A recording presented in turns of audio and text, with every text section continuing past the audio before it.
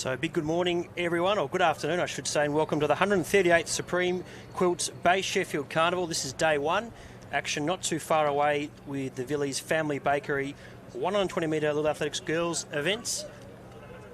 And we'll be with you shortly. Terry McAuliffe will be calling the action out there for our races. We'll have myself, Ollie Worm, up here with Bernie Tippins and Bruce McAvaney throughout the day. So big 2 days coming up here. A big welcome to all those tuning in. Collie Reserve looks great. We've had a bit of rain this morning, but track and the sun is out now, so all's looking well. First heat coming up for our Little Athletics. We've got 3 heats in totals. This race sponsored by Villiers. Heat 1, our back marker off scratch will be Nevaeh Bates, who runs in the red. So a big welcome, big 2 days coming up. Here we go.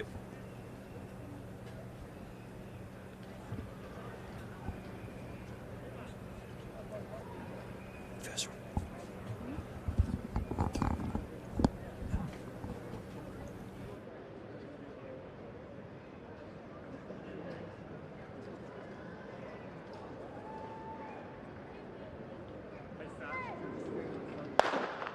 So we're underway for the 2024 Bay Sheffield Carnival. Lara Hutchinson, Madeline Slane Fleming, Zara Connor, Ivy Oliver, Mia Wallacek. They're the 5 doing battle here. Hutchinson's in front. Not sure they're going to get her. No, they're not. Lara Hutchinson wins from Madeline Slane Fleming, Mia Wallacek, Ivy Oliver and Zara Connor.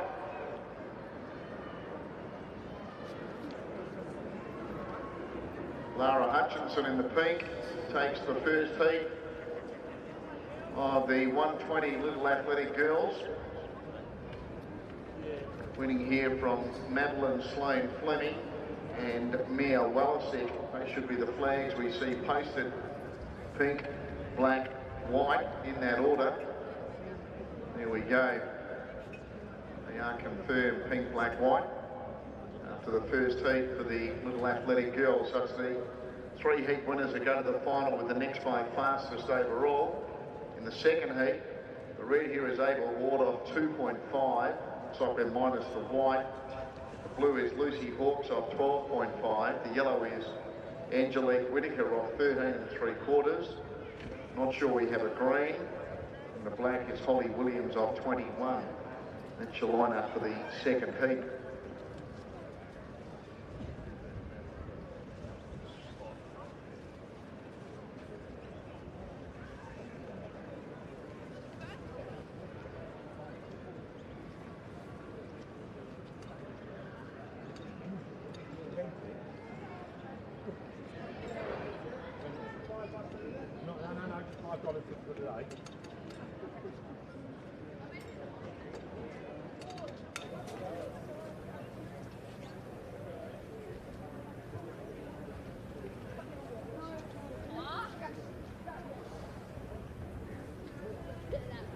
So second heat coming up here shortly. This is our Little Athletics Girls Racing, brought to you by Villiers Family Bakery. Ava Ward will run in the red. She's our back marker. Lila Schwem in the white. Lucy Hawks the blue. Angelique Whitaker in the yellow. Evan Tomotti in the green and Holly Williams in the black. So heat 2 coming up. Winners progress to the final. That's heat winners, the next 5 fastest overall. Terry McAuliffe calling our action out there today, as he always does. And the sun's out here at Collie Reserve and building up to what should be a great afternoon and evening as well tonight here at Collie Reserve. Of course, our 70 metre finals will be our last events this evening, and promises to be good racing and a good atmosphere all around. So heat 2 coming up. Ava Ward with a big task running in the red. She runs off 2.5.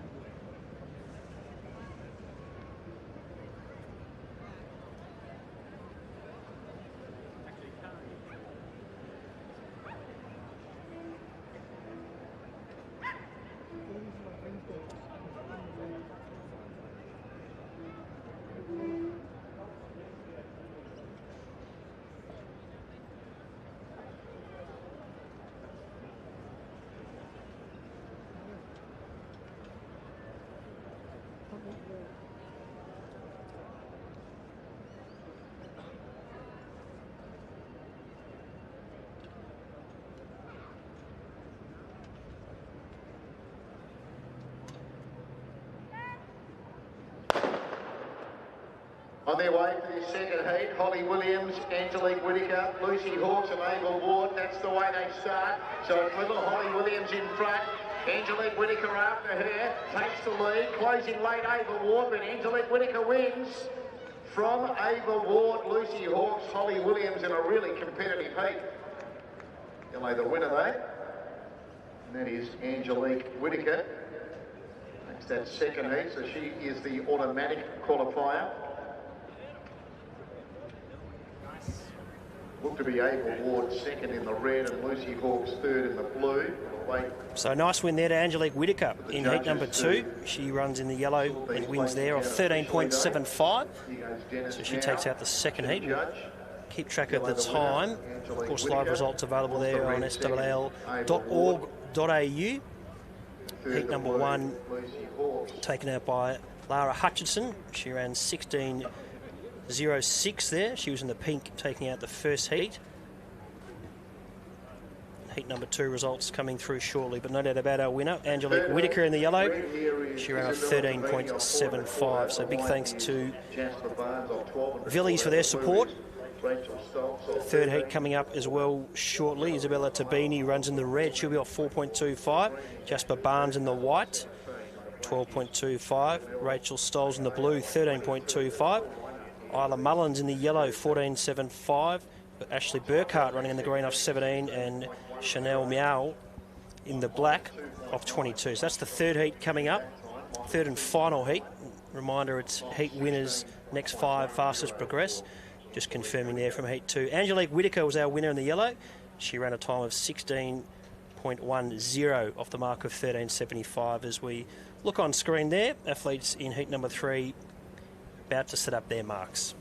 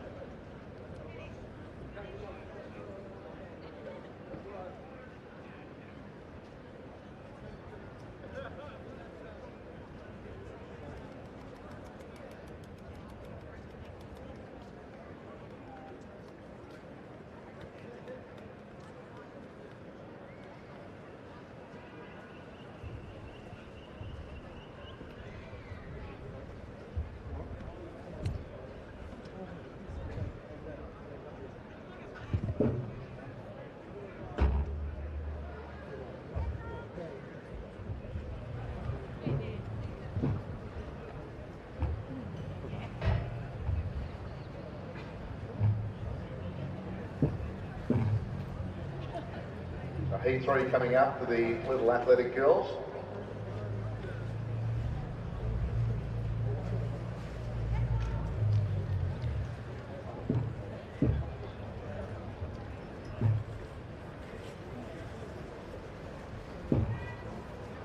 On their way, So it's Chanel Mayo, Ashley Burkhardt, Isla Mullins, Rachel Stoltz, Jasper Barnes and Isabella Tabini.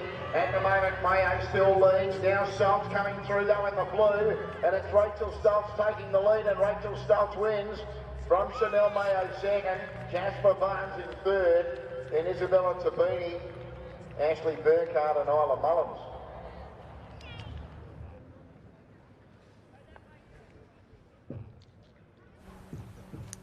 So that's the third heat there of our Little Athletics 120 metres for the girls, brought to you by Villiers. And Rachel Stoltz there in the blue looks to have got up for a nice victory. As I welcome in Bruce McAvaney. Good afternoon, Bruce. Ollie, good to talk to you and good to see you again. And great day, gusty winds. Bit of a different Bay Sheffield, Ollie, isn't it, this year? Put back a day, the night being absolutely highlighted with the 70 metres this evening, both men and women. The men an historic 70 metres, and we've started off with 3 heats of the Little Ass for the girls and the boys to follow. So conditions cool, as I said, gusty. And 2-3 hours ago we had some really heavy rain, but only for a short time. And Ollie, I think we might be right for the rest of the day, that was. Fingers crossed, yeah. We've got past the bad weather, and the track's come up remarkably well, as it always does. Looks in fantastic condition, and as you mentioned, a bit of wind around, but the rain looks to have passed us. Just confirming there from the third heat, Rachel Stoltz in the blue confirmed our winner. She ran a time of 15:47 there, off the mark of 13.25. So she takes out the third and final heat. Those 3 heat winners will progress, and then 5 other athletes will join based on times as we come up for the Nippies Little Athletics boys races. We've got 4 heats coming up, and it'll be heat winners plus the next 4 fastest, and a sash donated by yourself, Bruce. So thank you for that, and thanks to Nippies for their support.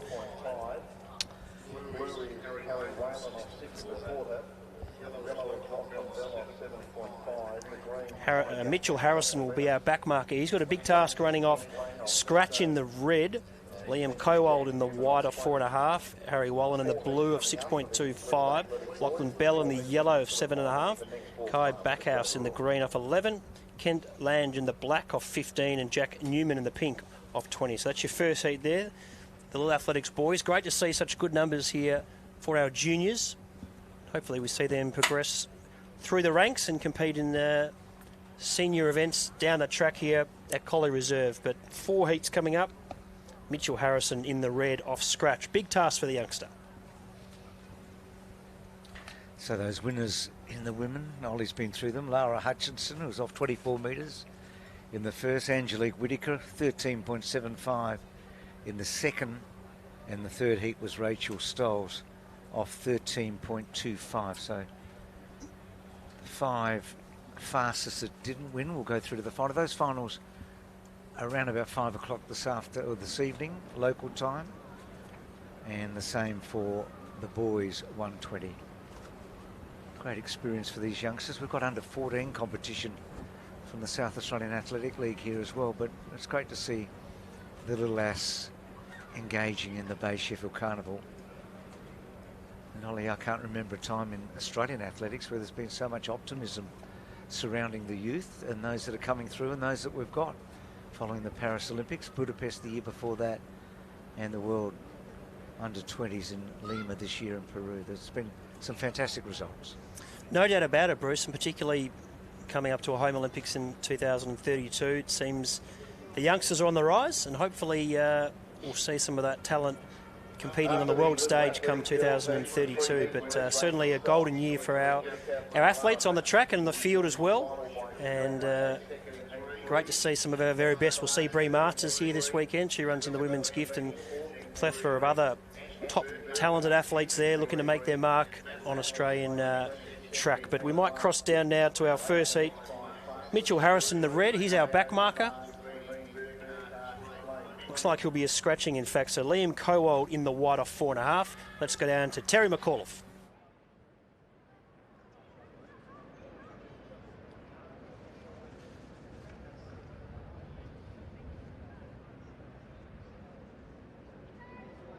On their way for to the first heat for the little athletic boys. Jack Newman, Kent Lang, Kai Backhouse, Lachlan Bell, Harry Whalen, Liam Cowell.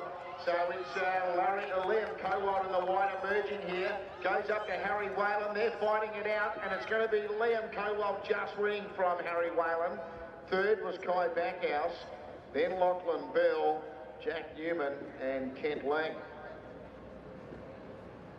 So Liam Cowell in the white, just edging out the blue Harry Whalen. They had a good battle there on their. So Bruce, nice victory there. Liam Cowell in the white takes out the first heat for the boys. You can just see the effort there. Strong winds into it. Harry Whalen not far away in the blue. They had a great battle, didn't they? So 4.5 metres in 6.25, the two back markers after the scratching of Mitchell Harrison. So Liam the first to qualify. Same deal here, isn't it, Ollie? It's the first over the line into the final, and then this time, because of the extra heat, one less of those non-automatic qualifiers, so 4 to go through. So 8 finalists in both the women's and the men's, or the boys and the girls, whichever way you want to put it, in the Little Ass. So we've got our first qualifier confirmed here with Liam Colwold. So heat 2 setting up there on our vision. You get a beautiful view there of Collie Reserve and the surrounds. Back marker here, Tyler Bell runs in the red. Big assignment for him, running off 2 metres. Connor Ratcliffe in the white of 6. Oliver Renshaw in the blue of 7. Caleb Camilleri in the yellow of 9.5. Hudson Wilkes in the green of 12. Mitchell Moffat in the black of 16. And William Cotcheru in the pink of 20 metres. So Liam Cowald at this stage into the final. We've got 3 heats coming up here, and then the others will have to wait and see based on times there.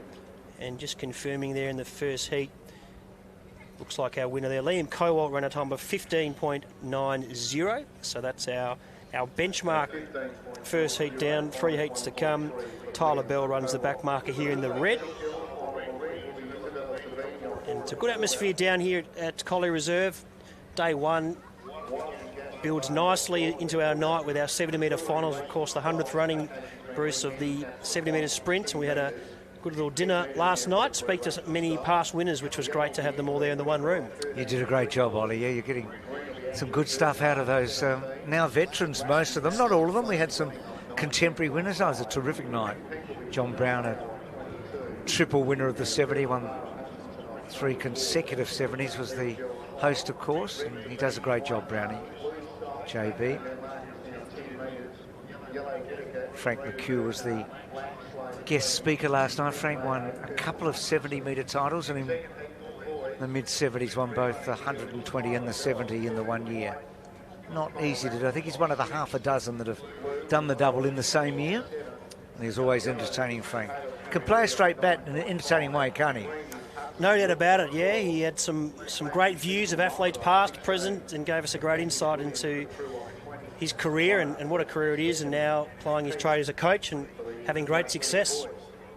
Yeah, no, he's a legend of the pro ranks here in South Australia. You mentioned Collie Reserve. I'm not sure I've seen it look better, Ollie. I mean, it's looking absolutely superb. We've had some pretty dry times here, but generally it's about as green as I think we've ever seen it. Always a tough track, though, for the runners, because 90% of the time they have a headwind. It's the prevailing wind here, the southerly or the southwesterly, and we're seeing that to the fore today, aren't we? Certainly, yeah. Tough conditions, so some of our stronger athletes may be better suited. Some athletes will find it a bit tougher as well, but that's the beauty of the Bay Chef, Collie Reserve, and the history and the intrigue around here. And for these juniors as well, a lot on the line, opportunity to win a sash here at Collie Reserve. So a fair bit on the line as they head in their blocks for heat number 2. Down to you, Terry.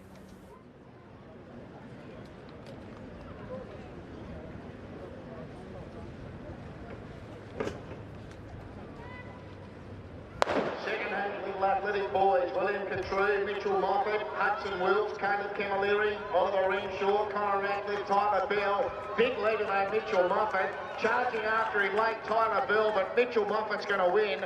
Tyler Bell second, they came right away from the others. Caleb Camilleri third, then William Cotcheru, Hudson Wilkes, Oliver Renshaw and Connor Ratcliffe. Mitchell Moffat in the black, never really gave them a look in there. Tyler Bell So Bruce Mitchell hard. Moffat there in the black. He got away well, hard to catch. He was impressive, Ollie. Always, I guess, had the race under control. Gee, Tyler Bell was a big run. So he's given Mitchell 14 metres. He was off 2, Mitchell off 16. And they cleared out from the others, as Terry said. They were 6, 7, 8 metres in front of the third runner. So really strong performance by the first two there. Mitchell looked like he had a bit left. That handicap of 16 is going to hold him in great stead for the final, I would have thought. But I was really impressed with the back marker there and Tyler Bell. Hard, Ollie, when you're giving away such a big start and contain your composure. And he did that really well, the youngster. So very good performance by the first two there. Mitchell Moffat there, 14.30 the time there. So good effort, as you mentioned. Tyler Bell was motoring late in the red, but Mitchell Moffat. Gee, that's a big difference to the first. So 15.90 in the first of the boys' heats, and now 14.30 there. So the wind is so gusty, Ollie, that we might be seduced by some of these times during the day and the differences between them. So, but the eye tells you that I reckon those two are going to be strong chances in the final. No doubt about it. Heat 3 coming up. This race brought to you by Nippies. 2 heats to come.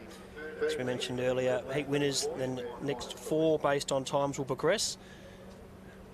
Riley Sears there. Sayers in the red, he runs off 3. David Hardog Jennings in the white off 6. Leo Laffin in the blue off 7. Cooper Nicholson in the yellow off 11.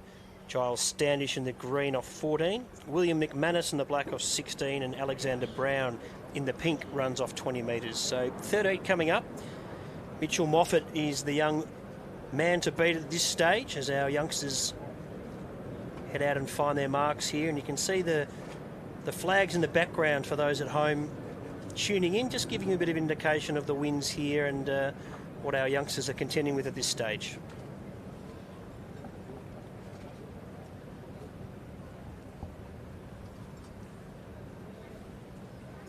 So not all the athletes using blocks.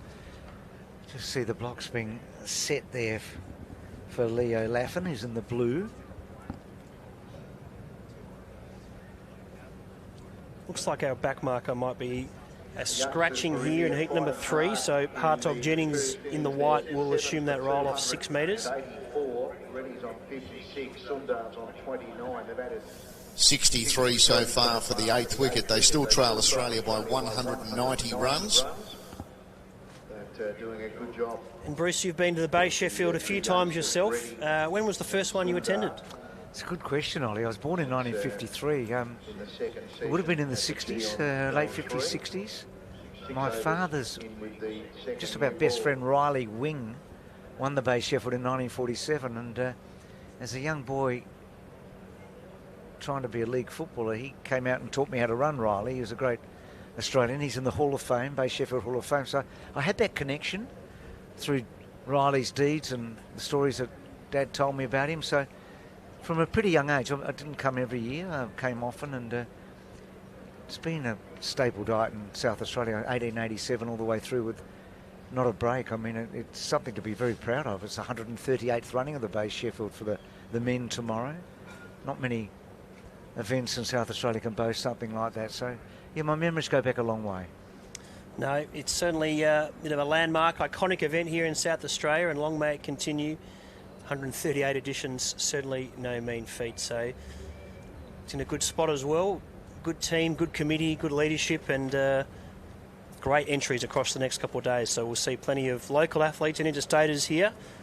And we might cross down to Terry, who has got heat number 3 coming up for our Little Athletics boys, brought to you by Nippies.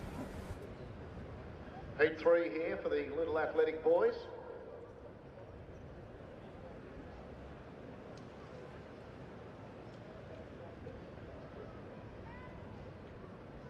This time we've got Alexander Brown, William McManus, Giles Standish, Cooper Nicholson, Leo Laffin and David Hartog Jennings doing battle.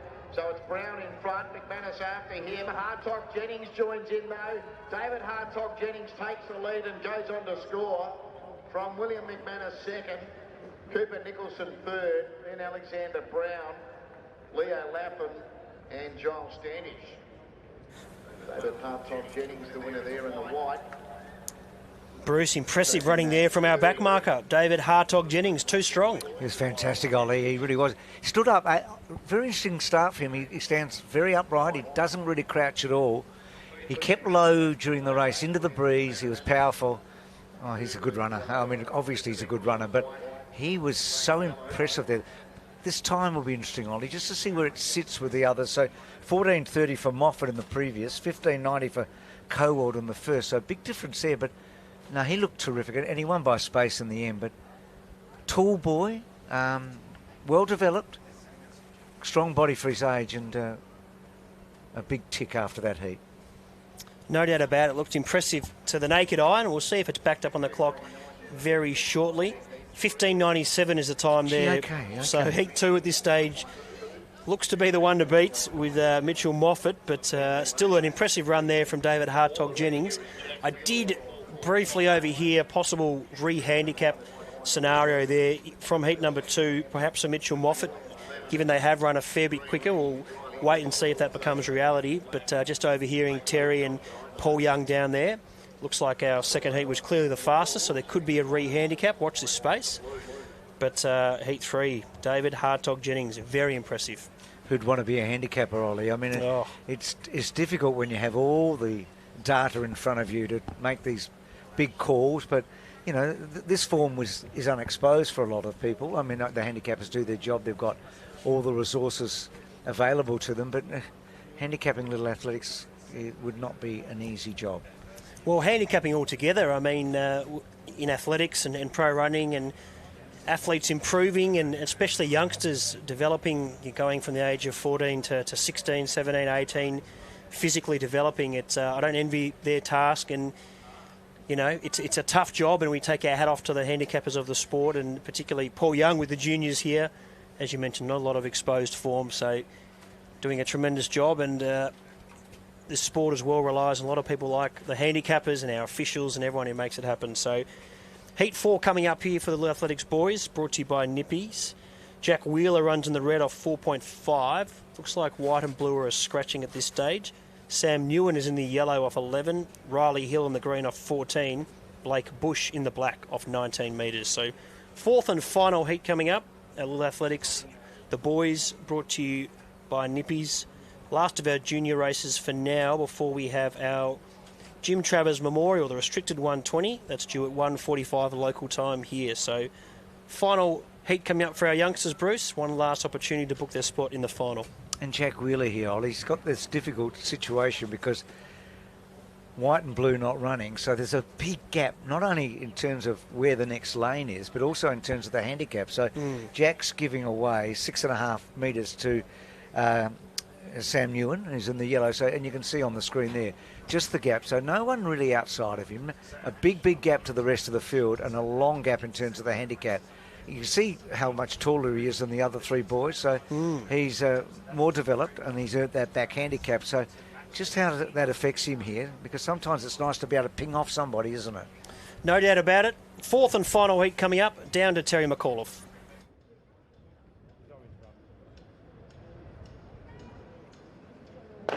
Fourth heat here for the little athletic boys, Blake Bush, Riley Hill, Sam Nguyen, Jack Wheeler.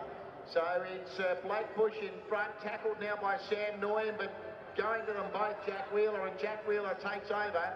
And Jack Wheeler goes on to score from Sam Nguyen, Blake Bush and Riley Hill.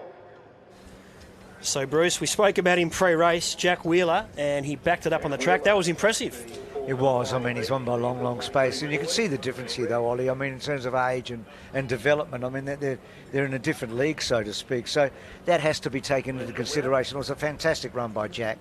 It was. He was pretty comfortable all the way, Ollie. He sort of got to them with about, I guess, 20 or 30 metres to go, and then was able to put a space between himself and the opposition. So, look, we're going to have a good final. Both boys and girls.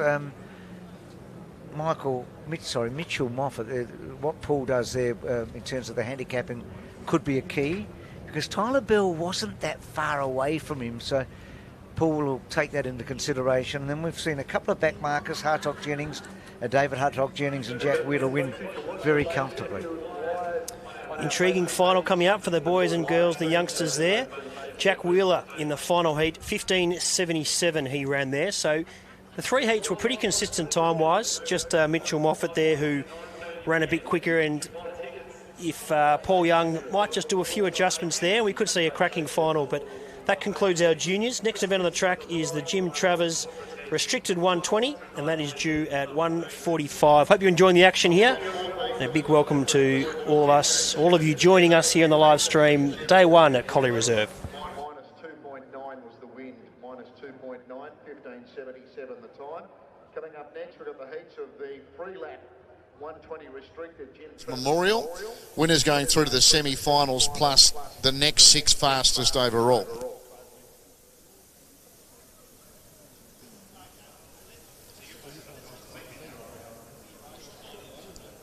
If you're feeling like a cool beverage, a Cooper's Bar is now open as well. And next to them you'll find Riley Wines if you're looking for some wine tasting this afternoon. You'll also see the Sports Centre tent with Bay Sheffield merchandise. And you can get programs available for $12 from that Sports Centre tent, or you can check those out online at sal.org.au/program. That's sal.org.au/program. And it's great to have the bookies back for 2024 as well. They're just next to the Cooper's Bar, so go on over and see the guys there.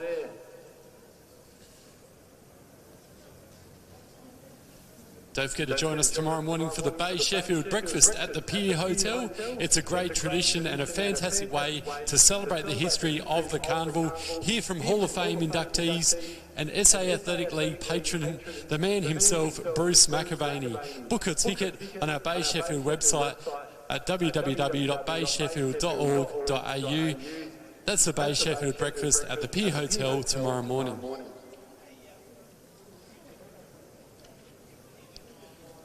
For this first heat of the free lap 120 restricted Jim Travers Memorial, the red is Thomas Griffiths off 2.5, the white is Max Thompson off 6, the blue is Isaac Winther off 7, the yellow is Mitchell Ianello off 8, green not running, the black is Olivia Barry off 20, the pink is Jasmine Rowe off 23. It looks like we're minus the purple as well, so no green or purple here. Just with the boys, the next 4 fastest that went through with the heat winners, Jack Wheeler, Liam Cowalt, David Hartog Jennings and Mitchell Moffat, were Tyler Bell second in heat 2, Harry Whalen second in heat 1, Caleb Camilleri third in heat 2, and William Catrue fourth in heat 2. So they've gone through to the final as well. Bell, Whalen, Camilleri and Catrue. In the final, the red will be Tyler Bell off 2. The white will be Jack Wheeler off 4.5. The blue will be Liam Cowalt off 4.5. The yellow will be David Hartog Jennings off 6. The green will be Harry Whalen off 6 1/4. The black will be Caleb Camilleri off 9.5. The pink will be Mitchell Moffat. Take note, he's been re-handicapped to 6 metres after his dominant heat win in outstanding time. 6 metres for the pink Mitchell Moffat. The purple will be William Catrue off 20. That's the lineup for the Little Athletic Boys final, sponsored by Nippies. Red Bell, white Wheeler, blue Cowalt, yellow Hartog Jennings, green Whalen, black Camilleri, pink Moffat, but he's now off 6. The purple Catrue. Just notice that Alexa Missilides is here, by the way, for this first heat of the 120 restricted. Just a little late setting her blocks, but she is here, so we're just simply minus the green Tyson Donovan. So coming up here, the Jim Travers Memorial, the restricted 120. And heat 1, the green will be a scratching. Thomas Griffiths there in the red runs our back marker off 2.5. Mac Thompson in the white of 6. Isaac Winther in the blue of 7. Mitchell Ianello runs in the yellow of 8. We saw him winner there at Stall at Central Park in our junior races. Olivia Barry, the young lady there from Seymour, runs off 20 in the black. And Jasmine Rowe, another Victorian part of Team Ireland, in the pink off 23. So heat 1 coming up. This race named after by Jim Travers.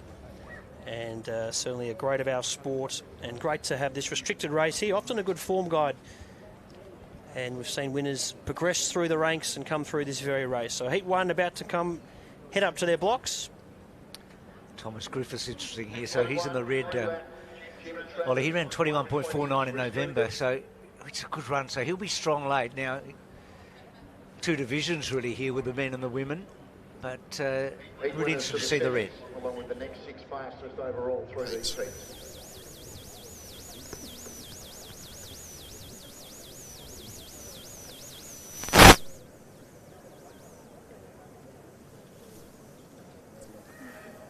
On their way, getting a good start was Rose. She certainly beat Mixolydes out. Then Barry.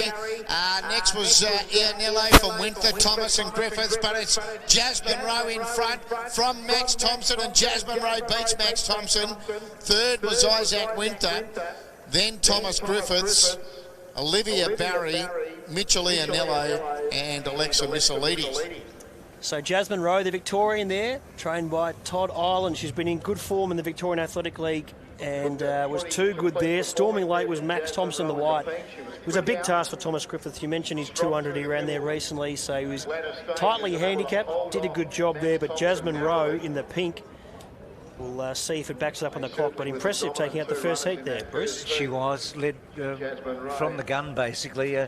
Max Thompson's run well. It got pretty tight towards the end. He was never quite going to get there. Jasmine retained sort of composure late in the race. I thought Thomas Griffiths ran well, as you said. It was a hard mark. He certainly didn't give it away, and he was strong late. But it's a real test for these athletes. A lot of them running so many races over the 2 days, but in these pretty tough conditions, it's windy and it's gusty. Good test of character, strength, both mentally and physically on a day like today. But impressive. Good win.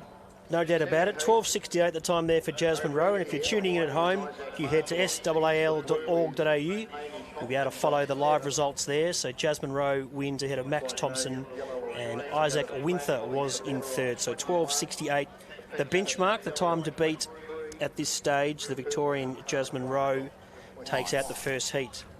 And again, Ollie, you've got a win to go automatically through to the semi-finals, and then the 6 after that. So heat, semis and final of the restricted. So heat 2 coming up here, and Louis Laurie Latanzio in the red. I'm not sure the back marker is there, but Isaac Marshall is there in the white. He'll be off 6. Hamish Hopkins in the blue off 7. Oliver Dixon may well be a scratching as well with Lewis Day. Holly Pavetta in the black off 21. Madison Kelly in the pink runs off 23, and Montana Clark in the purple. So we'll just confirm perhaps red, yellow and green as scratchings at this stage. Isaac Marshall, the back marker in the white, running off 6. So 12.68 there from heat 1. Jasmine Rowe, the one to beat at this stage. And in total coming up, we've got 6 heats in total. This race last year, Paul Young trained the winner. Olafemi Komalafe won this race last year in 12.47. So 12.68, a good starting point there in heat number 1, Bruce. And that winner from last year has been in sparkling form this season. Ollie, unfortunately, he's got a hamstring injury and not going to run in the Bay Sheffield, but he would have been one of the favourites here. He's been one of the shining lights in South Australia. So, again, it's been a launching pad, hasn't it, for bigger and better things, so to speak. Got a great squad as well, trains alongside Michael Moscow, who unfortunately as well won't be lining up this weekend, but we know what a talent he is, and we've seen him light up the Bay Sheffield in the past, so hopefully just a minor setback, and we'll see him in the second half of the season as well. Michael's probably, I think it's fair to say, well, Aidan Murphy, of course. Aidan's been stretching out to 400, but Michael's probably our top male 100-metre runner at the moment. He's a big talent. And as you say, there's a lot to look forward. We've got the February 15 meeting here in Adelaide, which is one of the silver meets, or bronze meets, I think, a bronze meet on the World Athletics Tour. So a lot of South Australians will be aiming for that. No doubt about it, and always a good meet that. So hopefully we see Michael Moscow and a few other local athletes there lining up, as it's always a great event. As you mentioned, we've had a golden year in athletics, the juniors particularly on the rise. So the next few years look pretty exciting. As the second heat coming up now for the Jim Travers Memorial.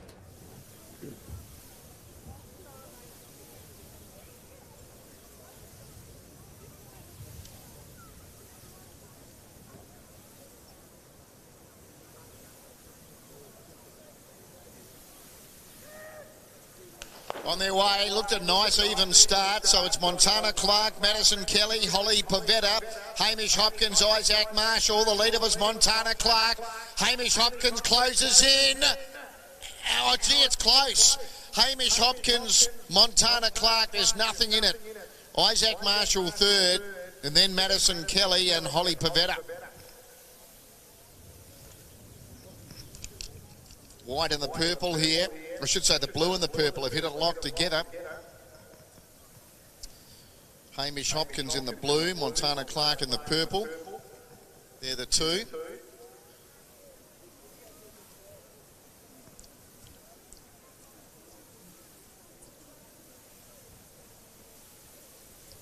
Purple gets it. Montana Clark holds on. Holds off the blue Hamish Hopkins.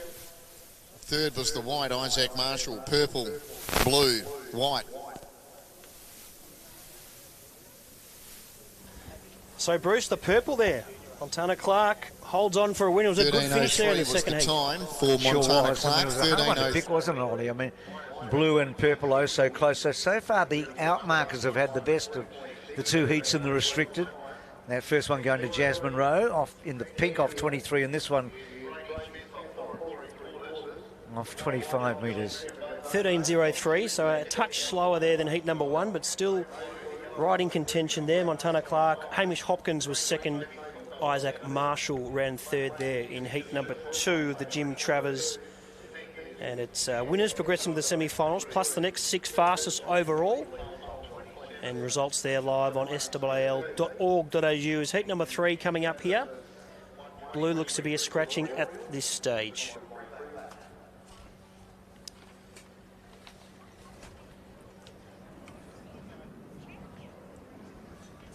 So with heat three coming up here, Brodie Smith runs in the red off 4.75. Joel Cedric Abomo, young South Australian. We've seen a bit of him have success both here and in Victoria as well. He runs off 6 metres. Luke Rigby in the yellow off 8.5.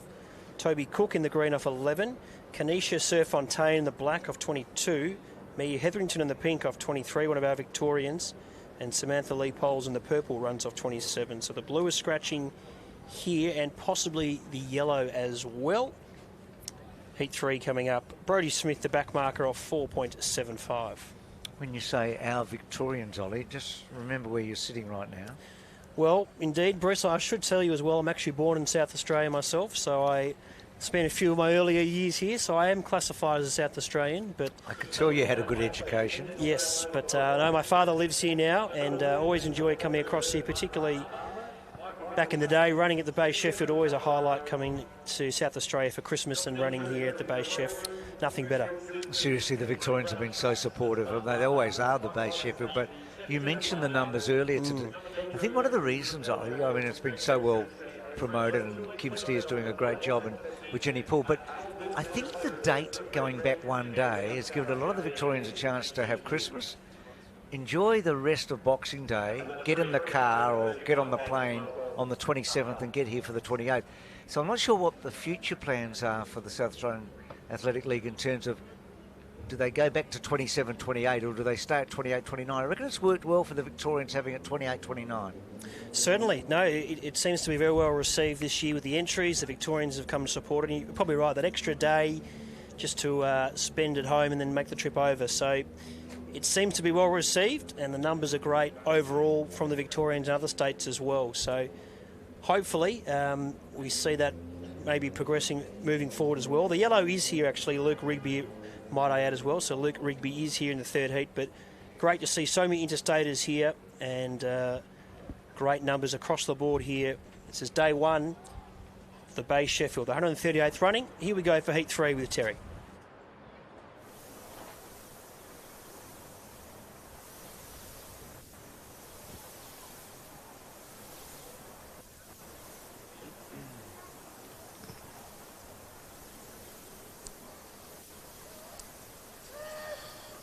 Third heat of the 120 restricted. Again, a good start. Poles, Hetherington, Surfontaine, Cook, Rigby, Bomo, and Smith going with him. The leader was Surfontaine, now tackled by Rigby though, and Luke Rigby wins.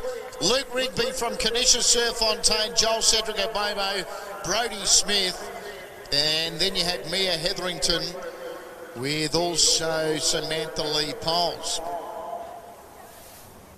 So Luke Rigby, most impressive, taking out the third heat there, and he was strong through the line, held his form beautifully, and interesting to see if it's backed up on the clock. Gee, it summed it up well, Ollie, because he did hold his form well. He was so relaxed. I mean, he was gathering them in, and he looked superb, actually. He was really very good, Luke. Didn't win by a big margin, but you felt like there was a little more still to come. So, like a good racehorse, Bruce. They know where the finish line is. Well, pin the ewes back. No doubt about that. No, that was a terrific win. Yeah, we'll stand by for the time. At this stage, with 3 heats to run and 1, still the fastest, 12.68 from Jasmine Rowe in the first heat, I should say. Luke Rigby there, 12.90, so 12.90. 12.90 the time there for Luke Rigby in heat number 3. So the 4th heat coming up here shortly.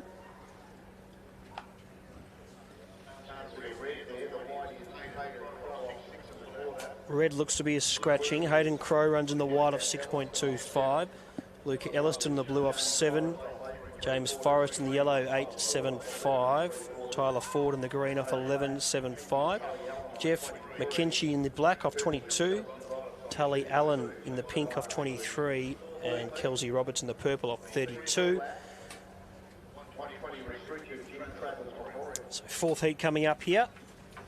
So we had conditions just changed slightly once again here, Bruce. The sun was outshining now and a bit overcast slightly, but the track is, as you mentioned earlier, looks the best we've seen in a very long time. So the athletes relishing the prospect here of running day 1 at Collier Reserve. And Holdfast Bay City Council do a lot for that. It's an important venue for them in not just the Bay Sheffield, obviously. A lot of things happen here during the year, but the council have really been quite superb.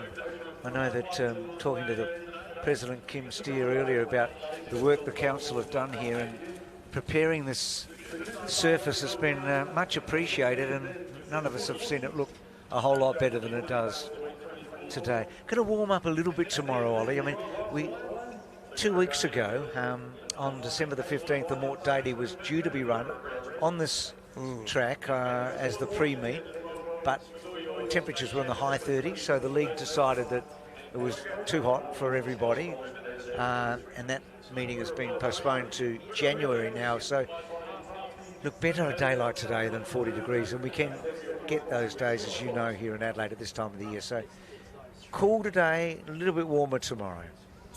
No, certainly probably prefer this than the 40. I was actually going to commentate that day and come over as Terry had another commitment, but you're right, it's cool here, but you much prefer that than a day where it's close to 40 degrees. So tomorrow looks to be a bit warmer, and heat 4 coming up here. Hopefully we see some good action here on the track, but still the fastest time, Jasmine Rowe, who ran a 12.68. Let's see what they've got for us here in heat number 4.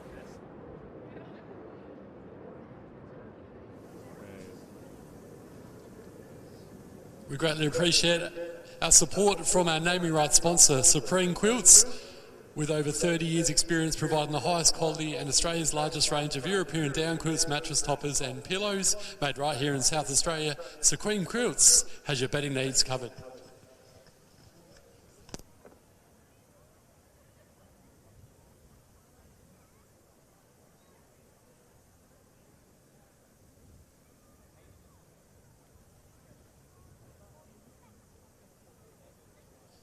So heat 4 coming up of the 120 restricted, Jim Travers Memorial, sponsored by Freelap.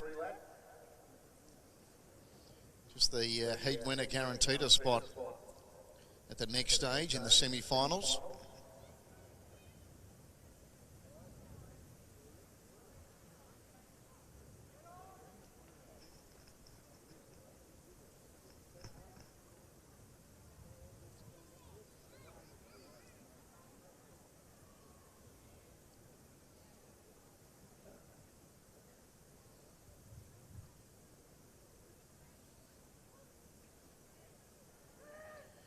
On their way, so it's Roberts who leads from Allen, then Ford, Forrest, Elliston and Crow. Roberts the one they have to catch. Kelsey Roberts leading Tully Allen. Kelsey Roberts in front from Tully Allen. Tyler Ford late wins. Tyler Ford from Tully Allen, Kelsey Roberts, and then Luca Elliston, James Forrest and Hayden Crow.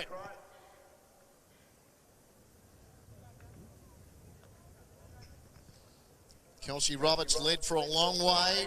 Just as Tully Allen was reaching her, Tyler Ford went straight by the pair. So Tyler Ford there, Bruce, was impressive. The last 20 metres really put the foot down and was strong throughout the line.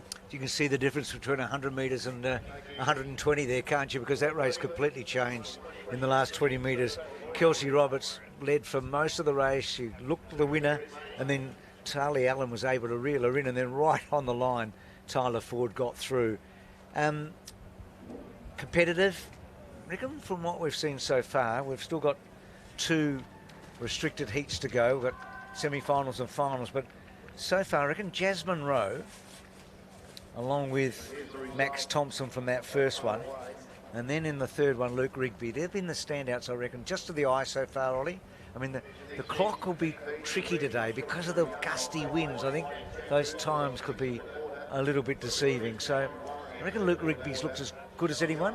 But that first heat, I think, also is to be highly considered, Jasmine Rowe and Max Thompson. So still a couple more heats to go with some real class, but liking what we're seeing so far.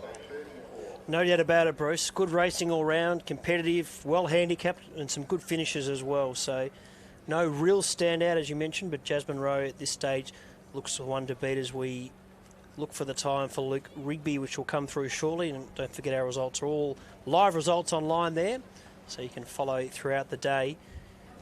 Heat 5 coming up here.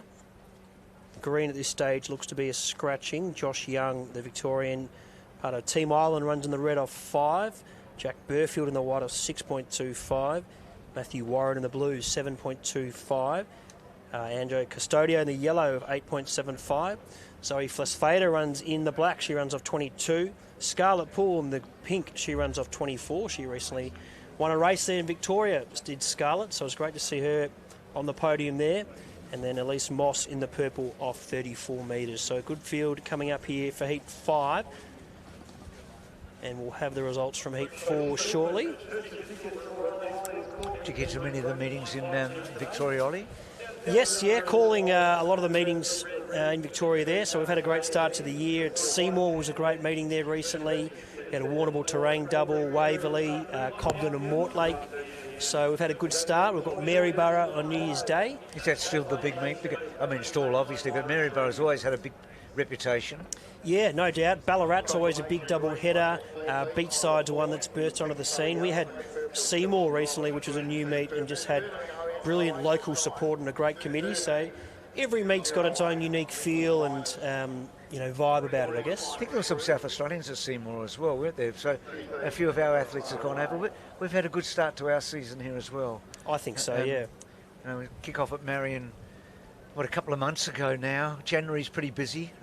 Obviously the Bay Sheffield is the feature. January now because of the Mort Daily, and then Ranella.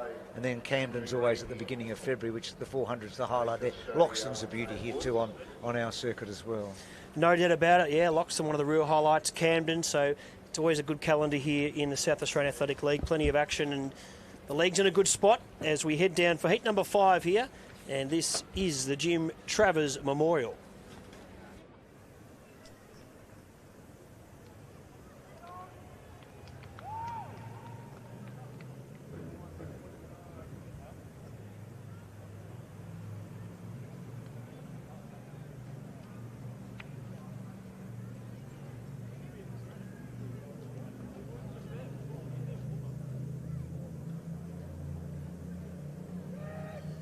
On their way, so it's Moss leading, Poole, Flesfader, Warren, Burfield and Young doing the chasing. Elise Moss in front, Scarlett Poole going after her.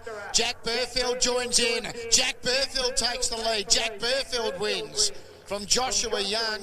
Matthew Warren, they run over the girls late. Scarlett Poole, Zoe Flesfader and Elise Moss. So Jack Burfield there. Impressive late. The back markers Jack Burfield race change complexion with around 20 metres to go there. It was a good win there to Jack Burfield in the white. It feels like an extra 5 or 10 metres today, doesn't it? You've got to be strong. And the three men there were able to get over the top of the women at the end. That's a beautiful view that we looked at earlier from. So we look down on the track, see all the markings here, all the handicap markings meticulously marked on the track the day before. Bruce, heat 4 there, Tyler Ford was 13.08. So still Jasmine Rowe has set the benchmark there with a 12.68. Tyler Ford was first ahead of Tully Allen and Kelsey Roberts in third there in heat number 4. Heat 5 results will come through shortly, but it was a nice victory there to Jack Burfield. Luke Rigby, just remind me, what time did he run? So Luke Rigby, he was 12.90. Okay. 12.90 for him. He's still the one, just to my eye, he's the one that's looked the most impressive, just to the eye, just the way he was so composed. Jack Burfield there's posted a 13.23. So thereabouts. Looks like anything under 13 seconds today, as we know, tough conditions. We know last year Olafemi Komalafe won this race, 12.47. He won this race last year, ahead of Joel Cedric Abomo, who was in second, and Claire Hurley in third. So heat 5 there, Jack Burfield, 13.23. And we have the final heat coming up here, heat number 6. And our back marker here, Hyuga Nishimura, Japanese athlete who's based himself in Victoria of late. So he's made a gift final recently. Great to see him here across at the Bay Sheffield. Jason Way runs in the white off 6.5. Riley James in the blue, 7.75. Matt Stanfield in the yellow, 9.75. Maeve McGorm in the green off 20. Emily Fiedler in the black off 22. Olivia Parnell in the pink off 24. And Megan Blair in the purple off 37. So the final heat coming up here. Full field, which is always great to see, Ollie. So got 5 winners so far, and then be 6 of the non-winners to go through. So 12 athletes will go through to the semi-final. So we'll have 2 semi-finals later today, and then the final. And a number of these athletes will back up in the Bay Sheffield tomorrow. As we look at the past winners here, Bruce, some big names. Clay Watkins, one name that stands out. Luke Houlihan. You've got some names there. Dallas O'Brien, who went on to win a stall gift. Impressive there. Bernie Tippins, who will be joining us today on the presentation as well. So some big names have won this race. A real stepping stone. Absolutely. Darren Kapler, who's the last of the real footballers to win the Bay Sheffield, who played for South Adelaide. The Kaplers were terrific players. So I think over the years, Ollie, there's been about 27 occasions an elite league footballer from this state has won the Bay Sheffield, but we haven't had one since Darren Kapler, and he won this in 1985, the restricted. Harrison Kerr there as well. Who's gone on here, to bigger. I think he's here this year, Harrison. I think he's certainly in the handicaps. Yep, Jake Island as well, a place getter in last year's Power Core stall gift. So plenty of big names have run and won here in the restricted race. And let's see who's got what it takes here in the 6th and final heat coming up here, the Jim Travers Memorial, the 120 restricted.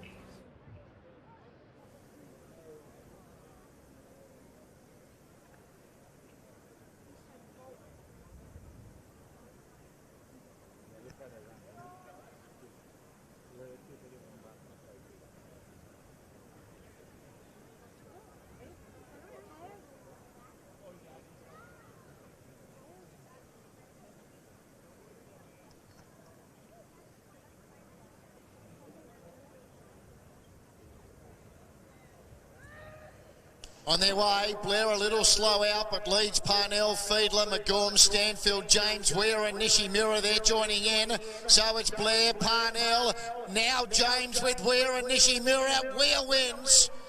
Jason Weir first. Riley James prominent for second with Olivia Parnell and Hyuga Nishimura. And then you had Matt Stanfield, Maeve McGorm, and with her both Olivia Parnell and Megan Blair.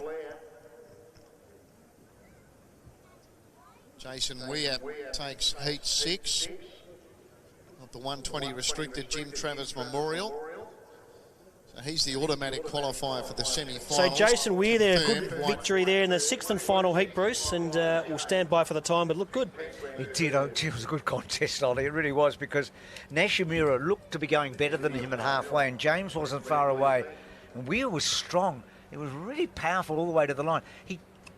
He's not as outstanding in terms of his style with maybe a Rigby, but he was very, very powerful late. So in these conditions, he's going to, I think, back up pretty well come semi-final time. So 12.86 the time there. 12.86, so that's the second fastest of our heats. Still Jasmine Rowe, 12.68, the fastest, but 12.86 there for our winner. And then Rigby at 12.90. So I reckon they're the three, along with the runner-up to Jasmine in that first heat. I reckon they're the four that, from what we've seen so far, will go into the semi-finals amongst the favourites. But it's going to be some keen racing, obviously, in the semis, and that will sort itself out a bit. Jasmine's handicap's going to be hard to pull back. She's 23 metres, and she ran superbly. So certainly is. That concludes our 6 heats. Next event on the track is the under 14 300 metres, brought to you by the South Australian Tourism Commission. We'll be back with you shortly, a few minutes away from our next event on the track. Great to have our youngsters here, and they'll be on our unique circular track here at Collie Reserve.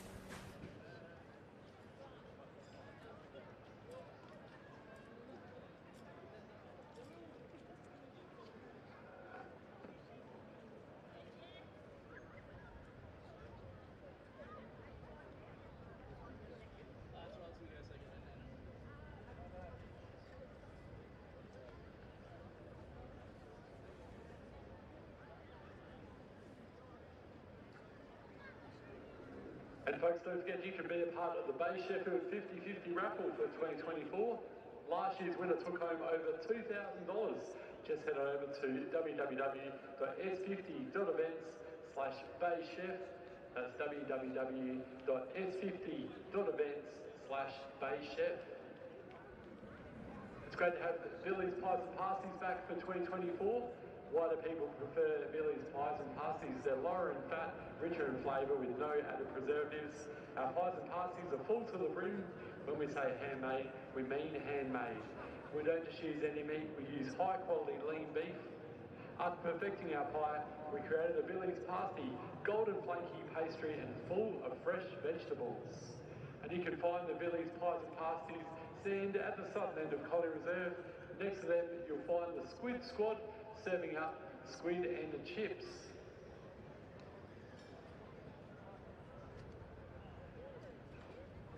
And don't forget to grab yourself some Bay Chef merchandise and a Bay Sheffield program. You'll see the Sports Centre tent on the western side of Collie Reserve. Next to them you'll find Riley's Wines, another one of our sponsors for 2024. Perfect day to try some red wine, so head on over and see the Riley Wines guys next to the Sports Centre. And next to the Riley's Wines, it's great to have the bookies back for 2024.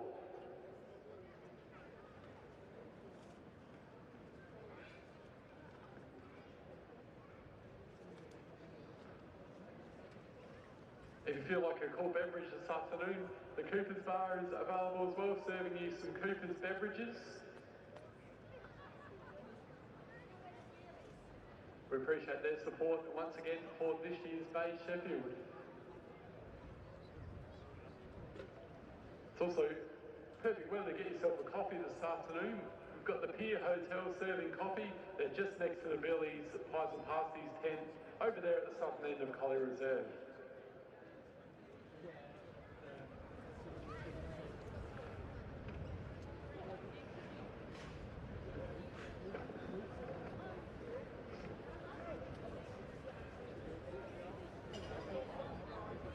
Don't forget to join us tomorrow morning for the Bay Sheffield breakfast at the Pier Hotel. It's a great tradition and a fantastic way to celebrate the history of the Carnival. Hear from Hall of Fame inductees and SA Athletic League patron Bruce McAvaney. Book your ticket on our Bay Sheffield website at www.baysheffield.org.au. with the 120 restricted, the next 6 fastest that went through to qualify for the semi-finals were Max Thompson, second in Heat 1, Riley James, second in Heat 6, Kanisha Serfontaine, second in Heat 3, Olivia Parnell, third in Heat 6, Hyuga Nishimura, fourth in Heat 6, and Joel Cedric Abomo, third in Heat 3. They get through to the semi-finals. Thompson, James, Serfontaine, Parnell, Nishimura and Abomo. In the semi-final number 1, the red will be Max Thompson off 6, the white will be Joel Cedric Abomo off 6, the blue will be Jack Burfield off 6 1/4, the yellow will be Luke Rigby off 8.5, the green will be Kanisha Serfontaine off 22, the black will be Montana Clark off 25. That's the first semi. Red Thompson, white Abomo, blue Burfield, yellow Rigby, green Serfontaine, black Clark. And in the second semi-final, the red will be Hyuga Nishimura off 5 1/4, the white will be Jason Weir off 6.5, the blue will be Riley James off 7 3/4, the yellow will be Tyler Ford off 11 3/4, the green will be Jasmine Rowe off 23, the black will be Olivia Parnell off 24. That's the second semi. Red Nishimura, white Weir, blue James, yellow Ford, green Rowe, black Parnell.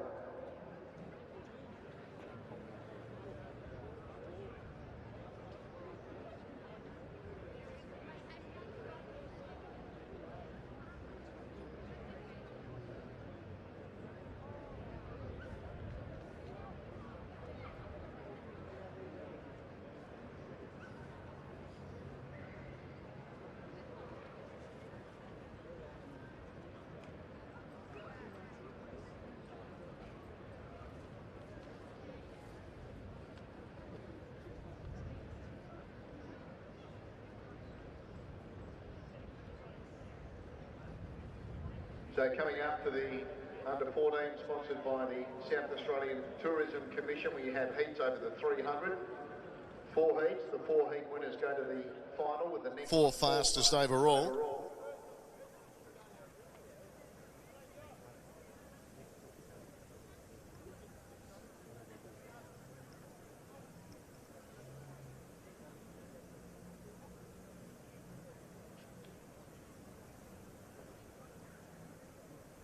And he's scratching here in the first heat is the white. No white here in heat 1.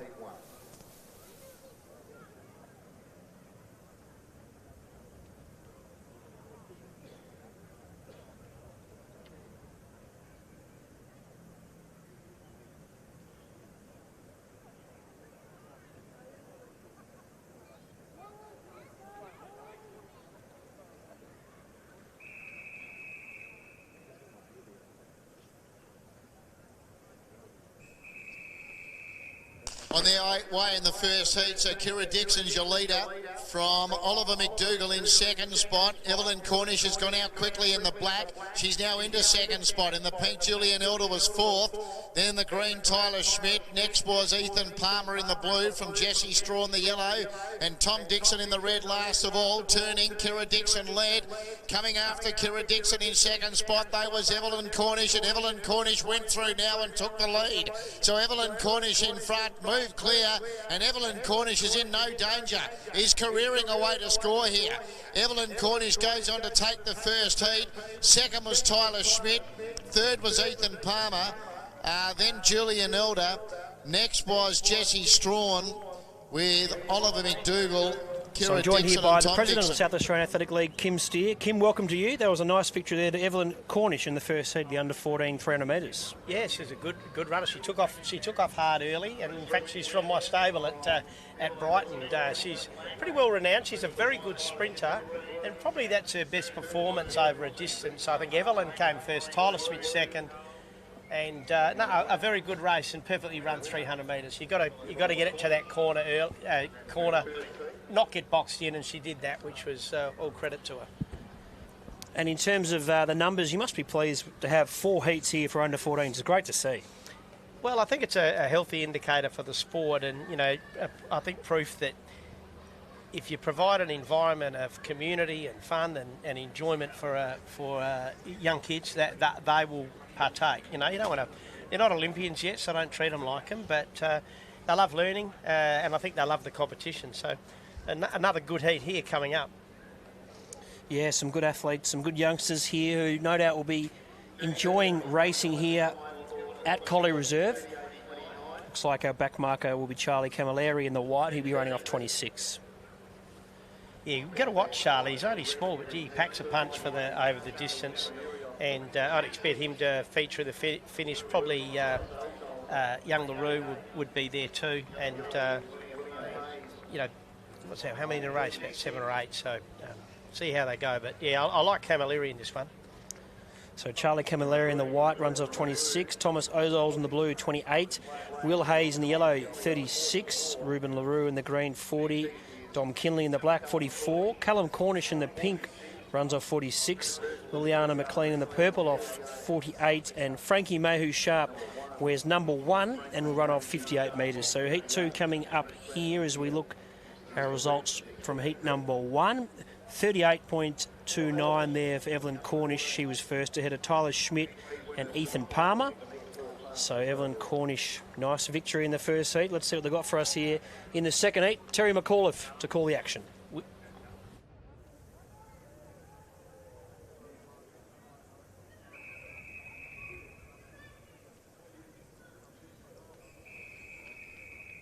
Second heat for the under-14s underway. So Frankie Mayhew Sharp starts with a good lead. Callum Cornish going after her in second spot. Liliana McLean was third. Dom Kinley was next. Then Ruben LaRue. Behind him, William Hayes, Thomas Ozols and Charlie Camilleri. Frankie Mayhew Sharp giving them something to catch. Turns in front here from Callum Cornish, who is giving chase in second spot quickly now. So Callum Cornish going through. Takes the lead now from Frankie Mayhew Sharp. Running into third, then Ruben LaRue. But it's going to be Callum Cornish going on to score. From Frankie Mayhew Sharp second, nothing in it third. Thomas Ozols or Ruben LaRue, then Charlie Camilleri.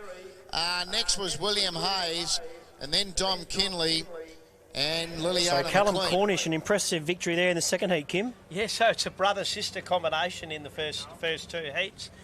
Callum just started running this year, and you know, he's a goer as well. He ran that really well, got out in front, just held it around that bend. So a good result there for Callum.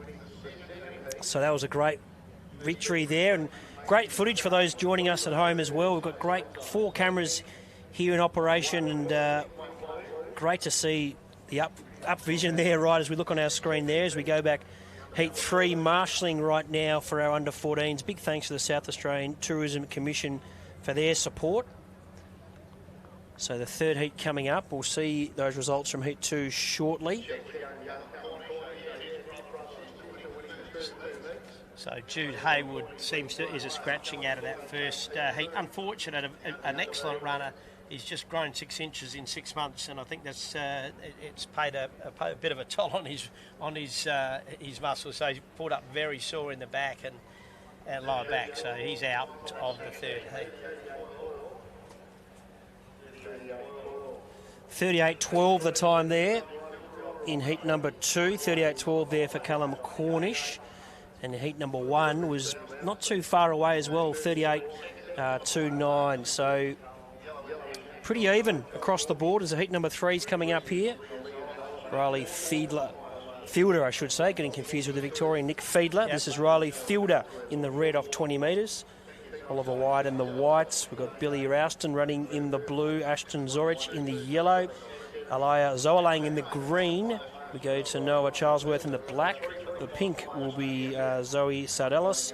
Kai Robinson in the purple. And then Fergus Selleck wears number 1 off 70.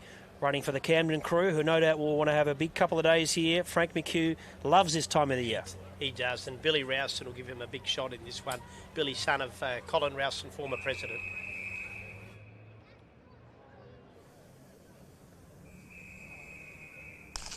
So they're on their way. So Fergus Selleck starts with a decent lead here. Noah Charlesworth quickly goes to second. Aaliyah Zoalang went to third. Then Zoe Sardellis.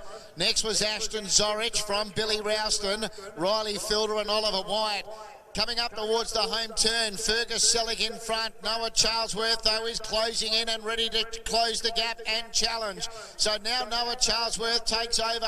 Aaliyah Zoerlane running on. Fergus Selleck still there. It's Noah Charlesworth in front from Aaliyah Zoerlane. Riley Fielder, the Red Runners, motoring home.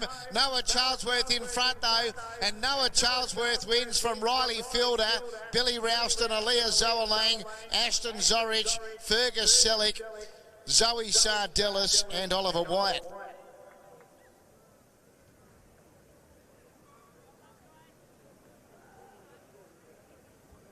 Noah Charlesworth. So heat 3 there, and that was an impressive victory. Noah Charlesworth, Kim, he's put the writing on the wall there. The time's going to be interesting. Yeah, look to do it very easy. I suspect that's the fastest heat, but you never know. He certainly had plenty in the tank there, Ollie, and you'd expect a pretty good performance from in the final, because it's first and the fastest 4 extras through into the final. It's great to see we've got such good numbers here where that can have 4 heats, and I no doubt over the last 5 or 10 years the league's worked very hard to increase our junior participation. Yeah, it does ebb and flow. The under 18s, we had a bit of an influx. They're about the same. Even a couple are down in the boys this year. But if you don't nurture those young kids coming through the sport, well, you may as well sort of curl your toes up, because they are the future. And a lot of athletes, they only spend 5 or 6 years in, so you've got to get them. Give them an opportunity, give them some fun, and they'll be there. Speaking of fun, this is going to be awesome. This crowd today is, I think, for a similar time last year, we're probably twice as many. And when we've got over 500 athletes nominated today, Ollie, 500 athletes, 920, 930 nominations. So really good numbers. It's great to see, and it seems there's a real good buzz around, and entries are up. What you've organised in terms of entertainment as well, it sounds like it's going to be a great evening tonight here particularly. Yeah, well, we'll be using the guy that does live golf. He's called Bangers and Mash. His name's Kai Ward. He runs the entertainment for a whole lot of events around Australia. He, yourself, Bruce, Terry McAuliffe have all had a play in producing this, so it's going to be a challenge for us, something new. I think there's something similar at Zatopek last week, so let's just hope that it goes off, but there'll be plenty of music, plenty of dancing, plenty of fire and fun. No, certainly great to see innovation there at its finest, and no doubt it'll be well received as we come up for the 4th and final heat here. Perry Watson, the Victorian part of the DPS crew, will run as our backmarker in the red, so watch for him late. We'll head down to Terry McAuliffe very shortly, just waiting on that time there for heat number 3, which will come through shortly, no doubt. But 4 heats, looks like just a couple of checks here. Could be a tight finish there for the Miners, perhaps there in the 3rd heat, but plenty happening down here. As you mentioned, the crowd does look very healthy, starting to build nicely here, and there's a good buzz. Plenty of great sponsors and supporters here this year as well, which is always good to see. If you're coming down and you've got nothing to do this evening, around the real action for the senior finals will start around 6 p.m. and it'll be all-out actions till 9:30. We've got good lighting here this year. Brought 3 or 4 more towers in, so should be a spectacular sight.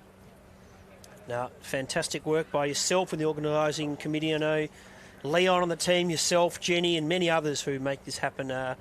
Paramount to make an event like this happen, and plenty of our great officials here who, many of them have been involved in the league for many years, are a testament to make this league so successful. 38.72 the time was there for Noah Charlesworth. Was that so? That was a little slower than the previous 2, wasn't it? Well, there you go. But he had a little bit in the tank, so that was there's maybe a little bit in that. But yeah, that surprised me. I thought he did that easy. He looked impressive in his victory, anyways. He did, and of course they've got a backup as well. So one run's, it's good to get one run out of the way, but you've got to be able to back up and do it twice. And we heard from someone last night at an event we had here celebrating the 100th running of the 70 metres, just how hard it can be running, whether it be 2 rounds or 3 rounds. So here we go for heat number 4, over to Terry McAuliffe.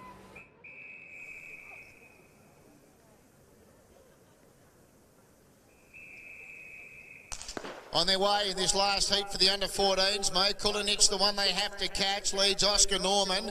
Judd Cantwell was third, then a break to Sydney Lambert. Perry Watson's on the march in the red, and Wyatt Taylor now back at the tail. Mo Kulinich led the way. Oscar Norman second, Judd Cantwell third, but the red runner, he's making serious ground, Perry Watson, and then Sydney Lambert and Wyatt Taylor in the straight. They've still got to get the little Mo Kulinich. Mo Kulinich led from Oscar Norman. The red runner, Perry Watson, still closing in. Mo Kulinich in front. Coming in after him now was Perry Watson with also Oscar Norman. Oscar Norman held on. Oscar Norman from Perry Watson, Mo Kulinich, Sydney Lambert, Judd Cantwell and Wyatt Taylor.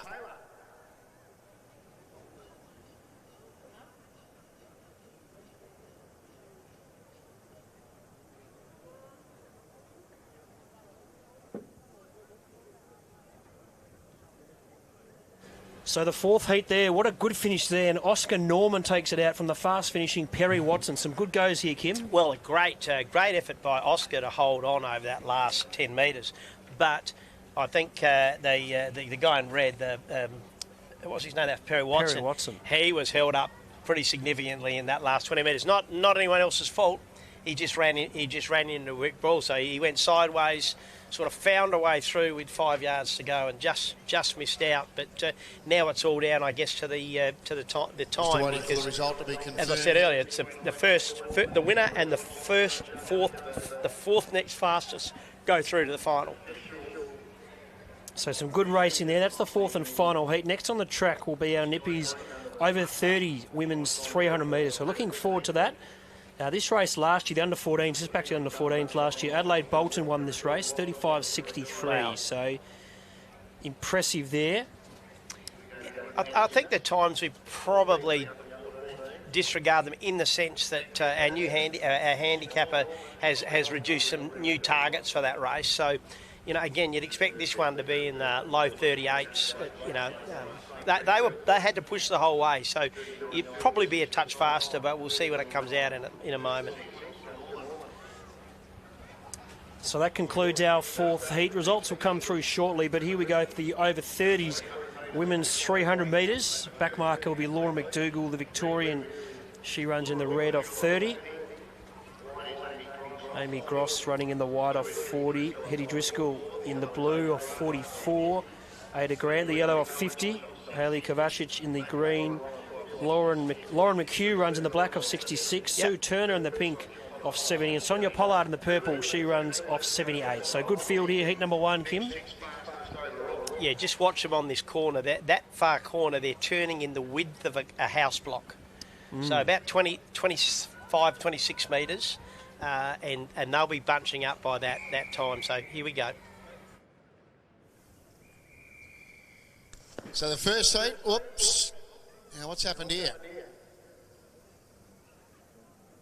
Runners, you need to pull up. You need to pull up.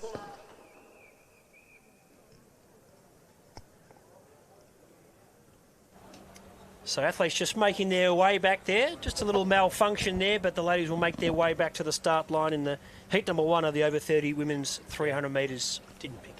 Yeah, Ollie, it appears that the timing device wasn't picked up there. So, and I guess in a race where there's going to be time is a critical factor in determining who goes through, that's pretty important. In the cricket at T, India 7 for 326. So ladies making their way back there. So good opportunity for a nice quick start, I guess. A 30 or 40, 50 metre acceleration for the ladies, and they're making their way back to their marks there. But we should be clear for a clean going soon. A big thanks to Nippies for their support. We've got two heats here for the over 30 women's 300 metres brought to you by Nippies and Lisa Boyce donating the sash.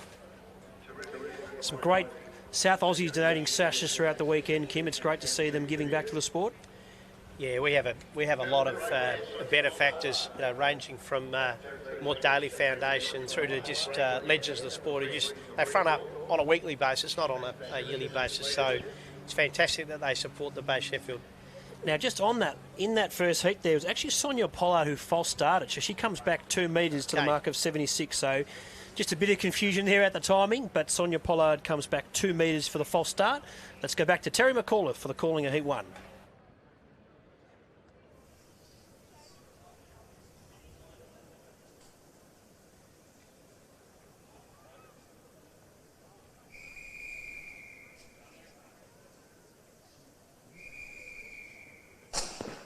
So it's clean this time, so it's Sonia Pollard leading, Sue Turner's quickly after her, Laura McHugh third, then Hayley Kovacic, a gap then to Hetty Driscoll. Amy Gross was next, and then Ada Grant and Laura McDougall. They're about to come off the back and head up to the home turn. Sonia Pollard leading. Sue Turner going up the challenge with Hayley Kovacic though. So it's Sonia Pollard with Sue Turner now joining her. Hayley Kovacic was next from Laura McHugh. Sue Turner's in front. Sue Turner from Sonia Pollard. Amy Gross is making up a heap of ground late, but Sue Turner's in front and hangs on from Amy Gross. Hayley Kovacic third, then Sonia Pollard. Hetty Driscoll was next from Laura McHugh, Laura McDougall and Ada Grant. So good racing there in the over 30 women's 300 metres. Sue Turner holding on for a great victory. It was very competitive there across the board. Great to have this event, over 30 women's 300 metres. So only 2 heats, so winners next 6 fastest progress. And some good racing there as heat number 2 not too far away. Hopefully enjoying the action here. Day 1 of the Bay Sheffield. Plenty of action coming up. We'll have Bernie Tippins with us this afternoon, along with Bruce McAvaney, who we've already heard from today. Bruce loves his pro running. We've also had Kim Steer here as well, the president of the South Australian Athletic League, and I'm Ollie Worms. So heat 2 coming up for the over 30 women's 300 metres.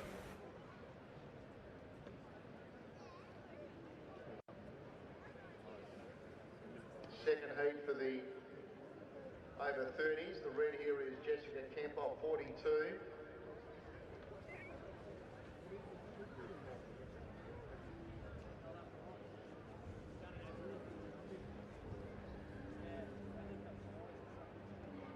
Actually, we'll just check this. Sorry, yeah, that's not Jessica Kemp. So, thanks, Holly. The red is Gabby Sullivan here in this second heat for the over 30s off 40. No white or blue. The yellow is Casey Allen off 50. The green is Courtney Ryder, last year's winner. She's off 65. The black is Kirsten Fantanell off 66. The pink is Lisa Skipworth off 70. The purple is Lynn Peake off 104. Scratchings here, the white and the blue. Take note the red, if you've got a program, the red is Gabby Sullivan off 40.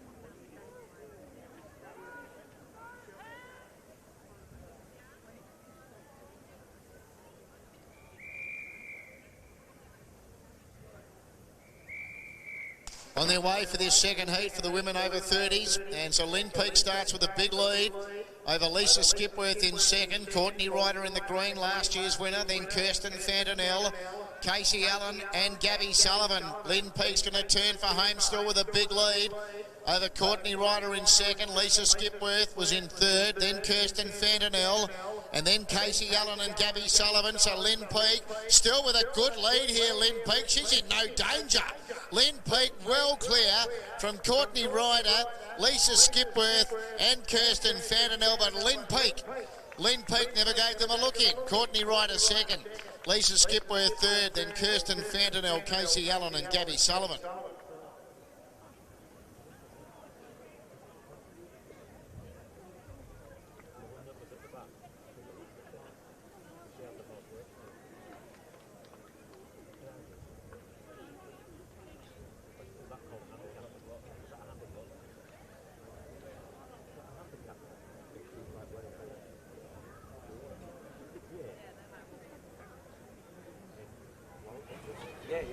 So Lynn Peake there was impressive taking out the second heat, and she might prove hard to beat. Lynn Peake takes it out there. Next event here at Collie Reserve with the over 35s 300 metres, brought to you by the Pier. That's due at 2:45 local time. Hopefully enjoying the action, and we'll be back with you shortly. Mistake with the fourth heat for the under 14s. It is being sorted out at the moment, just if you're looking at live results. Fourth heat for the under 14s, that is being rectified. On that second heat for the over 30 women, the winner, the purple Lynn Peake, defeating in the green Courtney Ryder, and the pink Lisa Skipworth. Purple, green, pink.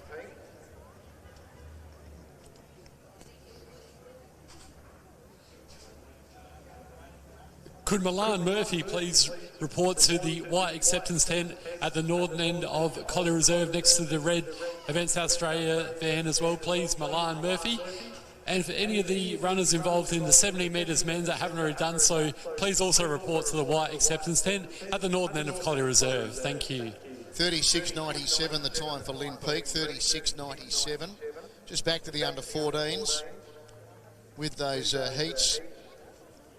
The next fastest that got through were Frankie Mayhew Sharp, second in heat 2. Perry Watson, second in heat 4. Tyler Schmidt, second in heat 1. And Riley Fielder, second in heat 3. So as it turned out, it was the first two from each heat that went through. That final for the under 14s over 300. The red will be Riley Fielder off 20. The white will be Perry Watson off 24. The blue will be Tyler Schmidt off 40. The yellow will be Evelyn Cornish off 42. The green will be Noah Charlesworth off 44. The black will be Callum Cornish off 46. The pink will be Oscar Norman off 48. The purple will be Frankie Mayhew Sharp off 58. That's the lineup for the under 14 final. Red Fielder, white Watson, blue Schmidt, yellow Evelyn Cornish, green Charlesworth, black Callum Cornish, pink Norman, purple Mayhew Sharp.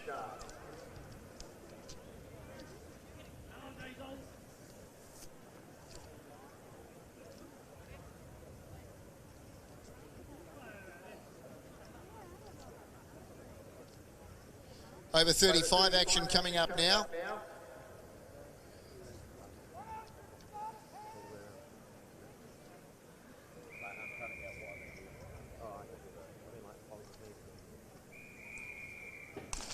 On their way in the first heat for the over 35, sponsored by the Pier, and it's Bruce Kinnersley leading from Tim Noblet second. Tom Hasimovich was in third. In fourth was David Gross. Next was Nathan Rout-Pitt. Behind him was Philippe Kulinich, and Dion Paul was at the tail. Bruce Kinnersley, he's first into the home straight. He's in front of Tim Noblet in second spot. Tom Hasimovich was third, and now David Gross in the green starting to emerge. The leader, Bruce Kinnersley. David Gross comes after him, takes him, and David Gross is going to take out the first heat. Wins from Bruce Kinnersley second, Tim Noblet third, then Tom Hasimovich, Nathan Rout-Pitt, Dion Paul and Philippe Kulinich.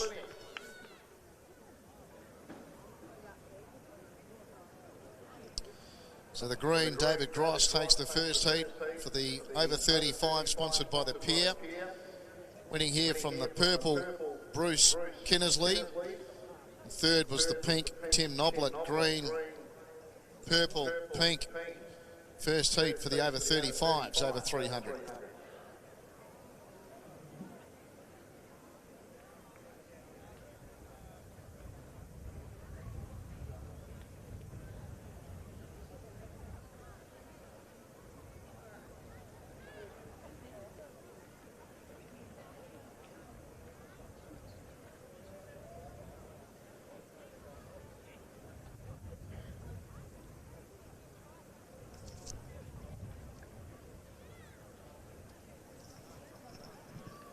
$36.54 the time there for David Gross. 36.54, 36.54.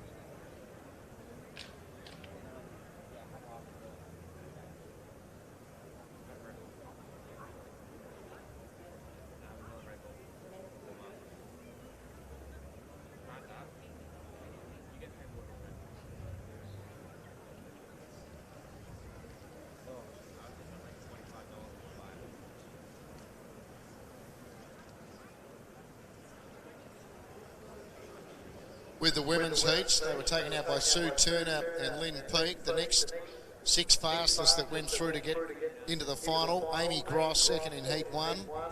Hayley Kovacic, third in Heat 1. Courtney Ryder, second in Heat 2. Sonia Pollard, fourth in Heat 1. Hetty Driscoll, fifth in Heat 1. And Lisa Skipworth, third in Heat 2. So the final for the women's over 30s, over 300. The red will be Amy Gross off 40. The white will be Hetty Driscoll off 44. The blue will be Hayley Kovacic off 60. The yellow will be Courtney Ryder off 65. The green will be Lisa Skipworth off 70. Same mark for the black, Sue Turner. The pink will be Sonia Pollard off 78.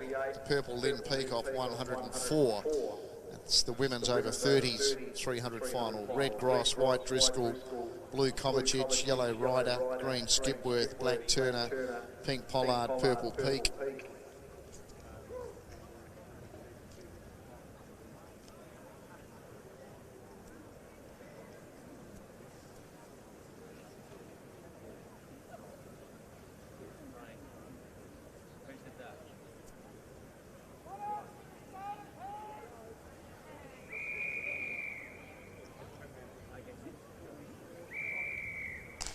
On their way, second heat for the over 35s. It's Wayne James, your leader, from Carl McNeil in second spot. Xander McDougall was in third. Then Robert Talia. Next was Daniel Martin from Trent Hartshorn, and Paul Tancredi gives them a big start. Leader still Wayne James from Carl McNeil second. Xander McDougall's moving to the outside to challenge now. Then Daniel Martin. Trent Hartshorn was next from Robert Talia and Paul Tancredi. So it's now Carl McNeil being tackled by Xander McDougall, and getting through was Daniel Martin. Three-way go, going to be close. Daniel Martin wins from Carl McNeil second, Xander McDougall third. Paul Tancredi was charging at the end, and back towards the tail then would have been Trent Hartshorn.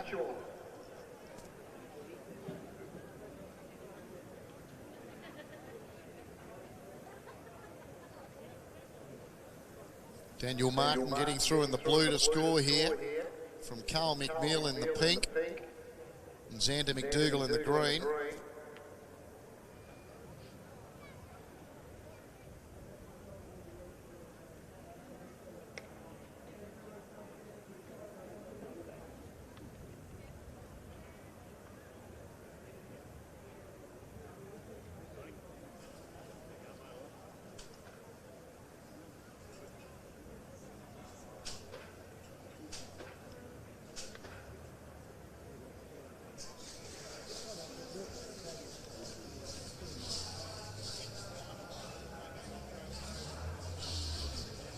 So blue, pink, green. Blue the winner, Daniel Martin, from the pink, Carl McNeil, and the green, Xander McDougall.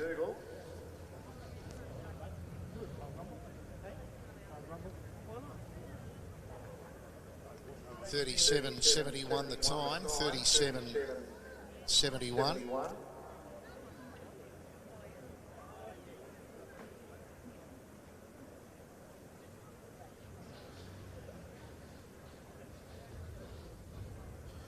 Heat 3 for the over 35, sponsored by the Pier. Looks like no red. The white is Nigel Camilleri off 25. The blue is Jared Dartnell off 32. Yellow is Matthew Cousins off 35. No green. Black is Darren Arthur off 42. Pink is Tony Martin off 48. Purple is Mark Burns off 58. And no one. So no red, green or one here for Heat 3.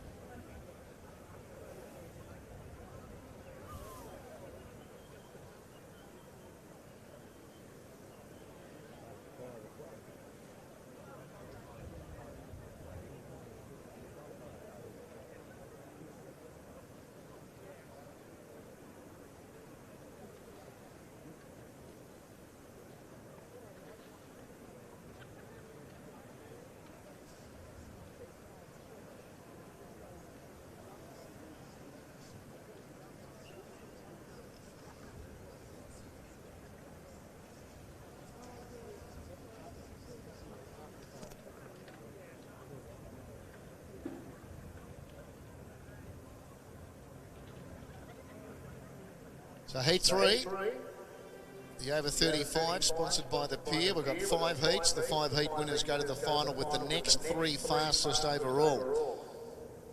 5 heat winners with the next 3 fastest overall.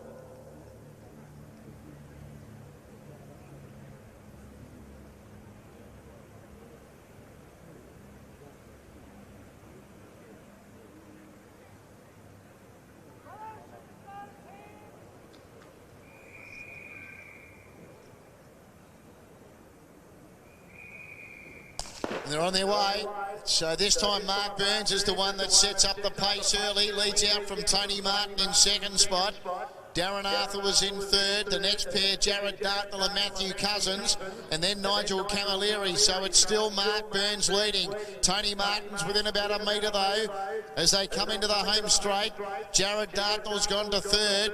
Then Darren Arthur, Matthew Cousins and Nigel Camilleri. So the leader, it's still Mark Burns in front. Mark Burns at the moment defying them. Jared Dartnell with Matthew Cousins coming late, but Mark Burns goes all the way. Beats Matthew Cousins, Jared Dartnell, and then Darren Arthur, Tony Martin and Nigel Camilleri. They couldn't get him. Mark Burns in the purple, he holds them at bay here. Winning from the yellow Matthew Cousins and the blue Jared Dartnell. Purple, yellow, blue, Mark Burns all the way.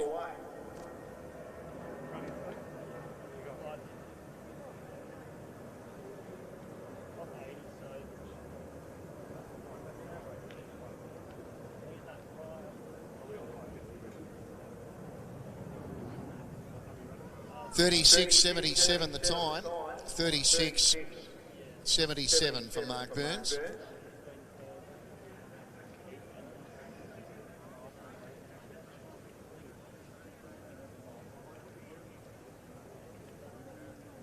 Purple, yellow, blue confirmed. Purple, yellow, blue.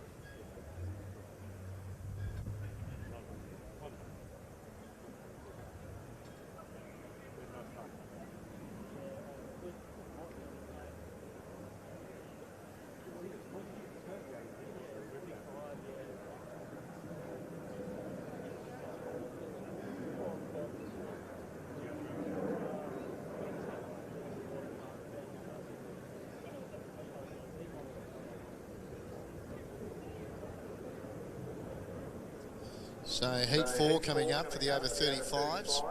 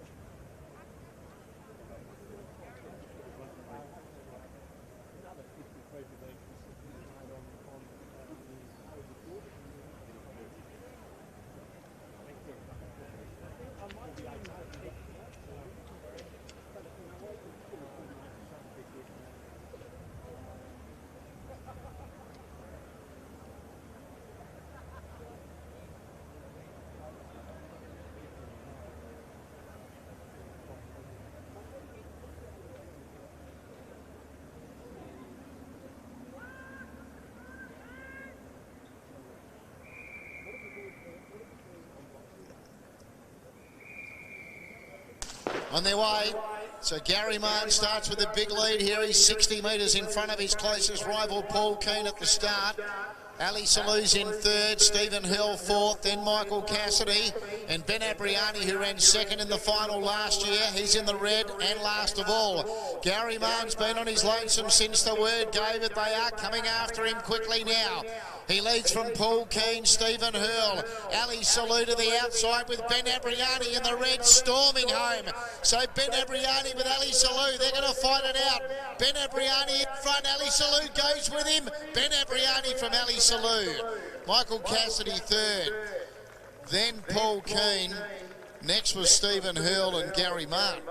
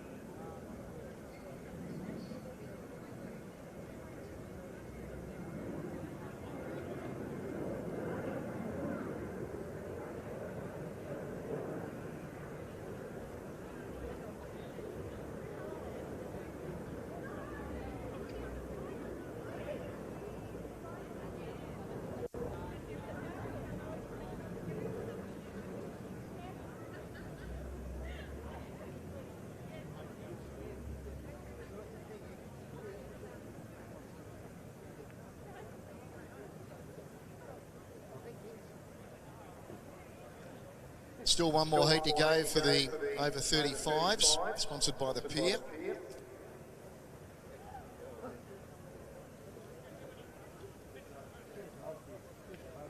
No official result from the previous heat, so it might be a little delay here, runners. May well just be a little delay.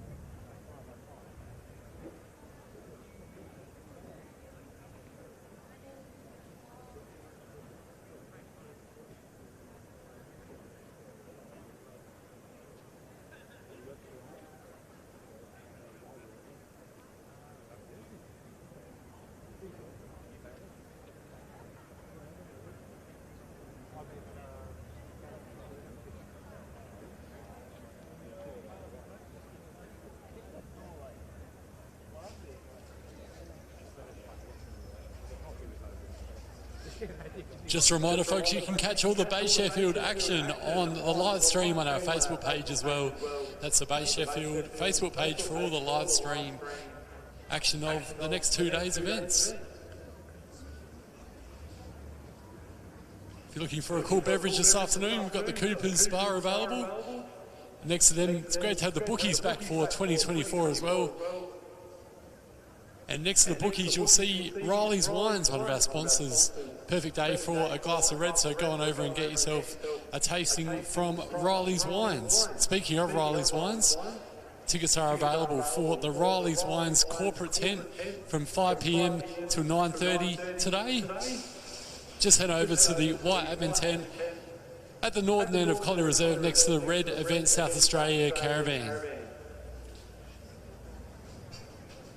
Looking for a bite to eat, we've got Billy's Pies and Pasties at the southern end of Collie Reserve, and next to them you'll find Squid Squad, where you can get some squid and chips as well.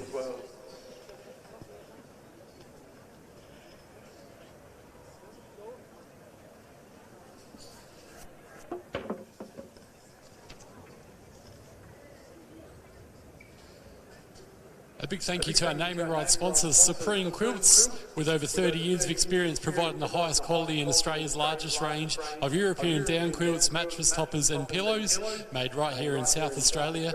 Supreme Quilts has your bedding needs covered.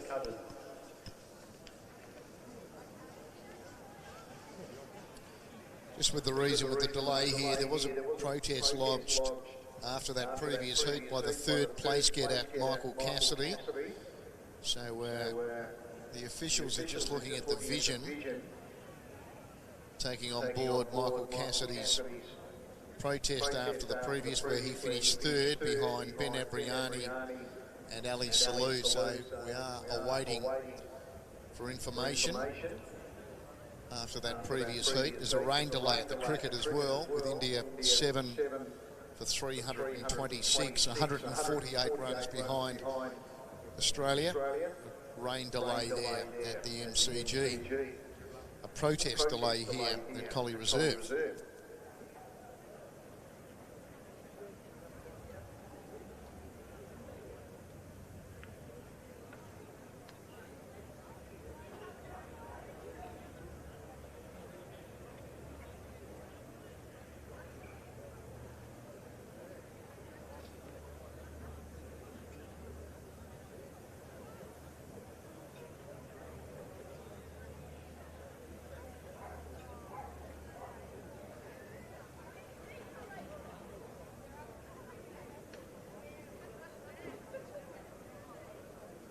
Now take note, that protest from Michael Cassidy has been upheld. It's resulted in Ali Salou being disqualified from that previous heat. So Ali Salou, who was second across the line, has been disqualified. Ben Abriani in the red first. Yellow now elevated to second, Michael Cassidy.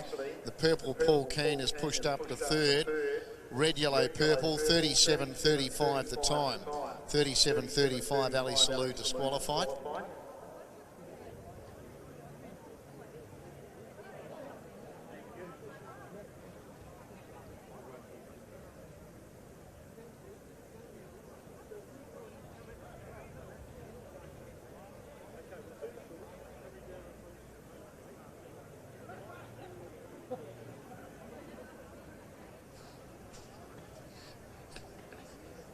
Could Ben Abriani, Hamish Adams and Olufemi Komalate please report to the white admin tent at the northern end of Collie Reserve immediately? That's for the 70 metres men. Thank you.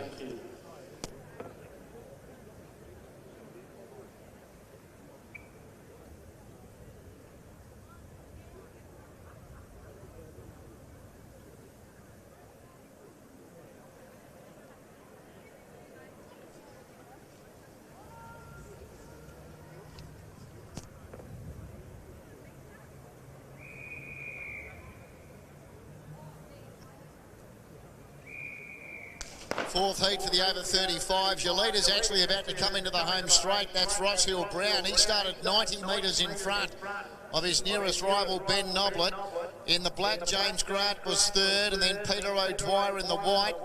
Scott Shalito in the yellow and Greg Hilson in the green. So Ross Hill-Brown, he's still got a big lead, but they are charging after him, being led up by Ben Noblet, and now James Grant in the black, and in the white, Peter O'Dwyer's made up a heap of ground. James Grant's charged to the lead though, and James Grant's going to run on by and take out that fourth heat for the over 35s from Peter O'Dwyer second.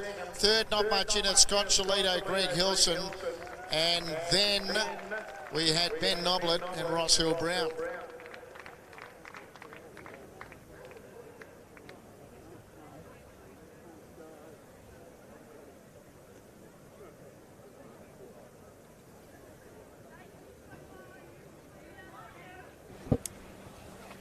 So some good racing there in our over 35s over the 300 metres. So welcome in Bernie Tippins for the first time today. Good afternoon to you, Bernie. Yeah, good afternoon, Ollie. It's great to be down here, and Collie Reserve looks picture perfect for today's racing. Certainly does. We welcome back Bruce McAvaney. Bruce, welcome back to you. Good on you, Ollie. Great to be back with you, Bernie. We had some fun last year, didn't we? But seen some terrific racing there, a protest, so that always gets everybody talking and thinking about things. But in that race, Ben Ebriani, which was the second last of the heats we saw, what a performance from him off the red there, Bernie. That was outstanding, wasn't it? Oh, it was a great run. He was on the inside last when they came round the corner, and he was able to make up that ground into this big headwind that is going to be swirling around here today. So next up we have the women's 70 metres brought to you by Coopers, and this should be great racing. We've got some talented ladies lining up here in the 70 metres, including in heat number 1 Bella Pasquale, who we saw compete for Australia at the World Juniors in the 4x4. She actually won a gold medal in the mixed 4x4 and then a silver medal there in the women's 4x4. So she had a great experience there running for Australia, and she also won the women's stall gift. So great to have Bella Pasquale here at Collie Reserve. Yeah, her father was a stalwart of the Victorian Athletic League, Wally, and his mother, her mother, I believe, ran second at stall 1 year as well. But yeah, we've got 8 heats of the women today. We'll be going down, and the girls first started competing in the 70 metres back in 1997. Kelly Simpson took out the original race back in 97. So yeah, good fields here. So I wonder how Bella's going to go here, Bernie, because Ollie just talking about what she achieved at the World Juniors in relays over 400. She's a 400-metre specialist almost now. She's won a stall gift at 16 years of age over 120, but 70 will be at the short end of where she's absolutely at her best. Yeah, and very tight mark back off 1.5 metres. It'll be tough going for her, but she's a great talent, so it'd be great to see her race down the track here. She's got out in front of her Rose Alika Taylor off of 4 metres. She'll be running in the white. We've got Meg Whittington in the blue off of 5 metres. Layla Canane will be racing in the yellow off of 5.5. Katie Moore, another Victorian, off of 5.75. Ruby Crisp off 7.75. In the pink, we've got Tully Allen off 8.75, and Samantha Lee Pauls will be in the purple off 11.50. Ollie, you would have seen Ruby Crisp. She's had some good form this year. She certainly does, and she can sprint over the short distances and run all the way up to 550 and 800 metres. So she's trained by Nick Fiedler, and I expect her to be very competitive here. Have you seen Bella on the Victorian circuit so far? Yeah, she ran at the Lansfield Gift, was victorious there over 400 metres, and yeah, she looks to have come back very well, been training hard there in Wangaratta, and looks to have come back a better athlete, stronger, and you're right, 70 metres is the shorter end of her best distance, but I have no reason to believe she'll be rocketing late, particularly that last 5 or 10. So the winners progress to the semi-finals, and then the next 10 fastest overall. So, Bernie, you've been through it. You're a 70 champion, but it's a big ask, isn't it, the 3 races in the day, particularly in, say, Bella's case. And most of the women here, they're going to back up tomorrow for the Bay Sheffield as well. Yeah, and being a late finish tonight, I mean, years ago when these runners were winning the 70 and 120, the first day would finish around 5:30, 6 o'clock. Tonight, our last race will be at 9:20, so it's going to be tougher for someone to do that in the future. So the ladies finalising their preparations here, and looks to be a good addition of the women's 70. Big thanks to Coopers for their support. So a couple of jump outs here, and Bella Pasquale, watch for her late, but plenty of interest with the likes of Ruby Crisp, who we know is an incredibly diverse athlete and could be hard to catch as well, but a lot of athletes lining up here today, and a lot of local hopes as well. So hopefully the South Aussies were represented here in the women's, and also the men's, which is brought to you by Riley's Wine. And of course, joining us is Bernie Tippins, a past winner of this race back in 1992, Bernie? Yeah, 1992 seems a long time ago, and as I heard you say earlier in the coverage today, the special dinner last night being the 100th running of the men's race tonight. So everything's in good order, and it'll be great to see these women get underway to get our 70-metre part of the carnival up and running. Indeed, we spoke to Tiana Shillito last night at the dinner. She was a 2021 winner, so she's back with the Peter O'Dwyer squad, and Peter O'Dwyer said he'd love to train He's obviously won the women's 70 himself. He's trained Tiana there, and he'd love to train the winner of the men's 70 as well. And he's probably got Elijah Cross, perhaps Paddy Martin, who could be big chances today in the men's 70. So we'll keep an eye on them. But right now, we'll cross down to Terry McAuliffe, who will bring us the first heat, the women's 70, brought to you by Coopers. The backmarker, Bella Pasquale. Can she storm home over the top? Is the outstanding talent from across the border, Bella Pasquale. But a former women's Bay Sheffield champion in this heat as well, Layla Kanane, who's in the yellow. Won the Bay here in 2020. So just the winner guaranteed a spot in the semi-final. 8 heats. 8 heat winners to the semis with the next 10 fastest overall.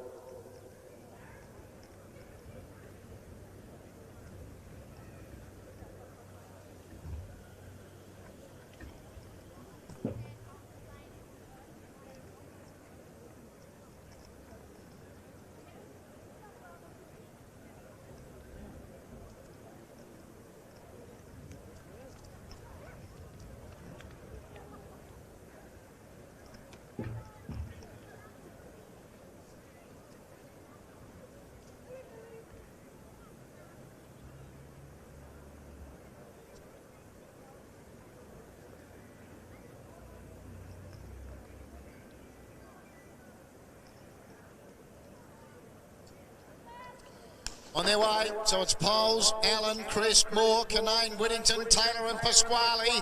It's Kanane in the centre going after Crisp. Crisp wins. Ruby Crisp takes the first heat, took it pretty decisively as well. They were queuing up behind her. Bella Pasquale was making ground late with Meg Whittington, Aluka Rose Taylor, Layla Kanane was still there with Katie Moore, Tully Allen. And so Bruce, Ruby Crisp, you saw her, you identified her before the heat, and she salutes. Yeah, she got a good start, didn't she, Bernie? She was always sort of in control. I thought Bella Pasquale in the red has run extremely well. She's closed late, but Chris has good form all year, and she's carried that through here. So she qualifies close, probably yellow second, I think, more, Kanane, and Pasquale's either third or fourth. Yeah, very impressive winner there. She's been running well in Victoria, Ollie, and looks like she's come over, brought that form here to Glenelg, hoping to go through to the. She's obviously the quickest so far. I mean, had the one heat, but yeah, very good form through to the line. Ollie, she's a power runner, isn't she? You talked about the fact that Ruby can get over a distance as well. You watch her style; she's a real power runner. So it looks like Bella's been put back into fourth place there. So it's pink in second place and yellow in third. So Tully Allen in second place, Layla Kanane, and then Bella Pasquale. But Ruby puts down the first marker, Ollie, and she's going to be in the mix. No doubt about it. And look, Nick Feeler does a tremendous job with his squad. He's coached a number of stall gift winners of late, so Nick Feeler certainly done a great job. And we've seen Ruby Crisp, she's a Ballarat gift winner amongst many other achievements. So we'll get those results through for heat number 1 shortly. Ruby Crisp has run 8:50, 8:50 is the time there for Ruby Crisp, ahead of Tully Allen in second, Layla Kanane in third. So Ruby Crisp for the benchmark. I reckon from the 120 point of view, Bella's going to be pretty happy, don't you, Bernie? I mean, she's closed well. She was off a very, very tight mark. Yeah, I think she's going to be very happy with that run, and tomorrow coming back, she's just had the one hit out today. It doesn't look like she'll get through into the semis later today. If she does, she'll just sneak in, but she'll be very happy to have that run flying home on the inside. Had the track, and tomorrow with the extra distance, it'll really suit her. Bernie, what about the men and women that are running here for the first time? Is Collie uniquely, is it quite different to other tracks? It certainly is. This track is basically a public park for all year round, and the council do a magnificent job getting it up and ready, but it is a public park. But some of the other races like Stawell at the football club don't train on that leading up. There's no games at Stawell at home. The Burnie gift track is fantastic, and Ollie, a lot of those Victorian meetings are on tracks, but this being a public park is very unique. The track probably is one of the slowest. It's a heavy grass track compared to some of those real rolled cricket pitch almost, some of those tracks, and we saw at Stawell last year. Fast times, even with a lot of rain that came during the day. But yeah, no, probably one of the tougher grass tracks. This one, very heavy grass, but that suits the runners who've got a lot of fitness, and that's Bella, who's a 400 runner. 400 runners coming into the Bay Chef, probably a bit better than the 70s. Tamsin Lewis is a great example. I mean, Tamsin came here for a decade, didn't she? As a 400, 800 metre runner, basically, and was so successful. Had the strength over those concluding stages. So Heat 2 coming up here. Very excited to see the South Aussie Jordan McMillan here, a past winner, the women's Bay Sheffield. She runs our back mark of 175, and she looks to be in great early season form. Layla Croker in the white, another talented local. Helena Schwert in the blue, Ella Byrne the yellow, Hallie Martin the Victorian we wonder watching the green, Kanisha Serfontaine the black, Ruby Silicic the pink, and Alicia Rawson. Let's go down to Terry McCullough for heat number 2, the women's 70 metres.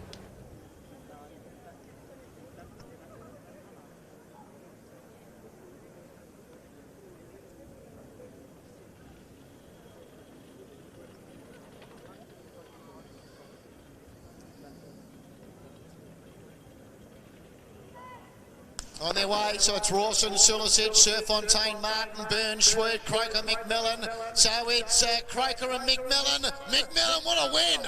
Jordan McMillan in the red. Outstanding win from either Layla Croker or Alicia Rawson. Then you had Helena Schwert, Ella Byrne, Hallie Martin, Kanisha Serfontaine and Ruby Silicic all in a group. So Bernie Bruce, that was a great finish there. Looks like the back marker, Geordie McMillan, will get up there in heat number 2. Isn't she running well? Yeah, that was a fantastic run from her. She's racing from 1.75 metres, so she's well back. And we talked about that previous heat with Ella Pasquale, but Jordan will be very pleased with that run to win this, and with her strength going on tomorrow. In the yellow there, Ella Byrne coming through. She was last year's winner of the women's 70, held down here. It's a hot heat, Ollie and Bernie, no doubt about that. Geordie was superb. I mean, she's the youngest ever Bay Sheffield winner, 14 years of age. She's been running up in a Bay Sheffield. This is an outstanding performance. And she's on the committee of the South Australian Athletic League. Now, I'm not too sure, Ollie or Bernie, how many committee members have actually got themselves into finals. Or anyway, she's a recent committee well, she's been on the committee for about 12 months, member, and she's doing a great job. Kim Steer keeps telling us how well she's doing. It's fantastic to see some of the younger competitors want to be on the Athletic League committee to help improve the sport, and it was fantastic that she came on this year. Great win there, 8:42 the time, so touch quicker than heat number 1. 8:42 there for Jordan McMillan, and if you're keen on the results, head to swal.org.au. Live results there throughout the day. Geordie McMillan first, Layla Croker was second, and Alicia Rawson was in third spot. So good racing so far in the women's 70, brought to you by Coopers. Heat 3 coming up here, and the backmark will be Grace Crowe, the talented Victorian, trained by Peter O'Dwyer, and she'll be running off 1.75. And you know, Ollie, only 2 women have ever won this race under 4 metres. So we've had a 1.25 and a 1.50, but then 4 metres. So there's only 2 women in that history of this race. So for Geordie at 1.75, I mean, she would be the third harshest marker to win, but there's been only the 2. Laura Whaler was the first, and then Alicia Wrench-Doody, who's going to be inducted tomorrow into the Hall of Fame. So it's a big ask, isn't it? Oh, with the 70 metres, you just got no time. No, you've got to be well off the blocks and got to chase down those front markers. But the girls have done it pretty well so far today. So heat 3, we mentioned Grace Crowe runs in the red of 1.75. Shani Wood in the white, she'll be off 4.25. Claire Hardy runs in the blue off 5. Talia Martin in the yellow off 6. Anya Kalu in the green off 6.75. Cara Saville in the black off 8.25. Kelsey Roberts in the pink of 9.25. And Anne-Marie Muri-Nieng in the pink, and purple I should say, runs off 14. So good field assembled here for the third, Bruce. Tell us about Grace Crowe now. She's a young gun. I've heard so many good things. She's got a very tough mark here, Ollie, and it's been said that she's got a tough mark on the Bay Sheffield as well, but this is the young woman in the red we're talking about. Yeah, and she's been running well in the amateurs and the professionals. Obviously, state champion for age, has gone on to represent the state at nationals, and she's really burst on the scene. I think it was a place getter last season there in the VAL.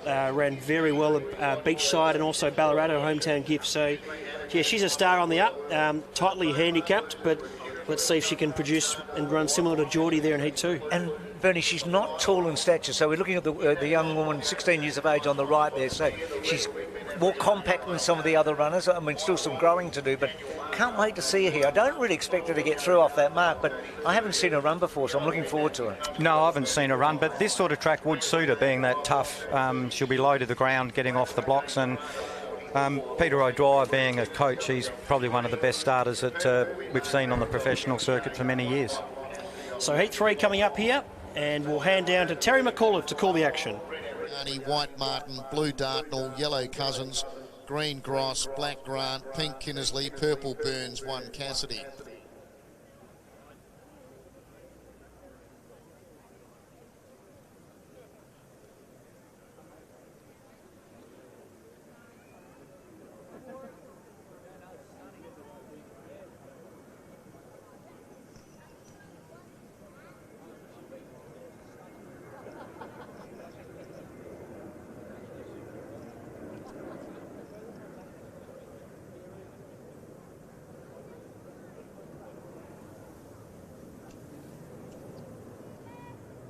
Miriam King with a good lead over Robert, Seville, Kalu, Martin, Hardy, Wood and Crow.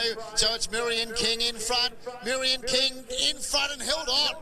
Emery, Miriam King, Grace Crow got close with Anya Kalu and also Talia Martin and Cara Seville, Kelsey Roberts, Shani Wood. So good racing there in heat 3, and the front marker, I think, will lead all the way. Grace Crow was late on the scene, but Miriam King, very impressive, it seems, to the naked eye. 14 metres, hanging on by the look of it for sure. Terry never... God, he's a good judge, Terry. If he says something, I'm going to stick out you. Gee, the young woman that we talked about, Bernie, was impressive, wasn't she, Grace Crow? Flew on the inside, ran off the same mark as the previous winner. Jordan McMillan did Grace Crow off 1.75, so there's a bit of an indication of the two young girls. So purple has won, Ollie. It's oh so tight. Tell you what, if I'm the handicapper, Ollie, I'm pretty happy right now because you can win from the front, you can win from the back, and there's not a whole lot between any of them. Now, I know it's only 70 metres, so that makes a bit of sense, but you feel like they've got it pretty right so far. It's a very tough job, but going very good at the moment. So great to see the winners get through there. One of the front markers, they'll be pleased to see one of them get through. So good racing so far, and plenty of talent still coming up. Ellie Whittingham will run in the red off 2.25. Certainly one to keep an eye on there. Grace O'Dwyer, winner of the stall gift, and she won the stall gift and came back and placed second, so almost won it twice. Runs off 4.25. Kylie Drew in the blue off 5. Tiana Shillito, we know she won this race in 2021. She's off 6.25. Olivia Barry of the Kelfic crew in the green off 6.75. Sophie Stokes, very close associate there of our winner in Heat 1. Ruby Crisp, part of the Team Fiedler crew, runs off 8.5, and Maya Lange in the pink off 9.25. So good heat coming up here. Heat 3, the time there was 8:44. 8:44 was the time there, so touch slower than Heat 2, but still in the mix there, Bruce. And hardly anything between them when you think 8:42, 8:44, 8:50. And the other thing, Bernie, is that the wind's all over the place. I mean, it's gusty, so it can make a difference. But there's really a handkerchief between all those three heats at the moment, and you wouldn't say that anyone's absolutely knocked the door down. I would have thought Crisp and McMillan were about on a par. American, of course, she's got the 14 metres, so she's going to be hard to pick up. But if Crow gets through, and I think she'll get through to the semis because that was 8:44 and she was so close. I expect her to run really well again in the semi-finals. You know, I'm not sure we've had stronger women sprinting in terms of these lineups.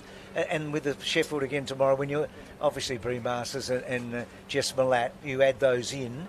I'm not sure we've had a deeper group of women at the Bay Sheffield.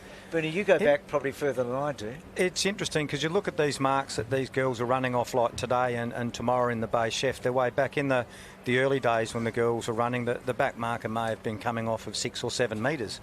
And these girls, when we've got Bree running tomorrow way down the back there, almost in the old car park from all those years ago.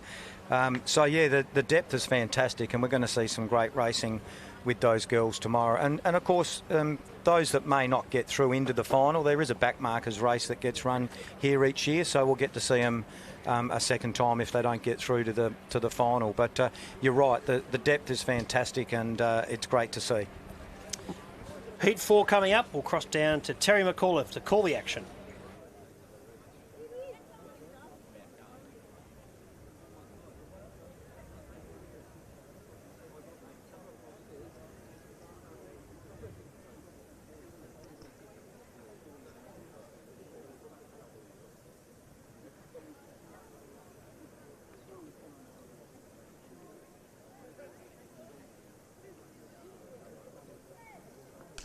Nice start. Lang leads Stokes, Barry, Shalito, Drew, O'Dwyer and Whittingham. So it's Stokes going up the Lang. Look at Whittingham though.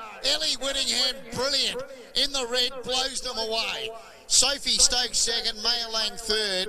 And then Tiana Shalito, Kylie Drew, Grace O'Dwyer, Olivia Barry was in that group as well.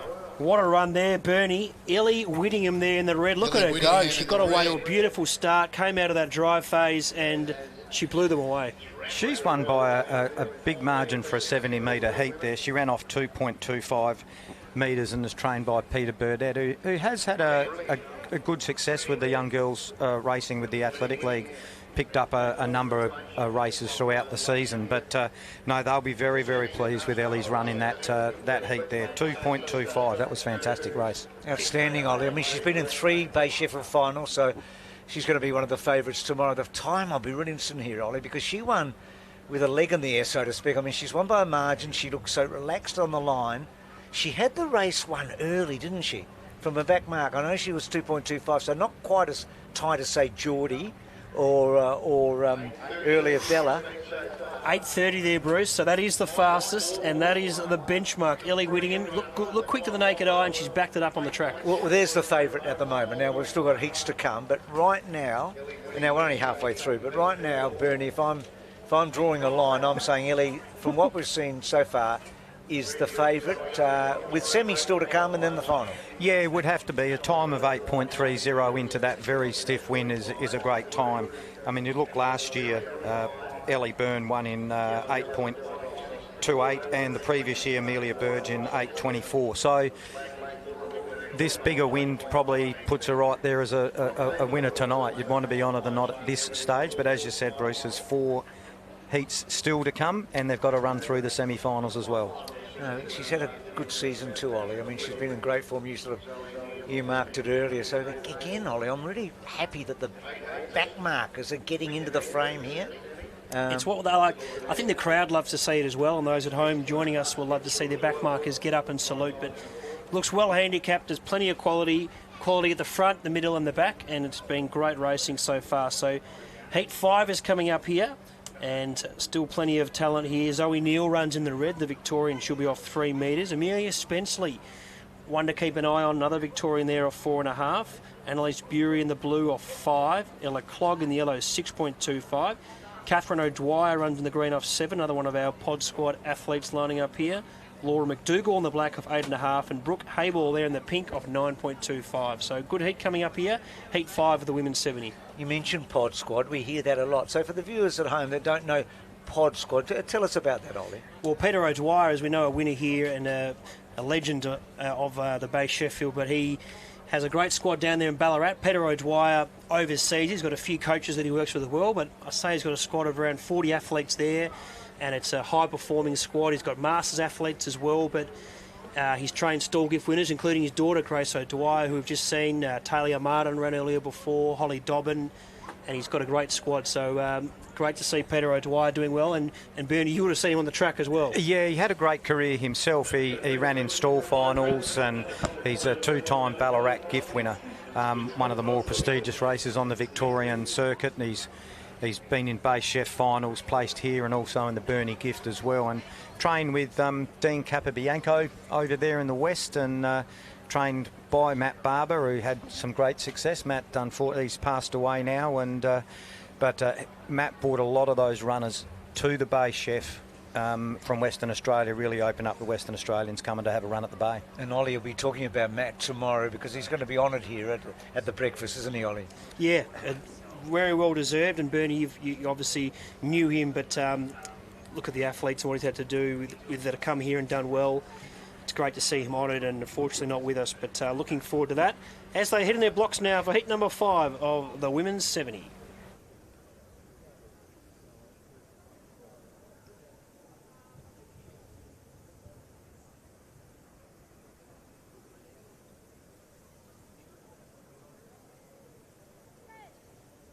On their way, Hable, the one they have to catch, leaves McDougall, O'Dwyer, Clogg, Bury, Spenceley and Neal. Hable in front, she's going strongly, never going to lose. Brooke Hable first, Ella Clogg second, Amelia Spenceley prominent for third with Annalise Bury and Zoe Neal, Catherine O'Dwyer, Laura McDougall. So Brooke Hayball there leads all the way, and we watch the replay here on our live coverage. Got away to a nice start, Bernie. Yeah, great start from her, and she held her form all the way through to the finish. She had all these other runners trying to race her down from behind, but Brooks run very, very well there. Trained by Luke Hilliard at Coastals. Luke, a former 70 winner himself, but she's gone down and won that reasonably comfortably from the front mark, so they'll be very happy with that. She got a fantastic start off the blocks there. She's going to be very difficult to run down, I think. 9.25, that's a big handicap when you look at a couple of the red runners that have run already, and she was holding them at the end, wasn't she, Ollie? So it wasn't as if they were gaining on her late. The Hayball women have done well here before. You mentioned Luke Hilliard. His sister or his cousin, Katrine, the Minister for Sport here in South Australia. Sister. So she does. Katrine does a fantastic job for sport here in South Australia. So, again, a real mix, Ollie. We've got back markers and front markers at the moment. It's either the red or those out wide that are winning these heats so far. Yeah, they're spread out from 1.75 out to 14 metres so far. So we'll be in for some good semis later this afternoon. So heat 6 coming up here. Good to see Layla Watson lining up. She's our back marker, now based in the USA. So she's over there at college, and she runs in the red of 3.25. Charlotte McAuliffe, good to see her lining up here. She'll be off 4.5 in the white. Chloe Kinnersley running in the blue, a past winner of the women's Bay Sheffield off 5.25. Liana Channon in the yellow, 6.25. Jade Dinan in the green off 7. Chantel McInerney, the black of 8.5. And Imogen Nobbs in the pink, she runs off 10 metres. And a recent winner there, we saw her come to Victoria and do well. So good heat once again. Plenty of talent, as you mentioned earlier, Bruce. Looks to be the strongest women's in terms of depth as well as at the top. I think so, Ollie. I really do. It looks like Green might not be there, Jade. I haven't seen Jade, so I reckon she might be a withdrawal here. But no, look, we've got, I think, a dozen runners that would have a chance tomorrow. And from what we've seen so far, I mean, I went pretty early, the early crow, and I thought that Ellie Whittingham was the obvious favourite, but the depth here, we're going to have 8 or 10 chances going into those semi-finals. Charlotte McAuliffe, local star, Bernie, 400 was part of the relay team that got the silver medal in Lima. She ran the heat there. She's always been a big star here in South Australia all the way through the ranks. Yeah, came through the junior ranks and now into open athletics and running very well. She's ran many years with the Athletic League and loves running down here at the Bay Chef, as all the local runners do. It's very unique, as we said earlier, this Coliseum type arrangement, a bit different to running in the middle of an oval. So crowd all around you, and that'll build up later today. Just that time from heat 5 for Brooke Hayball, 8.32, so that puts her right in the mix there. Just a touch slower than Ellie Williams, 8.30. And I thought the last 20 metres of her race was so impressive, Ollie, because nobody was gaining. So she's going to be very, very difficult to hold out. She looks a finalist after that, doesn't she? Yes, definitely looking to see her in the final. So here we go for heat 6, down to Terry McAuliffe.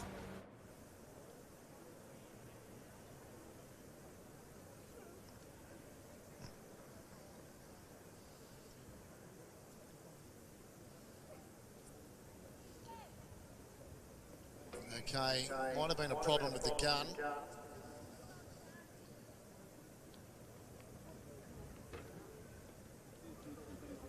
Our first hiccup of the, our second hiccup of the day. We did have a break in one of our earlier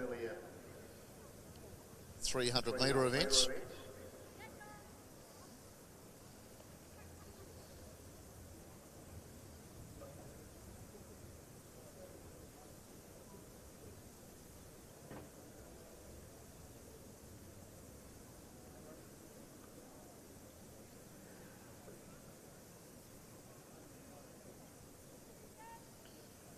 On their way, and we've got a second gun here, so there's a runner in trouble. It is the blue. Thought it might have been Chloe Kinnersley, just a little unsteady on the blocks. She has been penalised for a break. Back half a metre, Trevor. Half a metre, the penalty for a 70. So Chloe Kinnersley reset her blocks, reset her mind, push it aside.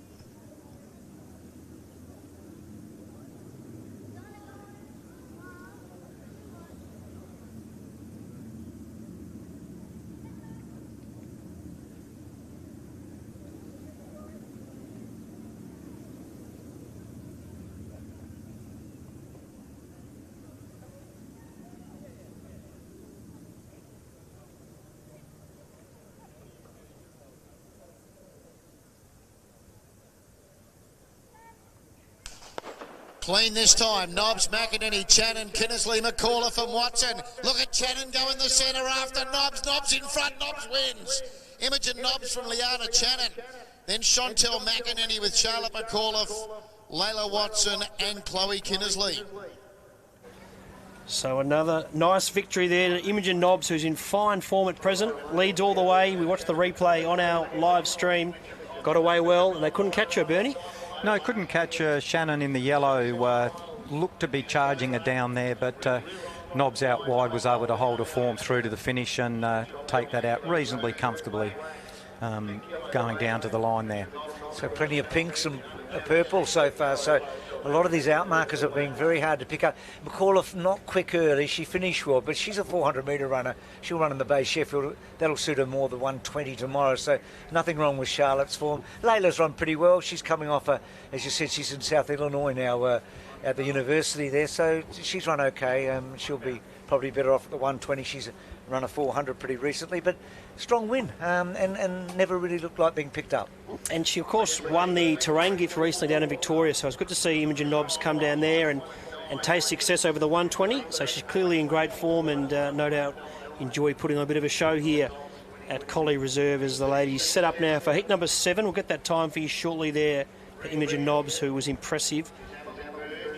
And she has run 8:24. Okay, that's the quickest. 8:24 for Imogen Nobbs. So when we think we've seen the quickest, they just keep surprising us. 8:24. Well, Bernie, if you look at the last few winners of the Bay, of the 70, I mean, if you run 8:24 in the final over the last few years, you're on the podium. In fact, more times than not, you might be getting the win. Oh, you'd either have the sash over your shoulder or you'll be up there on the dais. The time since we saw with that fast time, they've been getting faster. I wonder if the wind's changing. I mean, the track is dry. We had a lot of rain this morning, Bernie. It bucketed. I think you, Ollie, you had just arrived at the time, and only for about 15 minutes, but there was a big rainfall here for about 15 minutes. I think the track was pretty slow to start. Bit of sun coming out now. It will all help, I think. Yeah, sun and wind will dry it out a little bit. So, yeah, they're getting faster as we go on. So 8:24 for Imogen Nobbs off the 10 metres. So she'll be in with a huge chance. It's a good heat coming up here, heat 7. Emily Burge, a past winner in 2022. She runs in the red, up against the 2020 winner Olivia May of 4.5. Mia Perkins in the blue of 5.5. Grace Carter, another one from the DPS crew there in Warrnambool off 6.25 in the yellow. Emily Burns in the green of 7.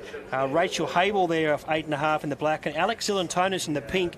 She's fresh off a victory there, winning the women's Seymour gift recently in Victoria. So she might prove hard to run down Zilantonis, but a couple of past winners here in heat 7. So a bit of intrigue here, Bernie. Yeah, well, if your Victorian runners come over at the front marker here running off of the 10.5 metres and won at Seymour the other day, she'll definitely be giving herself a big chance to win here. They're going to have to catch her. There's a gap of 2 metres. Rachel Habel in the black will have to make up on Alex. So it's going to be a great race, and looking forward to seeing this. Full fields. We haven't seen too many scratchings in the 70s, so people want to come and run at this carnival as the girls are making their way forward for this, the second last heat, Heat 7. And Burge, the most famous name in South Australian sprinting. Di Burge, of course, the grandmother, and Di was an incredible athlete, having won the gold medals in the Commonwealth Games in Kingston, Jamaica, in the 100, 200 and the relay.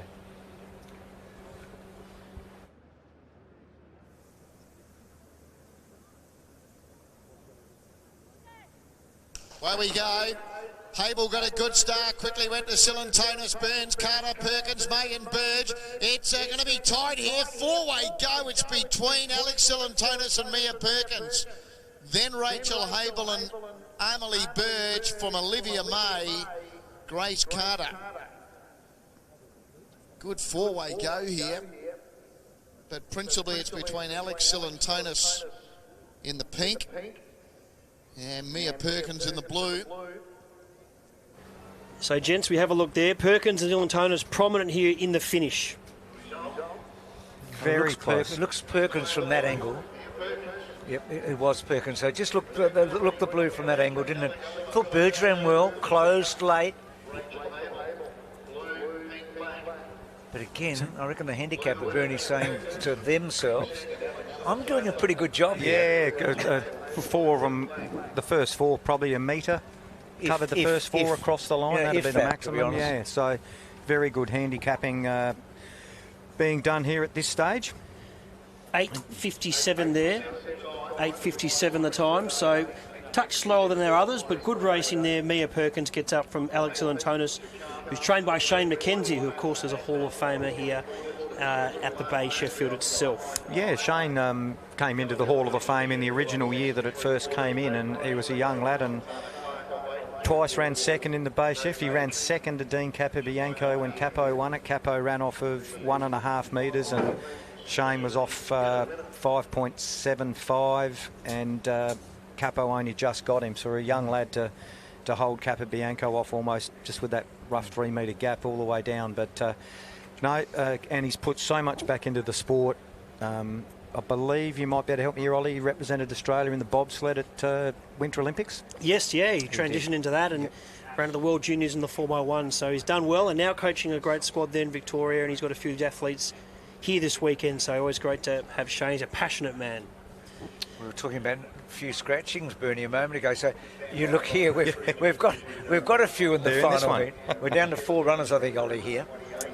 Yes, indeed. So a few scratchings here, but Taylor Spackman, she'll line up here in the whites. Then we go to Milan Murphy running in the blue, Lakeisha Sheffield in the yellow, and then Montana Clark in the black. So they're the ladies lining up in the 8th and final heat. This is the last opportunity to progress. 8:24 is still the time to beat, and 4 ladies, 1 last heat coming up. So it's been good racing, and we're not far away as well from the Riley's Wine Men's 70. Heat 1 due at 3:50 local time. Yeah, so the 3 quickest so far, 8:24 was Imogen Nobbs. We also had an 8:30 in Ellie Willingham in the 4th, and we had an 8:32, which was Brooke Hayball in the 5th heat. So 1 in the 20s, 2 in the 30s.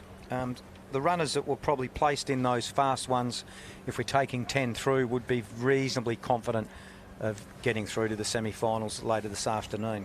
Milan Murphy, interesting here. Her brother's recently lost his Australian under-20 200-metre record. He's not the only person that's lost the 200-metre record. Peter Norman did as well, the late great, but Aidan had the record at 20.41, I reckon, or 24.2, and then Gout ran 20.29 and then 20.04. Here we go, final heat, women on the track over 70 metres.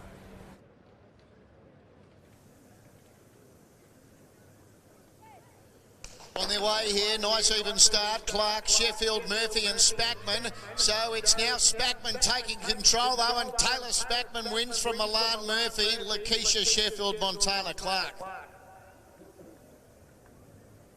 So final heat, run and 1 there, gentlemen. Taylor Spackman in the white. Impressive as we watch the replay on the screen here. Yeah, off a 4.75. She got down to her work pretty early. She looks like she's probably got the field covered there. She was able to relax over the last 30 to 40 metres and just running away from them there through to the finish. So Spackman is into the semi-finals, guaranteed. She's had a good season, Ollie. She was dead heated at Brighton in the 70s. She's been placed at 100 at Brighton. She ran well at Port Adelaide, so she's in good form. Murphy picked up pretty well late, I thought, so she'll run well tomorrow. But Spackman's in the mix. The time will be interesting here because of small field, the final heat, but it was a comprehensive win, wasn't it? Yeah, comprehensive, and she had them covered pretty much just before halfway, so she knew she was heading through to the semi-finals. So good racing there. We'll get that final time for you shortly there in the final heat. Spackman, our winner, and 8.27. So 8.27, that's right in the mix. Second fastest, isn't it? 8.27. So, look, wow, it's, what are we, a couple of hours away from the semis, or a bit like...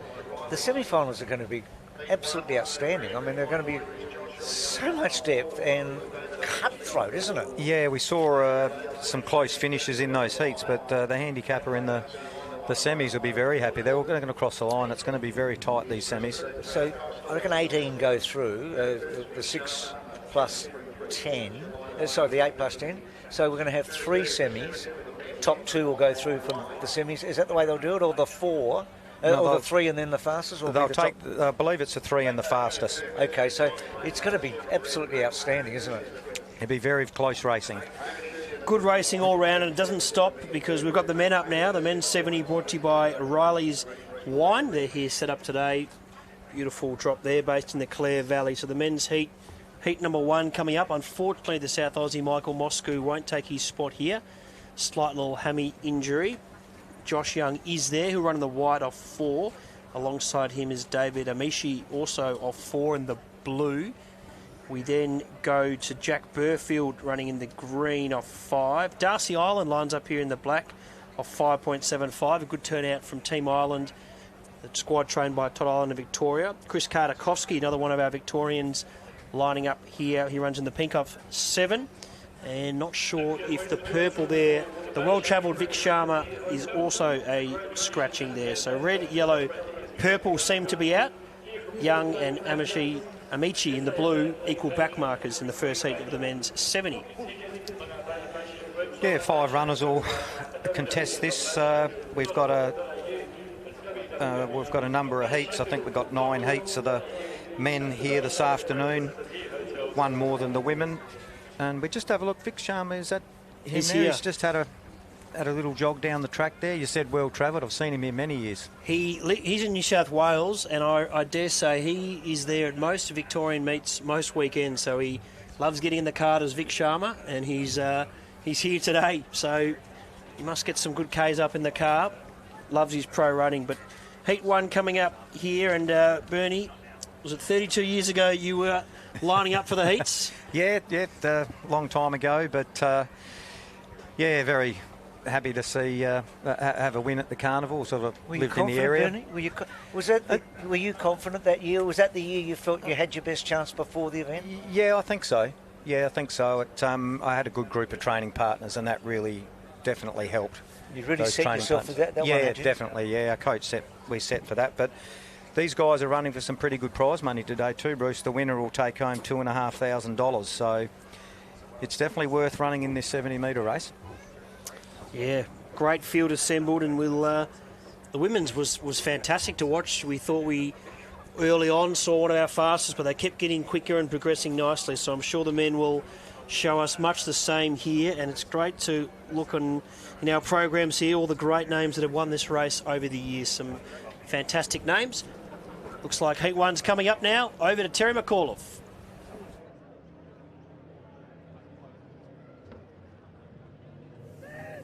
First heat of the 70 for the men. Sharma, Tartakovsky, Island, Burfield, Amici and Young. Amici in the blue, Storm to the lead. David Amici first. Jack Burfield second. Christopher Tartakovsky prominent for third with Joshua Young, Vic Sharma and Darcy Island. So heat 1 there, David Amici, as we watched the replay, got away well and never really looked like losing after he came out of that acceleration phase, Bernie.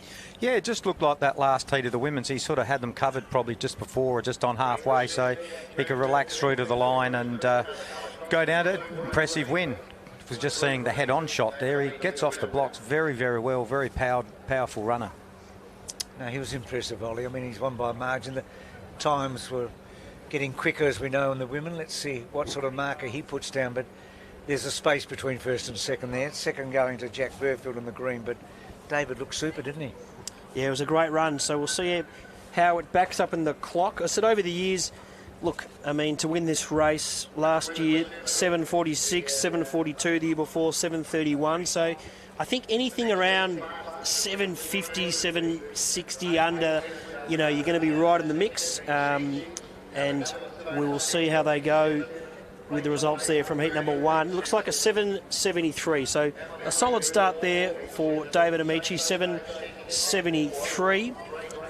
As we look now to heat number 2, and Darley McConnell will line up here in the red off 1.5. We've got Dion Paul running in the white off 4. Looks to be a couple of scratchings there. Corey Baker, trained by Paul Young, lining up here, the South Aussie off 5. Hamish Hopkins, the black, 5.75. Noddy Angelakos in the pink of 8.25. And Hayden Petherick in the purple off 11. So lining up here for the second heat. Brodie Smith's just come out in the blue. They're coming out a bit late, so he's come out there, Ollie. So the blue is there. I can't see the yellow, as you said, with Luke Simpson. So it looks like one scratching here. So 1.5 is a tough mark for anyone in a 70, Bernie, isn't it? Yeah, long way back's got to give. The front mark will be coming off 11 metres, so a lot of chasing. If he gets away well, he might be able to relax like the previous winner, but very tough from there. But this looks like a very good heat. Luke Simpson, trained by Paul Young, along with Corey Baker, so they'll be in pretty good form, I'd say. I'm not sure Luke's there, Bernie. He might be the one that's missing, I reckon. Luke Simpson in the yellow. Yeah, unless he pops out pretty late, Ollie. I haven't seen him, have you? No, I haven't seen him there at this stage, but good field assembled for the second heat. And Darley McConnell, past winner of the Cobden gift, and ran very well last year, making a Stall gift final, and looks to be full of confidence as well. He's a confident young man, and he's had a great couple of years in pro running over the short sprints, right up to 400 as well. He was an impressive winner of the 400 of Ballarat last year as well. So some good athletes lining up here, and the second heat not too far away. Riley's Wine sponsoring this race. In total, as you mentioned earlier, 9 heats. 9 heats in total. We'll have a short little break after that, but plenty of action coming up. Heat 2 not far away for the men's 70.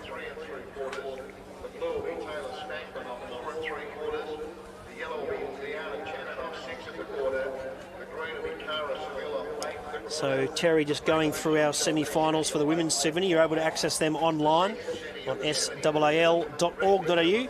We might cross down to Terry for the action in heat number 2 of the men's 70, brought to you by Riley's Wine. Semi, the red will be Yellow Clog off 6 1/4. The white will be Sophie Stokes off 8.5. The blue will be Rachel Habel off 8.5. The yellow will be Brooke Habel off 9 1/4. The green will be Imogen Nobbs off 10. And the black Alex Silentonis off 10.5. That's the third semi of the 70 for the women. This is the second heat of the 70 for the men.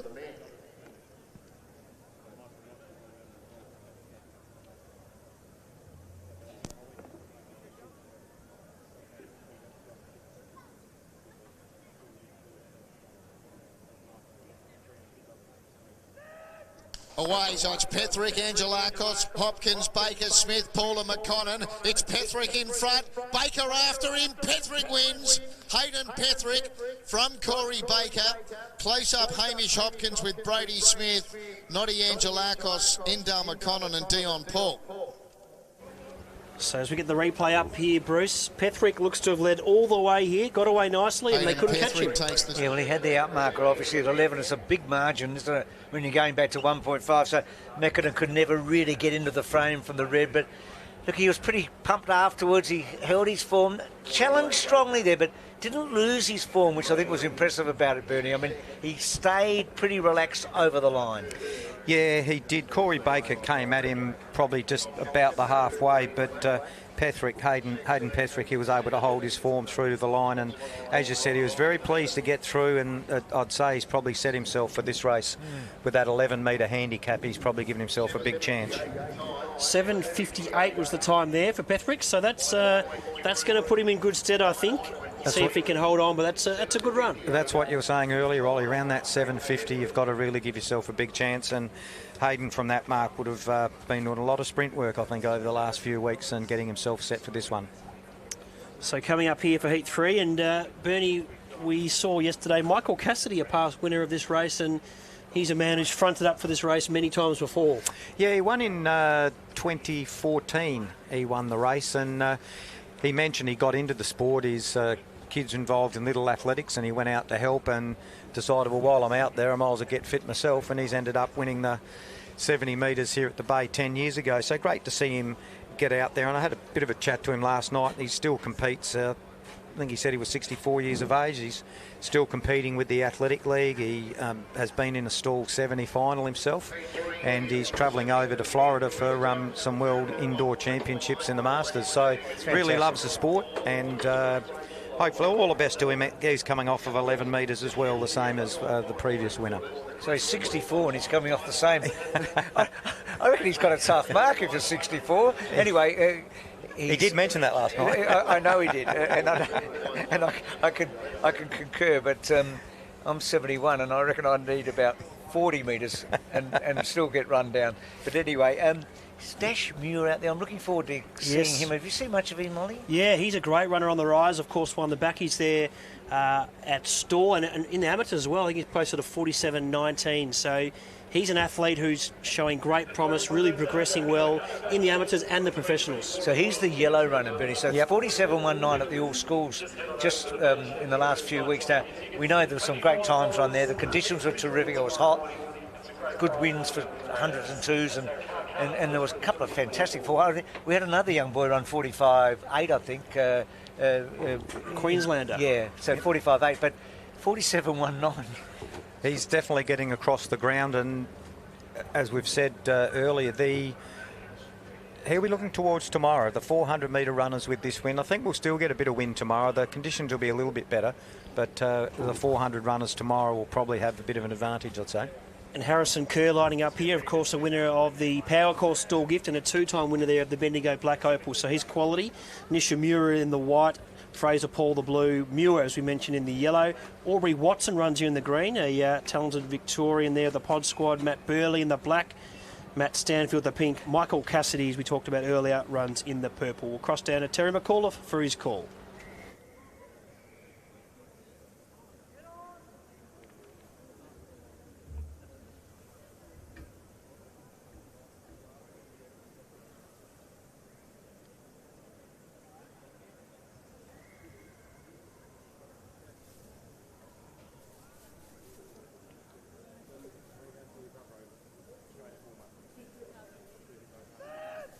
Off we go. Cassidy, Stanfield, Burley, Watson, Muir, Paul, Nishimura and Kerr. It's in the centre. Muir taking the lead. He won pretty nicely. Dashiell Muir first. Fraser Paul and Harrison Kerr very prominent behind him with Hyuga Nishimura, Aubrey Watson, Matt Stanfield, Matt Burley and Michael Cassidy. That looked comfortable for the yellow. So as we watch the replay there, Muir got away fairly, but it was this part of the race that he really started to put the foot down and extended beautifully here, gents. Yeah, he ran very well. Just you can see just there, he's eased down a little bit towards the finish as well, but again, the handicapper doing a great job. The first 4 or 5, probably a metre between them all.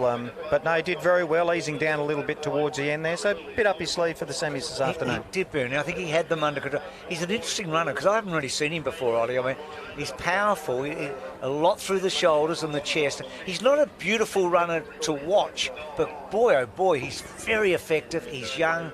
He's one of the many, many talented young athletes, and many of them are sprinters, by the way, that we have in Australia right now. I reckon that was impressive, Ollie, because he did switch off a little. The margin was narrow, but he knew exactly where he was. Yeah, he really was impressive in that heat. Yep, he ran 7.72 there, so a nice victory. As we know, he switched off, so I dare say he's likely to find a bit there in the semi-final. And a lot of these athletes, the heat is often blow away a bit of the cold weather. You've got to be on your game, but they'll get better in the semi and hopefully in the final as well. But a good win there to Dash Muir, who's a runner on the rise there, and he's taken out heat number 3 as we look to heat number 4. And some good athletes lining up here. Aaron Peter Budge will run in the red. He'll be our back marker. Brendan Matthews in the white. He'll be a scratching here, the man from the ACT, but I dare say he'll be one to keep an eye on tomorrow, gents. A 4-time Stall Gear finalist and winner of the Backies there at Stall as well. But Brendan Matthews could be one for the 120 tomorrow. Hugh Hoffman, one to keep an eye on here, part of Team Ireland from Victoria in the blue, 4.25. As is Paddy Martin. He's been making a few gear finals recently in Victoria, recent finalist there at Seymour. And he's trained by Peter O'Dwyer, who we've spoken about already. Riley James lines up here in the green off 5.25. Tyson Donovan in the black off 6. Corey Williams runs here in the pink, and David Palmer in the purple off 11.25. He may or may not be there at this stage. But heat 4 coming up, the men's 70. Yeah, it doesn't look like the purple David Palmer is in this one, so he's a scratching out of the heat 4 of the men's 70-metre Rileys of the Clare Valley Wines. Good sponsors of the Athletic League up there in the Clare Valley. Beautiful part of the world, Bernie. Yeah, lovely up there. I've been up there a few times, bit of golf, and obviously some of these great wineries up there, part of the great part of South Australia. Our wines are pretty good, Bruce. All the areas, McLaren Vale, Clare, Barossa, of course. No, we hang our hat on it so often in South Australia. We're a great sports state, like all the states of Australia, but I reckon if somebody overseas were thinking about Adelaide and South Australia, they think about Kangaroo Island and they think about food and wine and the Adelaide Oval. Correct. No, we're very proud of all of that. Patrick Martin, now, tell me a little bit about him, Ollie. You mentioned that he's part of Peter O'Dwyer. He looks to me to be somebody on the rise as well. He certainly is, and he's a winner of the backmarkers 400 there at Stall, and he's certainly one to keep an eye on. And he's sprinting well of late as well. He's probably knocking on the door of a good victory in the 120. So keep an eye on Paddy. The 70 might be a touch short of his absolute best, but I expect one of his training partners, Elijah Cross, to run well here. But tomorrow over the 120, I expect to see him let rip, and he's one to watch as they head in their blocks now for heat number 4. You can see how powerful he looks. I mean, he's a good specimen, isn't he? He certainly is, and no surprise to see him make a final tomorrow in the 120, possibly here in the 70, as we cross down now to Terry for his call of heat 4.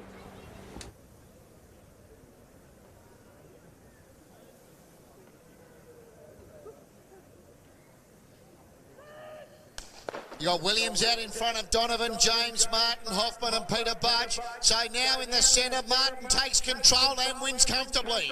Patrick Martin first from Riley James, Hugh Hoffman, Aaron Peter Budge, Corey Williams and Tyson Donovan. Well, Bruce, he picked it pre-race, and I thought he'd probably be more sort of the 120, but he has blown them away there over 70. How impressive was that? He's powerful. There's no doubt he'll be great in the 120. He was so good today in the 70.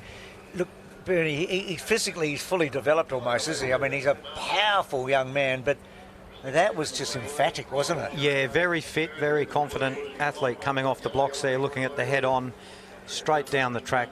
A lot of power coming from those legs as he heads towards the finish line there. And we heard last night he's trained by Peter O'Dwyer, and Peter said he'd love to coach a winner of the 70. He's coached the women's 70 winner. He's won the 70 himself, so looks like he might have a couple of chances later this afternoon. Physically, he reminds me a lot of Aidan Murphy. He's sort of that stature, that sort of physical look about him. The time will be really interesting here. Do you know him? 7:67. So, okay, so look, a not good run. Super quick, is it? It's a good run. Yeah. He'll need to find a bit there in the semi, but it's interesting. It's Seymour recently. I think Hayden Anderson was the winner there at the 70, but his heat run was solid. He ran 7.7, but by the time he actually won the final in a 7.50, something like that. So a few of them will find a bit, I think, through heat to semi and hopefully to final, but he'll need to find a bit off that, but it looked good to the naked eye. It did. No, he was impressive. He looks more the finish product than Dash Muir. Dash Muir, you feel like, now I'm not sure exactly the age difference, there's probably a little bit in it, but Patrick certainly looks more the finished product. Yeah, definitely. Both great runners.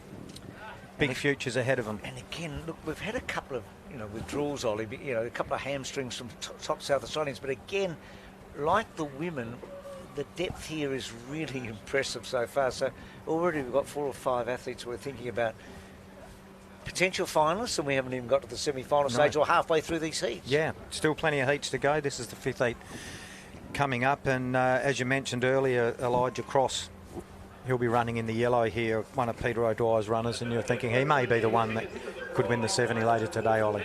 I believe so. I mean, he's been running really well, and he won the Seymour Gift in a time of 12:21 recently. He'll run off the same mark tomorrow in the Gift. I'm not sure if he'll line up there, but I expect him to run very well here today, a 4.75. Jake Ireland, the back marker here in the red. He's came second in last year's Power Core Store Gift, 2-time finalist there, and be no surprise to see him run well. Mackenzie a little low in the white off 4. Elijah Cross, as we mentioned, the yellow. Big watch on him. Xavier Poole, part of Frank McHugh's Camden crew. It'd be great to see him do well. He's run well here at Collie Reserve in the past. And Lockie Kinnersley, another one of Peter O'Dwyer's athletes here in the pink of 9.25. So Cross is the one to watch here, but plenty of intrigue around it as well in heat number 5. No surprise to see Ben Abriani not out there, because he won his heat earlier of the 300 race, didn't he? When we had the protest, it was upheld against the 2nd place getter there from the 3rd place getter.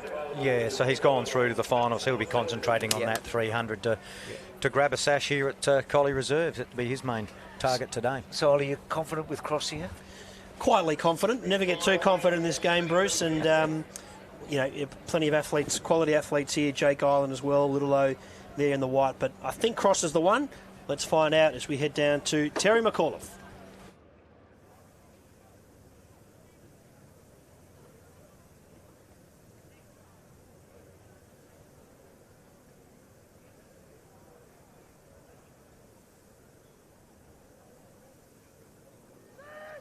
Away we go. Good even start. Kinnersley, Poole, Cross, little low and Island. It's Poole coming through with Cross. Cross takes the lead. Cross wins. Elijah Cross from Xavier Poole and Jake Island. Mackenzie Littlelow and Lachlan Kinnersley. So Cross gets up there for a nice victory. Time will be interesting, Bernie, but it looked good. Yeah, he looked quite good. He had Xavier Poole in the green on his outside. Xavier's been in a Bay Sheffield final in the past, so he's been running quite well. So he had a bit of work to get to him. He's got to him, and Xavier just probably struggling just a little bit there as they went to the line. But they both will probably get through to the semi-finals. It was great to see Elijah have a win there. He got there quickly enough. Gee, the different arm action between the two of them, and Poole much more languid, is he? Longer arm action. Cross much, sharper and more power. I thought he was impressive, Ollie.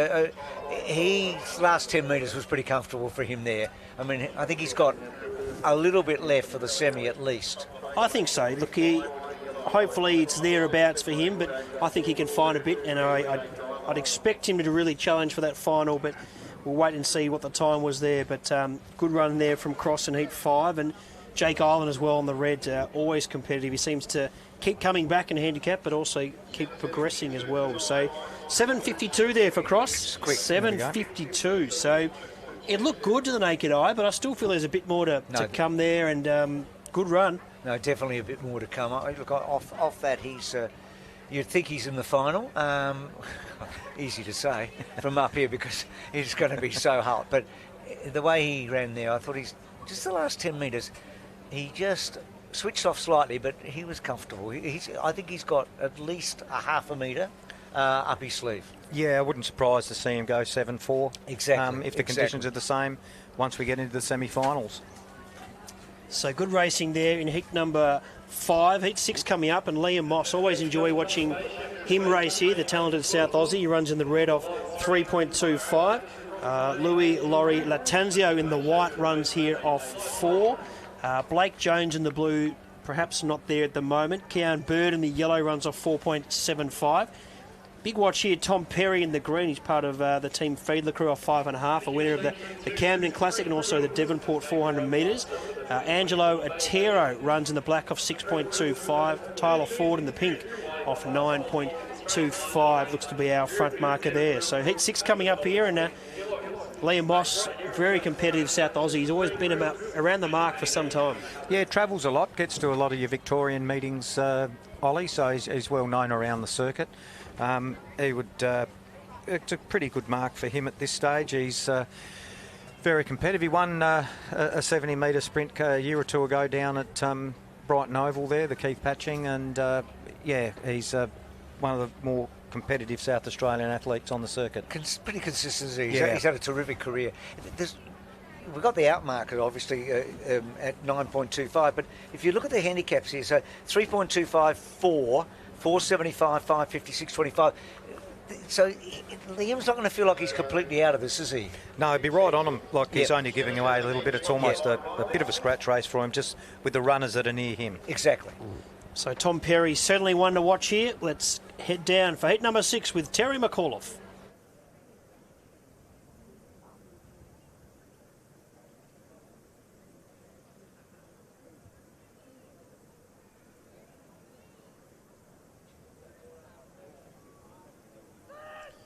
On their way, so it's Ford who leads from Atiro, Perry, Bird, Laurie Latenzio and Moss. Laurie Latenzio and Moss are closing in, but Perry, Tom Perry for Mines held them off.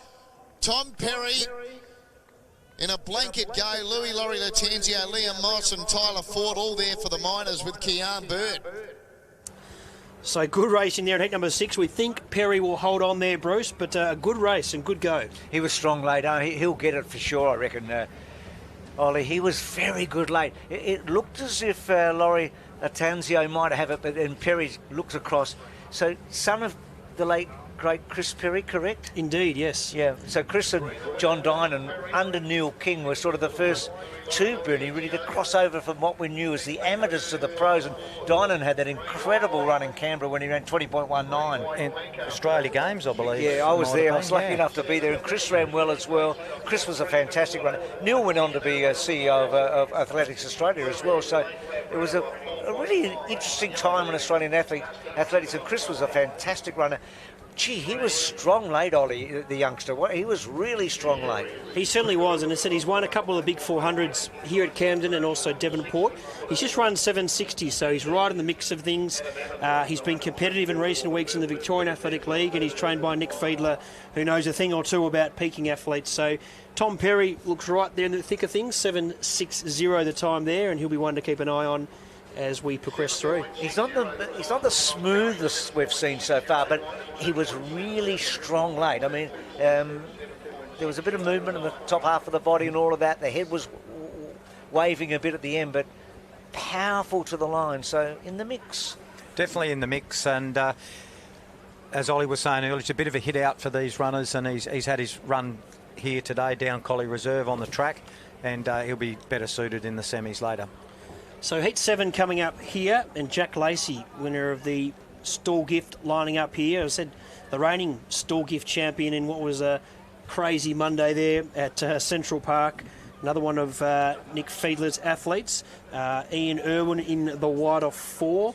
Blake Favretto in the blue of 4.5. Dusty Rankin lining up in the yellow. Can't see him at this stage. Luca Elliston, the green, of 5.5. Isaac Marshall runs in the black of 6.25. Adam Evans in the pink of 9.75. And Peter Biggs runs in the purple of 13.5. Former professional basketballer with the Adelaide 36ers is Peter Biggs. So good heat coming up here in heat number 7. It looks like there might be a couple out here. So yellow and green we can't see from that head on. So Dusty Rankin and Luca Elliston, don't think they're going to be there. So Jack Lacey, have you seen much of him this year, Ollie, on the circuit? Yeah, he's been racing in the Victorian Athletic League. He actually ran an 800 a few weeks ago. Not his pet distance. And hope not. Yeah, but yeah, we've seen a bit of him, and he had a great year last year. And Nick Fiedler timed his run to perfection, or this last season, I should say. It wasn't too long ago, just Easter gone. But I've seen bits and pieces of Jack Lacey, and he's got a great stable that he travels around with, and it'd be no surprise to see one of the Fiedler crew taste success. But Lacey at his very best is a beautiful mover, and he runs off 3.25 here in the red. But open heat here, I think, in heat number 7. Yeah, very open heat. This one's a bit hard to sort of select someone you think might take it out easily, but those back markers will have a good race between themselves. Yeah, you're saying that stall last year, I was in Adelaide watching it, and I thought, hang on, it might be back on the Tuesday with all that rain, but they got the track all up and cleaned up and got it running, and it was amazing that the gift continued. Incredible effort. look, if you win a stall gift as well, that connection between stall and the Bay Sheffield's a strong one. You know, you want to have a good performance, Bernie, you tell me, because you were the runner, Ollie, you were the runner, I'm not. But if you can have a good Bay Sheffield and a good stall at the end of your career, I reckon you're pretty happy. I think you'd be very happy. They're probably the two biggest professional meets on the Australian circuit. So stall probably is number one, and the Bay would come in at number two. But if you're a local that lives in Adelaide, you might switch it the other way, because for the rest of your life you can drive down Collie Reserve and your name's got a plaque there. But stall is the national. To win at stall would just be unbelievable. Just feel like they're really linked, those two races. Yes. I think, because of the Victorian connection with South Australia and then the South Australian connection with Victoria. And they're well placed because you can peak for the Bay and then you can go back and get yourself ready again for Easter, can't you? Yeah, and a lot of runners obviously try to do. They might have a break after the Bay Sheffield for a week, and then they'll get themselves set to run at stall. No doubt about it. Great racing here, and certainly one of the highlights for me. Stall, Bay Chef, then Bernie. Here we go now for heat number 7 on the track with Terry McAuliffe.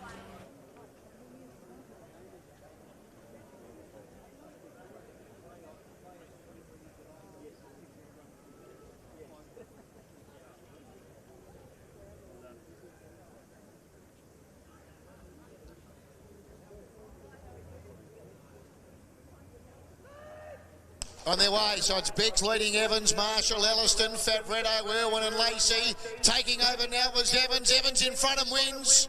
Adam Evans from Ian Irwin, Jack Lacey. And then you had Isaac Marshall with Luca Elliston, Blake Favretto and Peter Beggs. Adam Evans in the pink. Takes heat 7. Books himself a spot in the semi-finals. Pink the winner, Adam Evans. For heat 8, there's no red. The white is Dylan Boyce. So Adam Evans there, Bernie takes it out. Looked impressive there, and the back markers were coming late, Irwin and Lacey, but couldn't get to Evans. No, couldn't get to him. He ran right through the line. I mean, again, if you're a front marker, you can't ease down. You're just waiting for the back markers to run straight past you. So he's run that race right through to the line. So he's probably run his best there in that heat. Be interesting to see what the time is when it comes up. He's all about power when you look Yes. at him. Have a look at him. So into that win today, he was so strong late. And if anything, I reckon, Ollie, he was actually going away from them on the line, to be truthful. They weren't going to be catching him. So I'm with Bernie. I reckon he was as flat as he can be. Whether he's got another half a metre or not, I'm not sure. But what sort of time did he run?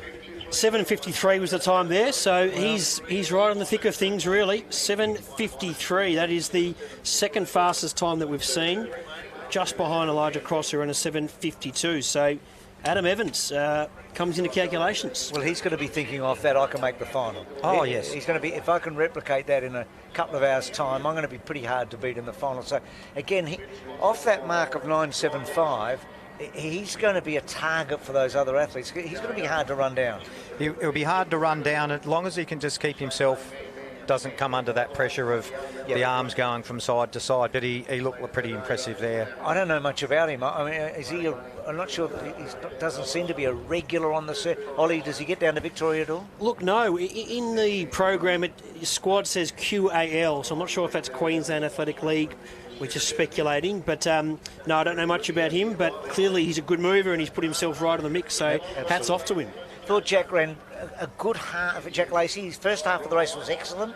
He got to a point where I thought he was close enough to challenge, and he still ran well, and so he'll be happy enough. So we've got some withdrawals here, Ollie. Yeah, the defending champ will run here. Dylan Boyce in the white, Alex Dunn in the blue, Luke Mitchell runs in the yellow, and then James Noblet in the purple, and the rest are scratchings. But the defending champion, Dylan Boyce, won this race last year in 7:45. Here he goes. Can he book himself a spot in the semis? Down to Terry. Winemakers show this year. So a big 2024 for Justin Ardle and the team at Riley's. On their way here, so Noblet your leader early. So Noblet leading out, Boyce in the white, the defending champion, going with him. Dunn beats him. Alex Dunn beats Dylan Boyce. Luke Mitchell third and James Noblet fourth.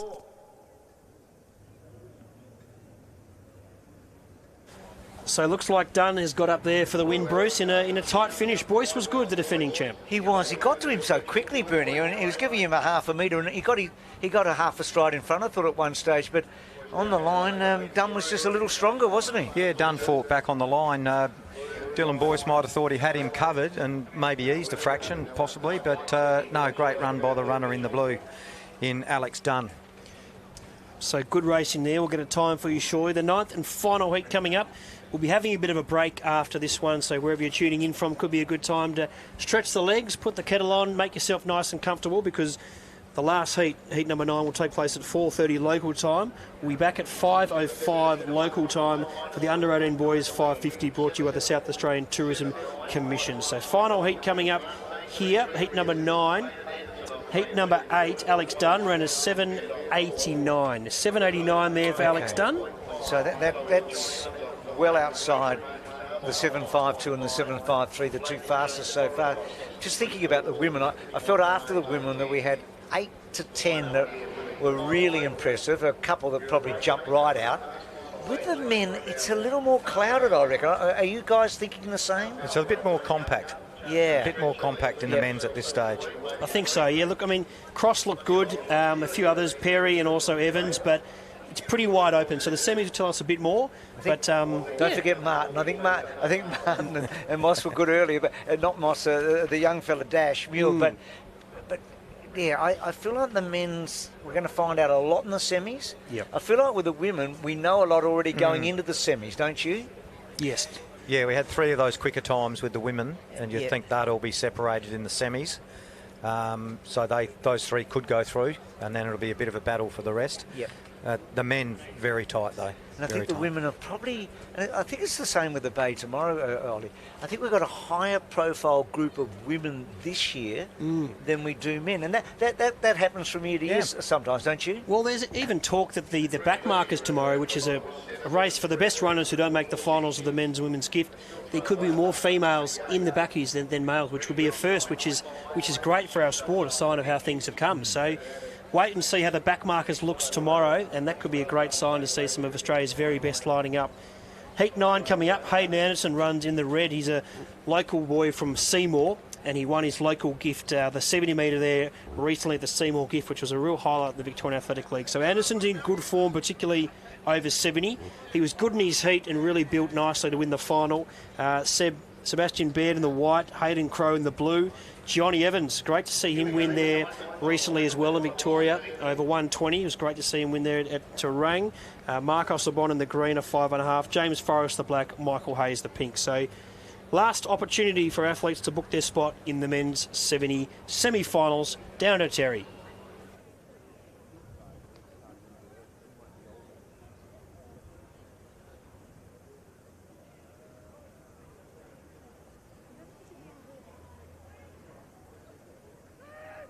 There we go. Hayes, Forrest, Arbon, Evans, Crowe, Baird and Anderson. Coming through in the centre was Evans. Hayes in front. Evans, though. John Evans wins. Hayden Anderson grabs second. Michael Hayes prominent for third. Sebastian Baird not far away with Hayden Crowe, James Forrest and Marcus Arbon. So heat number 9 there goes the way of John Evans, and it was an impressive victory. It was a terrific run by Hayden Anderson as well. There wasn't much between them. And Ollie, have you come across John Evans before?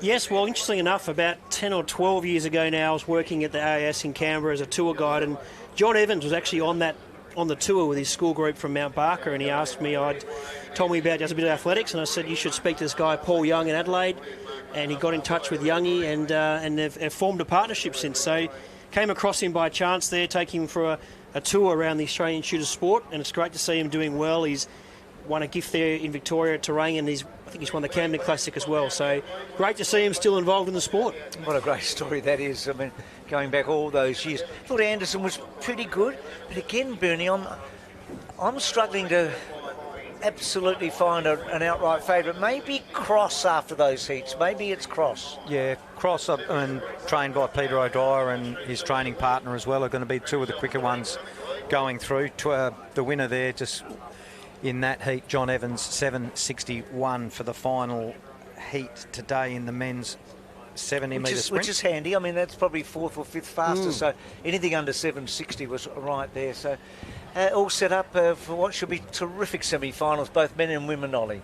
You sure will, yeah. I look forward to bringing you that action we're going to our field shortly. We'll keep you in the loop about them, but hope you've enjoyed the action. We're going to have a bit of a break here. There's a break here at the venue.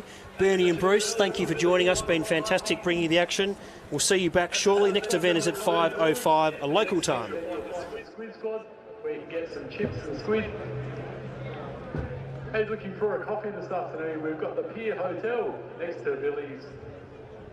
So appreciate all of their support for this year's Bay Sheffield. Feel like a cool beverages, and it's terrible.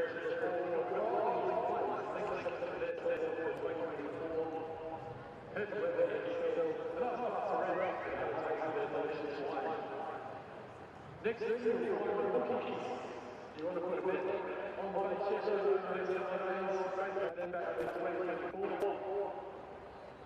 And as always, we get plenty of wonderful Bay Sheffield merchandise. And the sports centre is inside of on reserve. And they also have programs available for football.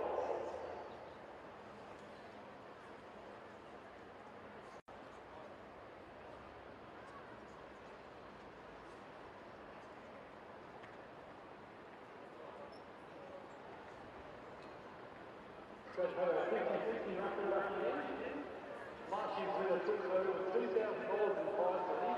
You can buy a ticket and support the SWAL. Your chance to win 50% of the final prize pool. Scan the QR code on one of the prizes around the room. Info will get to a link to the flyer and other socials as well. A huge shout out to the Lord Coopers and Coopers Hills. Plenty of terrific Coopers beverages over there. And thanks to Coopers, because they were important to brew Mason at the Gold State. But after dedicating over 150 years to the art of brewing, we believe it's true.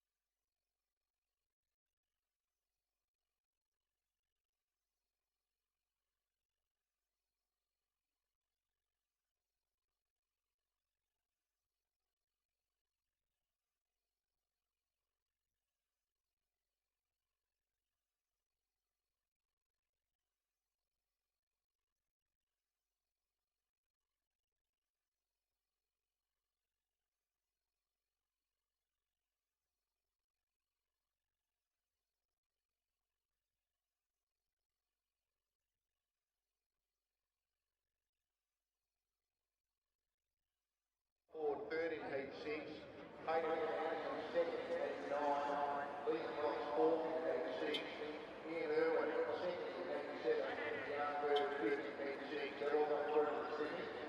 Paul, Lawrence, Kennedy, Baker, Ford, Anderson, Moss, Irwin and Bird in the semi. Semi-final number 1, the red will be really nice on 3 in the corner. The white will be Louis Lawrence on 4. The blue will be Alexander on 4.5. The yellow Young Bird on 4 and 3/4.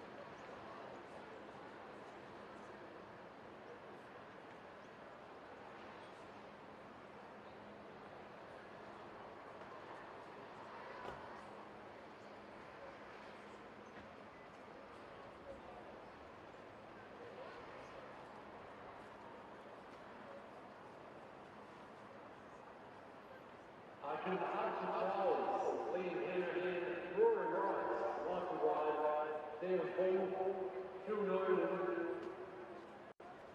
Please report to the White Upper team at the northern end of Collingwood Zone to proceed to the event society team. That's the 800 team. Archie Charles, Liam Henry, Rory Wright, Michael Wright, Dan Paul, and Phil Nolan, the 800 team.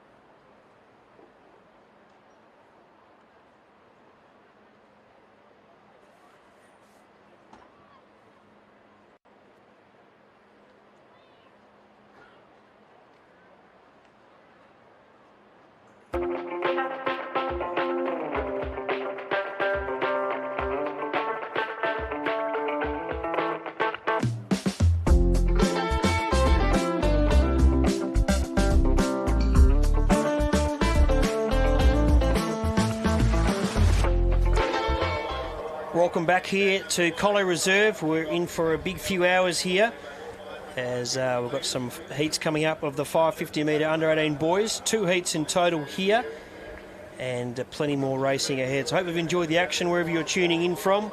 I'm Ollie Werman, joined here again by Bernie Tippins. Bernie, it's been some good racing. Yeah, great racing so far this afternoon. We move into the second part of the program tonight. As you said, the 550 for the juniors are about to get underway. Great race, the 550, a lap and a half of the very tight Collie Reserve circuit and very exciting. Bit of push and shove on the odd occasion, but great race to watch. No doubt about it. So heat 1 coming up here, 2 heats. Harry McDonough, the Victorian, will line up as our back marker here. And let's head down to Terry McAuliffe for his call.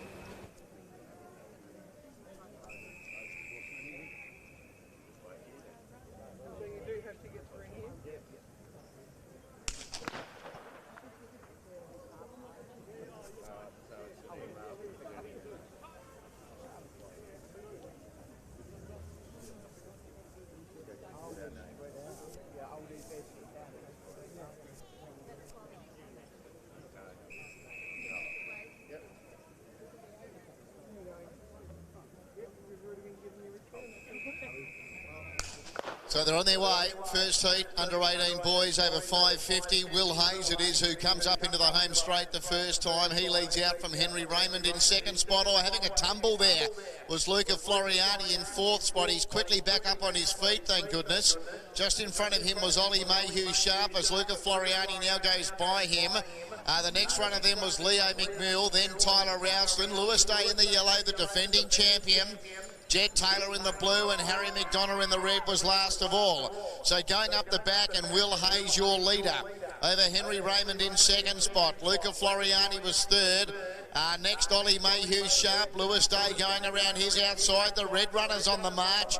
Harry McDonough, he's making a big move. Next then was Jet Taylor. And the last couple, Leo McMill. And last of all, Tyler Rowston. Will Hayes has been in front since the word go. He comes into the home straight. He's still got a big lead over the red runner, Harry McDonough.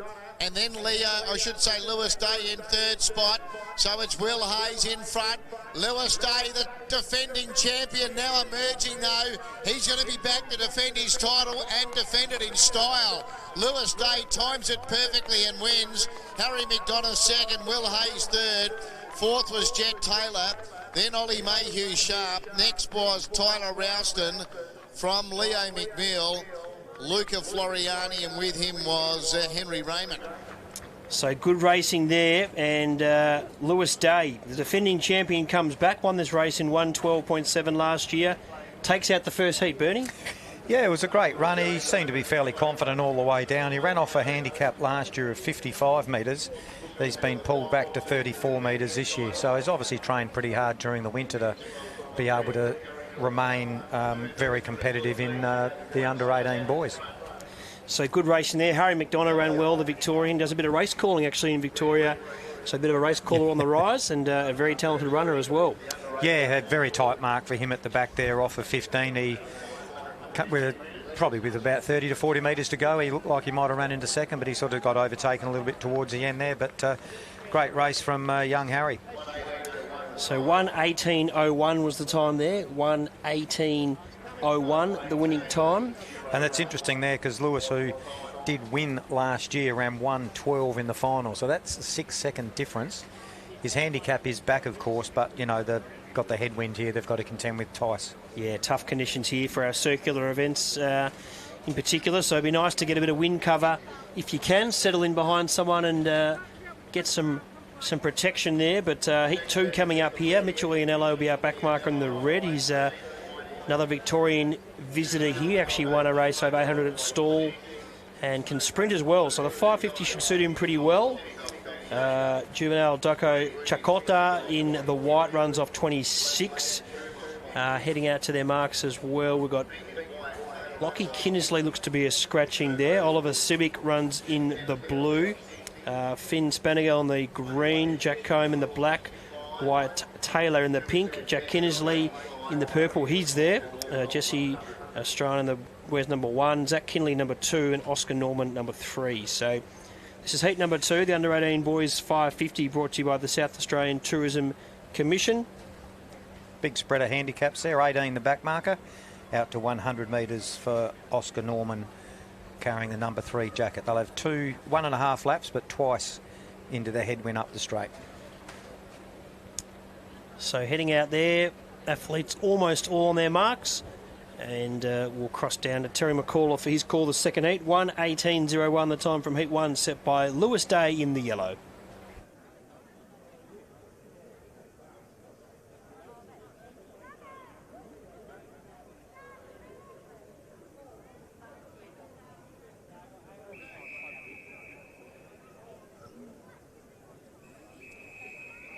Second heat for the under-18 boys over 550. Oscar Norman it is who will come up the home straight the first time, leading out from Zach Kinley in second spot.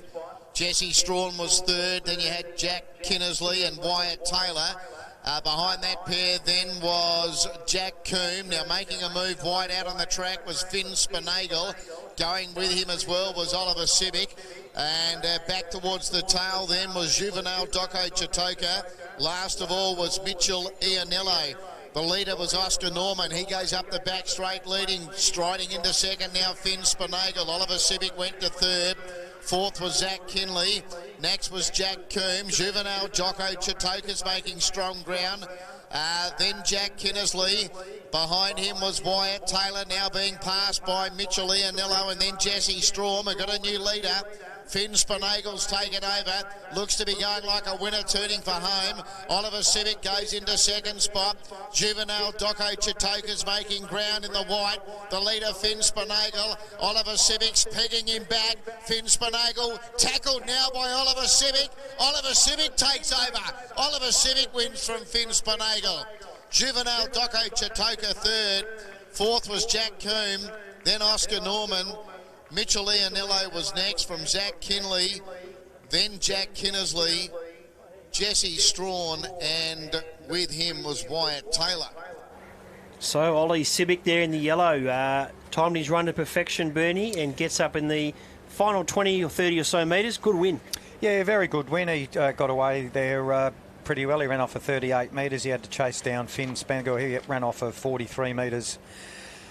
So he made up that ground and went past him reasonably easy just coming down the straight there. But for this junior boys under 18, it is the winners of the heats, and then the next 6 fastest times will go through to the final to give us a final of 8 later tonight. So last year's winner, Lewis Day, is into the final. He won the first, and in the second that was taken out by Oliver Civic. 2 guaranteed runners in, and the other 6 to come. Next event up on the program, the girls will be making their way around in the day's landscaping event. That's the Women's Open 550. $2,000 to the winner of this race later tonight, $1,000 for second, so some great prize money in the Women's 550.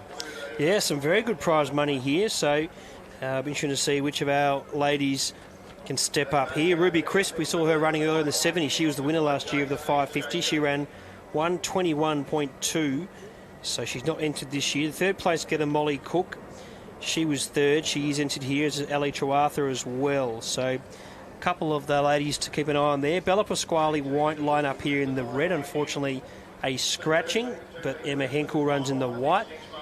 Catherine O'Dwyer, one to keep an eye on in the blue, another one of the pod squad, and Peter O'Dwyer, and of course her father is Peter O'Dwyer. Molly Cook in the yellow, Maya Robinson the green, Georgie Fielder the black, Casey Bushek in the pink, Lucy Sperling the purple, Rochelle Keane with number 1, Sue Anderson runs in number 2, and then Lauren McHugh in number 3. Yeah, one to watch, possibly Lucy Sperling, very tall girl, long strider, may suit her this journey, but probably will running tomorrow in the mile events as well. So one to watch there. And Lauren McHugh, a winner of this race back in 2013. So it'll be interesting to see if she can reproduce some of her best form. Lady's about to go. Down to Terry for his call.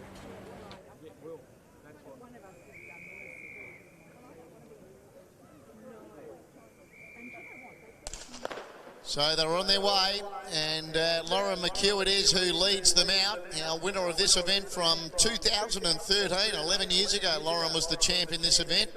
She's in front from Sue Anderson in second spot. Rachel Keane was third. Lucy Sperling going up on her outside was next. Now in the yellow, Molly Cook's making good ground around the outside of Georgie Fielder. With that pair was Maya Robinson, then Catherine O'Dwyer. Next was Cassie Butchek, and last of all was the very talented Emma Henkel. Going up the back straight, Lauren McHugh, the leader, leads the way from Sue Anderson in second spot. Third was Lucy Sperling. Fourth was Rachel Keane. Then Georgie Fiedler, I should say. Making a run now was Catherine O'Dwyer in the blue.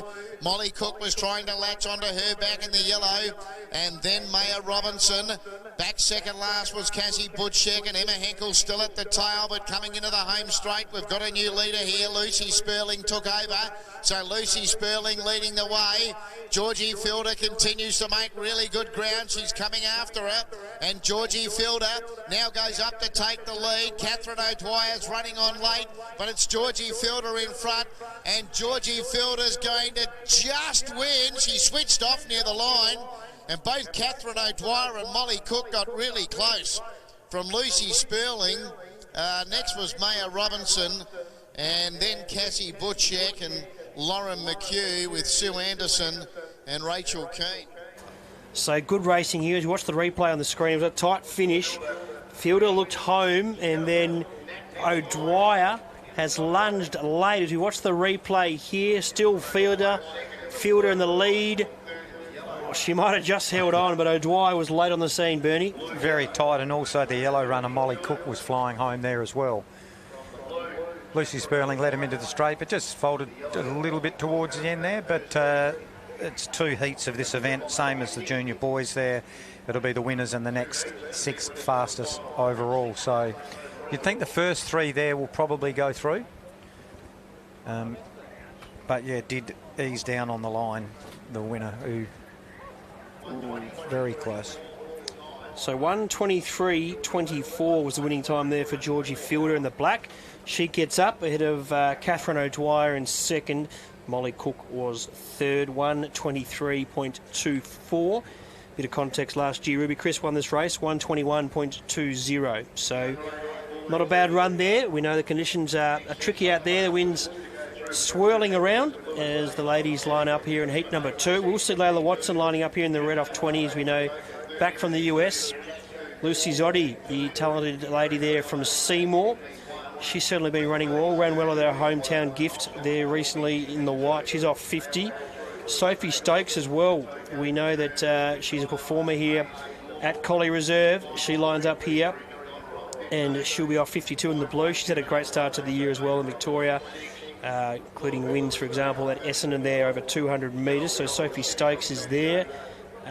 Looks like the yellow will be a scratching. Emma Potter's there in the green. Jessica Kemp in the black. We go to Mercedes Turney running in the purple. Ali Truartha wears number 1. Courtney Ryder number 2. And Kirsten Fantanel in number 3. Second heat coming up. Yeah, so as we said earlier, and the next 6 fastest will go through to the final tonight. Great race, the 550. We just saw, this is the 800, of course, 550, just getting myself a bit confused. The 800's on tomorrow, but the 550 women getting ready to go around in the open division. The starter down there, John Turner, has been helping out the athlete, and John himself is a Bay Chef winner.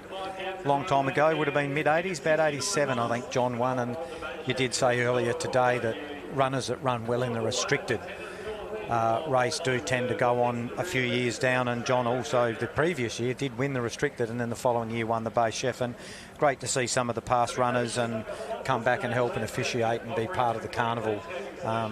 Small sort of group of people, the officials are very hard-working, and John coming down to help's fantastic. Yeah, great to have a lot of the hard-working officials who love what they do and come back year after year. And plenty of great people in pro running around Australia and here in South Australia making it all happen. So Heat 2 coming up, 550 for the women, brought to you by Days Landscaping.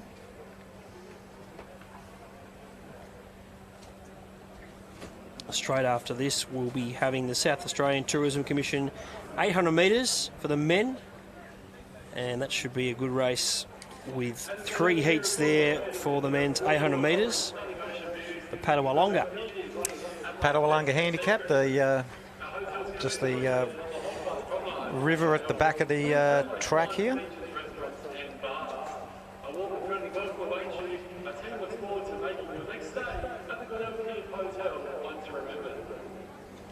Just a slight hold up here before this race gets underway, unless we're ahead of time, Ollie.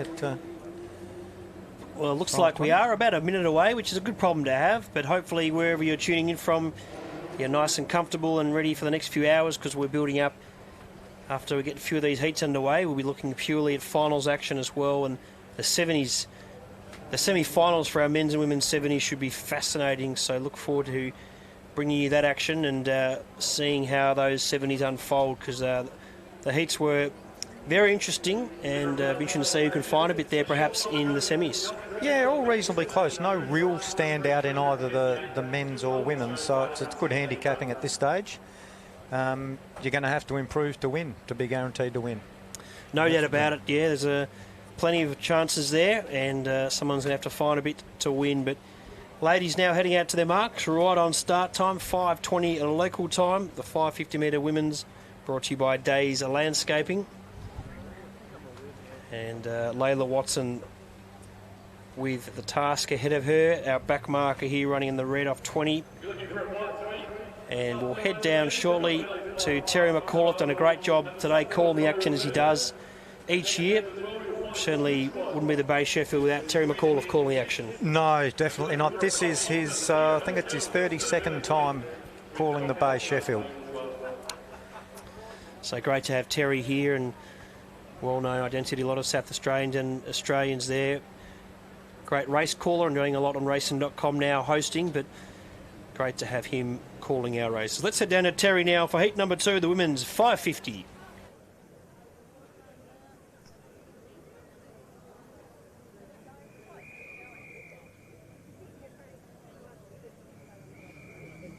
Second heat of the 550 here for the women, sponsored by Days Landscaping, and Kirsten Fandanel starts out with a big lead. Over in second spot, Ali Trewartha. They both made the final actually last year, these two girls. Running in third was Mercedes Tierney, and with her was Gabby Sullivan, and going forward quickly was Jessica Kemp in the black. The next runner was Sophie Stokes in the blue, then Lucy Zotti in the white from Emma Potter, and giving them a big start was Layla Watson, but running towards the back, and it's Kirsten Fandanel still with a dominant lead. Over Ali Trewartha in second spot. Mercedes Tierney was third. Fourth was Jessica Kemp. Next then was Sophie Stokes. Then Lucy Zotti starting to work into it in the white. Behind her then was Emma Potter with Gabby Sullivan, and nearly tacking on the red runner Layla Watson. Kirsten Fandanel coming back to them now. Her lead might be short-lived here. Kirsten Fandanel about to come around the home turn in front, but Sophie Stokes the first one to throw out a serious challenge. Ali Trewartha joining in with Lucy Zotti as well. So it's now Sophie Stokes, Ali Trewartha and Lucy Zotti. Lucy Zotti with Ali Trewartha from Sophie Stokes, then Jessica Kemp, Ali Trewartha and Lucy Zotti, stride for stride. Ali Trewartha and Lucy Zotti, they hit it locked together from Sophie Stokes, Mercedes Tierney, Jessica Kemp, Layla Watson, then the next Gabby Sullivan from Kirsten Fandanel and Emma Potter. What a tight finish there. Another beautifully handicapped race. Ali Trewartha up against Lucy Zotti there in the white. They go side by side, Bernie, very tight. Yeah, a bit hard to pick this one. Just for people at home, on the inside, Ali Trewartha ran off of 80 metres and Lucy Zotti ran off of 50. There was a 30-metre gap, and it comes down to this very last stride to see who'll win the race. We know Zoddy as well. Recently a finalist in the women's gift there in our hometown of Seymour. So she's an athlete who can sprint and run really well, right up to 800 metres as well. So very tight. Maybe leaning towards Trewatha there, wearing number 1. Good finish though. Yeah, good finish, but as we know, the winners and the next 6 fastest go through, so I think both girls will make their way through to the final there. Save a little bit, ready for the final tonight. So very tight still. There's no official result there. 800 metre for the men coming up. A couple of stall 800 metre winners, including Cooper Lebec of Seymour and Jack Dodorico. So looking forward to seeing them over the 800 metre distance. 3 heats of the 800, Ollie, tonight. So still looking at the photo finish here. Trewatha and Zoddy battling it out. Great finish, and we're not closer at this stage to an official result. And Trewatha is confirmed the winner now. So Trewatha gets it ahead to Lucy Zoddy, who runs second. So good running. 1:21.95 the winning time there for Ali Trewatha. So fastest of the 2 heats. Yeah, quickest of the 2. So those girls, we might see the same in the final. Those 2 girls fighting it out. No doubt about it. And of course they've got to back it up later on. So it's a tough task running 2 hard 550s. And Trewatha and Zoddy, no doubt, may well battle it out again in the final later on this evening, which you can catch here on the live stream. Our next event on the track is the South Australian Tourism Commission, the 800 metre race. And you were saying earlier that Padawalonga, named after the river. Yep, Padawalonga, just behind the track to the northern side of at the start end for the sprint races, the Padawalonga. There was a story on the local news only the other day. Ollie, there's no swimming obviously in the Padawalonga and a lot of those rivers now, but a few years ago they did have water skiing and milk carton regattas, and it was quite a vibrant spot down there, but that was in the 70s back then. But no, it's a bit of a marina out the back there now, and that's where it leads into. Fantastic. We'll have 3 heats, $1,500 to the winner there, so some good prize money up for grabs here. Michael Buckler donating the sash, which is great to see. Yeah, Michael last year was inducted into the Bay Sheffield Hall of Fame, and he's been involved with the Athletic League since I can remember, and it puts in a massive amount of effort getting these carnivals up and running, looks after a lot of the gear for the Athletic League and making sure all the tracks are set up. And when I was running, I would turn up to a meeting, as all of the young ones do nowadays, and just have a run, but you don't realise the effort that's put in before. The people are down at the ovals where these meetings are held 2 or 3 days before, marking the track out and getting it ready, and then turning up good 3-4 hours before the meeting to set it up and pack it all down. So well deserved to Michael Buckler for keeping the league up and running. Yeah, now there's plenty of people like Michael, unsung or sung heroes that really make this sport happen and get the best out of it. But lining up here, Cooper Lebec, the reigning stall 800 metre champion. He got the job done there in the horrible conditions there on the Easter Monday after the gift finals had been run. They ran some circular events, and Cooper Lebec, his father Kelvin, who trains the Kelfit crew in Seymour, wasn't sure if he'd like the going, but he ploughed through it, and he is the reigning stall 800 metre champion. And he's there, as was Ty Duncan in the yellow. Jack Dodorico as well, another athlete who's won the 800 metres there at stall. We go out then to Tom Lancaster. We'll head down to Terry for the call. First heat of the 800 for the men, and it's Gianni Scaleri who comes past the judge the first time, to be told he's got 2 laps to run. He leads from Tim Hayes in second spot. Tom Lancaster was third, just going by the judge now. Cameron Moss was fourth, then Jack Dodorico and Ty Duncan, and at the tail was Cooper Lubeck. So going up the back is Gianni Scaleri with a lead of about probably 15 to 20 metres. Over Tim Hayes in second spot, 35 metres further back then. Tom Lancaster third, right at his shoulder was Cameron Moss. The next pair, Jack Dodorico and Ty Duncan, and still about 15 metres to Cooper Lubeck, last of all, the champion from the 800 at Stawell earlier this year. So it's 3 heats, the 3 heat winners to the final, with the next 5 fastest overall. And Gianni Scaleri, he's been in front from the word go. He leads from Tim Hayes second. In fact, there's been little or no change to the order. Tom Lancaster third, Cameron Moss was fourth, Jack Dodorico next, then Ty Duncan and Cooper Lubeck looking to tack on. So going into the back, Gianni Scaleri's had his lead well and truly shortened. We're going to get a new leader soon. Tim Hayes is about to move up the challenge. In third, Tom Lancaster. He's a previous winner of this event. In fourth then was Cameron Moss. The next pair, Jack Dodorico and Ty Duncan. Cooper Lubeck can't reach them at the moment. The leader now was Tim Hayes. He moved away from Tom Lancaster going into second. Going into third now, Cameron Moss. Then Gianni Scaleri, Ty Duncan, Jack Dodorico. Cooper Lubeck can't get near them. Tom Lancaster moved up to take the lead. Challenger might be Cameron Moss if there is one. Tom Lancaster in front from Cameron Moss, trying to peg him back. Lancaster lifting though, and Tom Lancaster takes out the first heat of the men's 800. Cameron Moss second, Tim Hayes third, Gianni Scaleri fourth, then Ty Duncan, Cooper Lubeck and Jack Dodorico. So good racing there in the first heat. Tom Lancaster gets the win ahead of a very much informed Cameron Moss, who I remiss me not to mention him pre-race, but a good win there to Tom Lancaster in the black. Yeah, it went down to the line very comfortable. The 2 will probably go through into the final, but yeah, Tom, a very well-seasoned athlete. He had a 5 metre gap to Cameron Moss when they took off at the start, and he just couldn't get there, Cameron, but I think both will go through to the final. Yeah, it was a good effort there. Lancaster, as watch the replay there. Great views here at Collie Reserve. As we get the aerial shot there, Lancaster Moss started to lift a bit late. He had one last surge in him, but it wasn't quite enough there. So good effort by Tom Lancaster, head of Cameron Moss there. Third spot, Hayes there, was joined also by Ty Duncan in the yellow. But good go there in the first heat. The heat winners in the next 5 fastest progress to the final there. And Timothy Hayes does get third there in heat number 1. Heat 2 not far away. I hope you're enjoying the action here. Day 1 of the 138th running of the Bay Sheffield. Bernie, we've had a good day's racing and the best is yet to come today.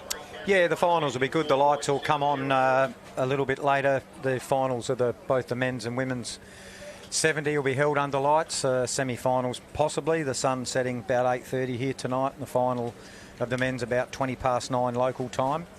So yeah, plenty of good running to come, and the few of the crowd starting to build up a little bit. It's a bit cold down here at the moment. Bring a jacket if you're on your way down, but it'll be a great evening to witness some unique sport, the sport of professional athletics. Can just see the DJ setting up over here as well, Bernie. So something a bit different this year at the Bay Sheffield. The DJ setting up, so they're looking for a bit of a live golf type atmosphere here. So hopefully we get some good atmosphere of the people here get a good atmosphere and enjoy it as we zoom in there and get a good view there of the DJ just setting up, and a few people just enjoying some of South Australia's finest, a few Cooper's Pale Ales. There's a good atmosphere here, and many people make this a yearly tradition there to be up on the hill and enjoy themselves responsibly, of course, Bernie. Yeah, absolutely. Yeah, the Cooper's Hill, plenty of people up there. A few regulars from year to year make their way up there. It'll be a lot busier tomorrow with Bay Chef Day upon us. And we talked earlier about the slight switch in dates. I think the Athletic League try and get the event to be held on public holidays or weekends. And it just depends how those public holidays and weekends fall as years go by. This year it's been fantastic. Gave Victorians and interstaters an extra day to come across, and that worked very well. A lot of interstate athletes have made their way here to Adelaide to compete in the Carnival. And word goes round, it's a great carnival to be a part of, and as you can see by that shot there, it's just very unique, this setup here at Collie Reserve. No doubt about it. Just confirming there, Tom Lancaster won heat number 1, 154.70. 154.70 the winning time there for Tom Lancaster in heat number 1. So heat 2 out there, Thomas Kemp in the red, our back marker. Tyler Gridley runs in the white there off 32. So those two nearby each other. Michael Chimington there, I can see him out there, as well as Archer Charles in the green. Purple there, Luke Barrow lining up. We go to Rory White. Darren Naismith as well. He's a regular visitor here to South Australia with Team Fiedler. And Greg Hilson as well. Has had a good couple of years. She won the double last year on New Year's Day at Maryborough in the distance event. So Greg Hilson might be hard to get past there. A couple of Victorians here on the two front marks. Darren Naismith, a very smooth and cool mover as they prepare for heat number 2. Yeah, the double at Maryborough would have been a fantastic effort. That's New Year's Day, not far away, of course.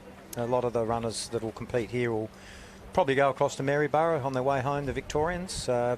Historic event, the Maryborough GIF.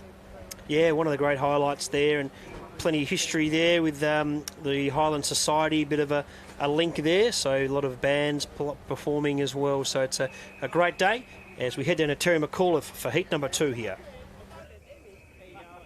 Second heat, men's 800. Greg Hilson the first to get to the judge with 2 laps to go. Darren Naismith was second. Rory White was third. Luke Barrow was fourth. In fifth then was Michael Chimington. Behind him was Archer Charles. He's the defending champion, the lad in the green. Then in the blue, Hamish Rankin from Tyler Gridley and Thomas Kemp at the tail. Going up the back in the leader, Greg Hilson. Darren Naismith closing the gap in second. Rory White likewise in third. Luke Barrow's running in fourth. A breakdown of about 20 metres further back to Michael Chimington. Then in the green, Archer Charles, as I said, he's the defending champion. Then Tyler Gridley, and behind him Thomas Kemp with Hamish Rankin. So they come up the home straight this time to get the bell from the judge, and Darren Naismith led. Rory White going into second. Back to third now, the early leader, Greg Hilson, as Rory White goes through now to take the lead with a lap to go. Luke Barrow's in fourth spot. In fifth was Michael Chimington. Archer Charles was next. Then, I should say, Tyler Gridley from Thomas Kemp and Hamish Rankin. Rory White led going up the back with a bit over 250 metres left to run. He's trying to open up here with the wind behind him. Darren Naismith second, Luke Barrow third. Fourth, Greg Hilson. Behind him then was Michael Chimington. Then Archer Charles, Tyler Gridley, Thomas Kemp, Hamish Rankin. Most of these at the back making hard weather. Leaders going well. Rory White's going to turn for home about 10 to 12 metres in front from Darren Naismith. Running into third now was Michael Chimington, and then Luke Barrow. It's Rory White in front. Michael Chimington starting to storm home when it's all over, but the bird's gone, and the bird is Rory White, well and truly flown. Rory White first. Michael Chimington made up a heap of ground to run second. Darren Naismith third. Archer Charles fourth. Thomas Kemp fifth. Then Luke Barrow. Tyler Gridley was next, and then Greg Hilson. So, Bernie, that was an impressive win there to Rory White in Heat 2. Yeah, comfortable winner of that race. He raced off of 90 metres, one of the Camden athletes, Frank McHugh's group. Yeah, very comfortable down there. He had that sort of one at the top of the straight, and the runners chasing him there. Michael Simmerton off a 62 ran second, and third was Darren Naismith, Victorian, off 104. But, yeah, reasonably easy win there to Rory White, and probably targeted this race a long way out, as a lot of runners do. You want to try and win a race at the Bay Sheffield Carnival, and he won't be far off, I'd say, once the final comes round. And it's probably pretty rare we see a Bay Sheffield Carnival these days without Frank McHugh training a winner, so no, that's he right. Could be one right in the mix, we think. Yeah. We'll wait for the time to come through. 1:54.70 was the time from Heat 1 for Tom Lancaster. 1:52.18, so he has put down the fastest of the two heats. 1:52.18, Bernie. Yeah, one more heat to come, but that's going to put him right in the mix later tonight to take out a victory for the Camden crew. Yeah, impressive win there. So the final heat coming up, and then we've got some finals action. We've got the 120 metre Little Athletics girls, Little Athletics boys, and then the two semi-finals of the Jim Travers Memorial. Then we've got our semi-finals as well for our women's and men's 70s. So I'm going to be interviewing our semi-final winners there. So hopefully for those home we'll get some sort of insight from our semi-winners there in the men's and women's, which looks very wide open. But until we get there, Bernie, one more heat to come for the men's 800 metres. Yeah, looking forward to this. Asher Gilling's running off the back mark of 30 metres. If he's made his way to the track.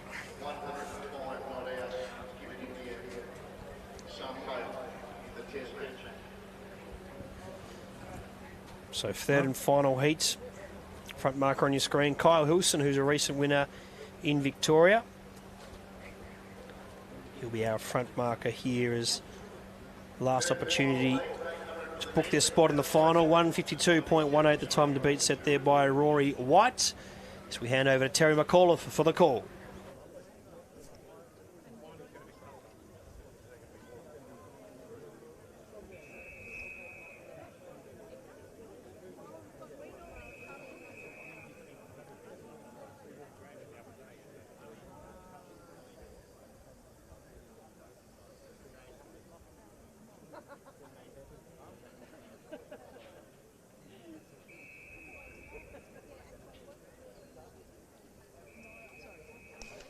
On their way, Kyle Hilson goes past the judge, being told he's got 2 to go, and he leads out by about 50 metres over Matty Fallon in second spot. Lockie O'Brien was third. James McManus was next in the black. Then Sam Keane. Behind him then was Deacon Gore with Robbie Kilmeyer. So going up the back straight is Kyle Hilson with a lead of still probably 50 metres. Lockie O'Brien went to second. Matty Fallon was third. James McManus was in fourth. Then Sam Keane. On his outside was Deacon Gore, and Robbie Kilmeyer, he was at the tail. So they come around the home turn, well certainly the leader does, and that is Kyle Hilson. Coming up the home straight to get the bell this time, to be told he's got a lap left to run. He's 25 metres in front. Lockie O'Brien's a clear second now. Matty Fallon was third. James McManus was in fourth, then Sam Keane. With him was Deacon Gore and Robbie Kilmeyer as well. They're basically almost won that group, which is chasing the tearaway leader, Kyle Hilson.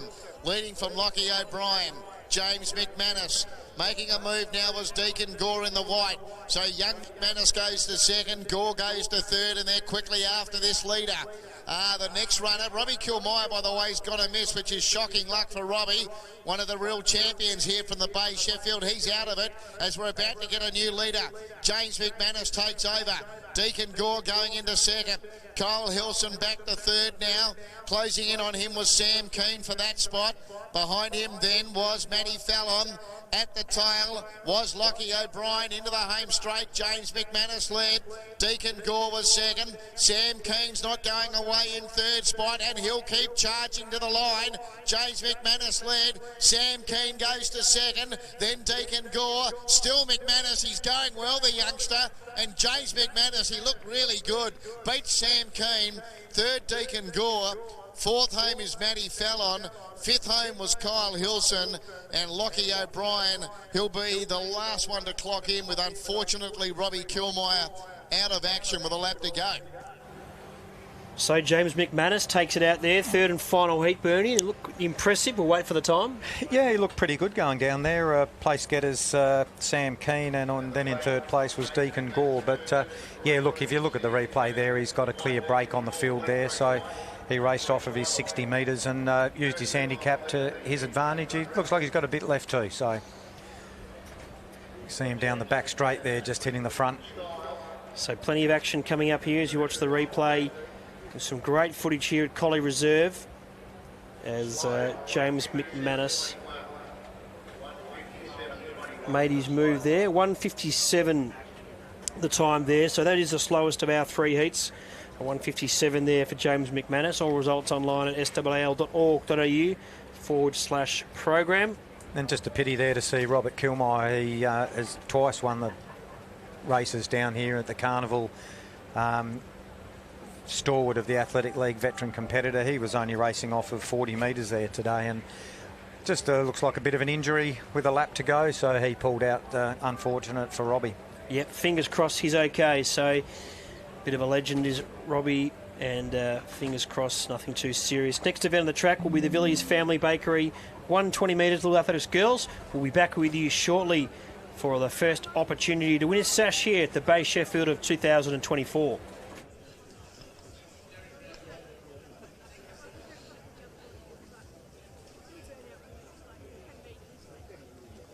A special mention as well to Durham Service Apartments, who were the sponsor of the under-18 boys heats previously. We're excited to acknowledge Durham Service Apartments as a proud silver sponsor for that particular event. With its prime location in Glenelg, Durham Service Apartments offers a perfect blend of comfort and convenience, catering to leisure and corporate travels. Thank you to Durham Service Apartments for supporting the Bay Sheffield for 2024.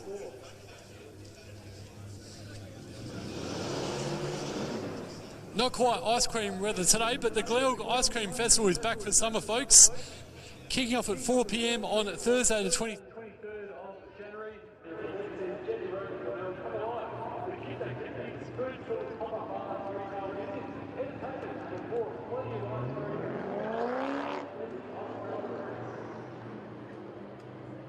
And thanks to no one about 150, we've got the Mickey's room from the Christmas bar, or Nelly's Martini, or Sweet Squad. Mickey's kicking a picture of time roll with Kerry Bay Sheffield, where they round the juices, flavoured milks, and water. Speaking of sponsors, thanks so much for joining us. If you're hungry, there's no substitute refreshments. The great Aussie meat pie is change for the better.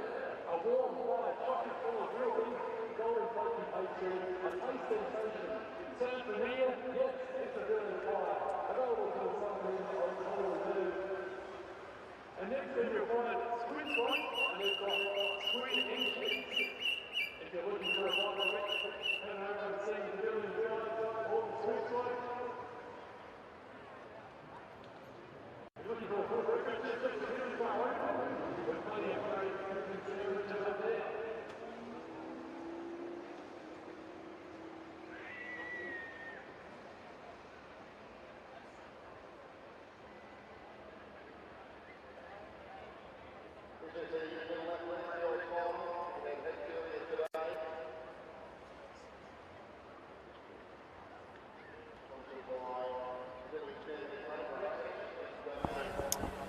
So we're back here, the 120 metre Little Athletics Girls Final, the first race here. Isabella Tabini runs in the red, Jasper Barnes in the white, Rachel Stoles in the blue, Angelique Whitaker in the yellow, Ashley Burkhardt in the green, Madeline Sloane Fleming in the black, Chanel Mayo in the pink, and Lara Hutchison in the purple. So good race coming up here. Great to have our Little Athletics South Australia athletes here. And a great opportunity for the youngsters to have a race on Collie Reserve, event sponsored by Villiers Family Bakery, and the sash donated by Bruce McAvaney. Fantastic. Of course, we'll have Bruce back here in the live stream as well this evening. So final coming up here. Tabini with a big task ahead of her. She runs off 4.25.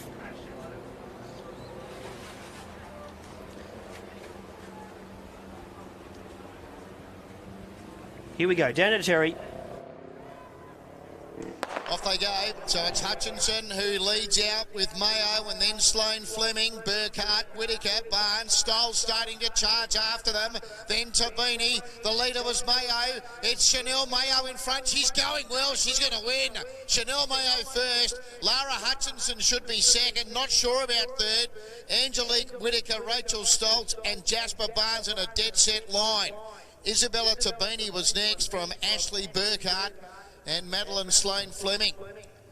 So Bernie, what a final there. Good racing. Yeah, runner in the pink ran very well. The out markers took this race out.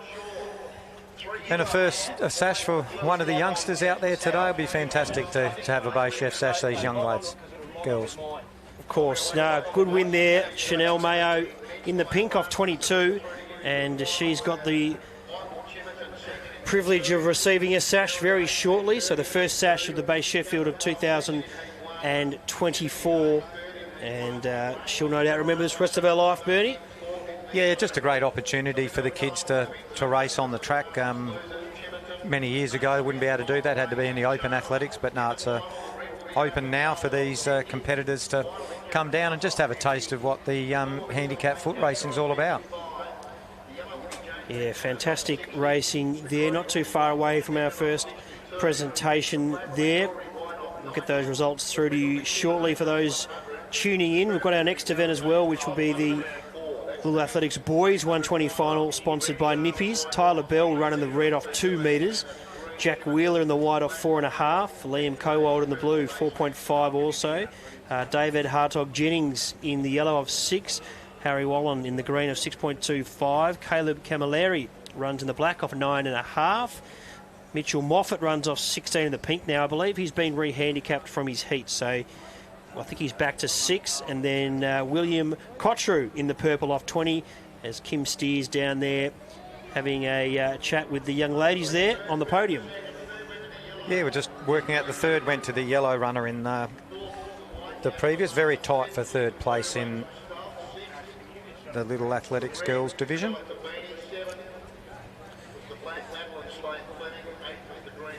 So results there, and the first sash up for grabs, and we're in for a pretty big next 3 or so hours, 2 hours of finals action here at the Bay Sheffield of 2024, and some history to be made here.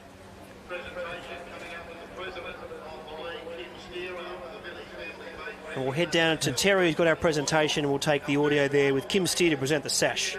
For Bay Sheffield Carnival. Big round of applause for our winner, please, in the pink, Chanel Mayo, as she makes her way up. Well done, Chanel. Also for our runner-up, Lara Hutchinson. Well done to Lara. And our third place getter, Angelique Whitaker.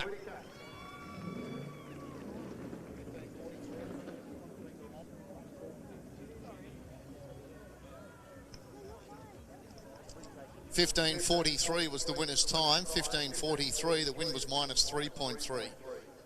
Minus 3.3.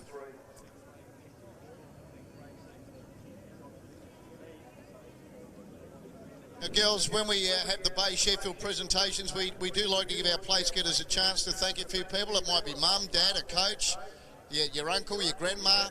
Who have you got for me, Chanel? Probably my family, whole family coming down here. Okay, who does the family include? Mum, dad, sister, mum's friend, and that's it. Okay, what did you think going into the final? Do you think you'd be standing on number 1? No. It's a pretty good performance. Yeah. I felt pretty good. Yeah. Right, congratulations. What about for you, Lara? Who would you like to thank? My mum and dad and my grandpa. They're all here watching? That's it. Got some friends here too? No. Okay. And well, I know you've got your dad here, Angelique. I saw him earlier today. Yeah, I would love to thank my parents, my grandparents, my auntie, and my sister. They're such great support, and my coach Don and my running friends Casey and Ken. Fantastic. There we go. Give them a big round of applause. Well done to Chanel, Lara, and Angelique making the podium after the Little Athletic Girls final. And Chanel gets that sash donated by Bruce McAvaney. I think Bruce is so great to have our first presentation there, and it's time for the Little Athletics boys coming up here, and Tyler Bell, big task ahead of him, running in the red off 2 metres. And we did see Mitchell Moffat in the heats run off 16 metres, and he was the fastest, but he's been re-handicapped. He's going to come back to 6. Let's cross down to Terry McAuliffe for his call. Boys.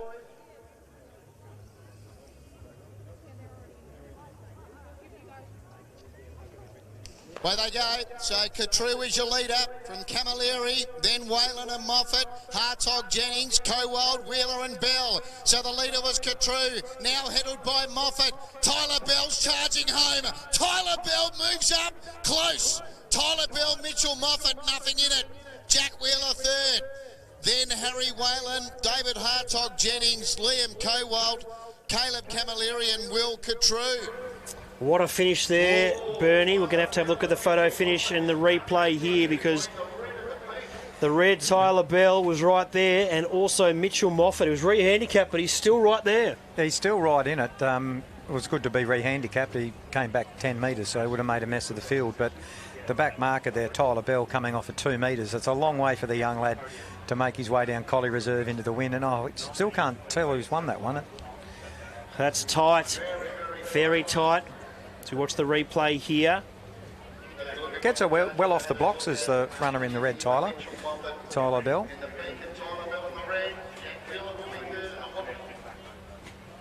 So the back marker, Tyler Bell in the red, storming home. Moffat, re-handicap, but still right there. 0.004 is the winning margin.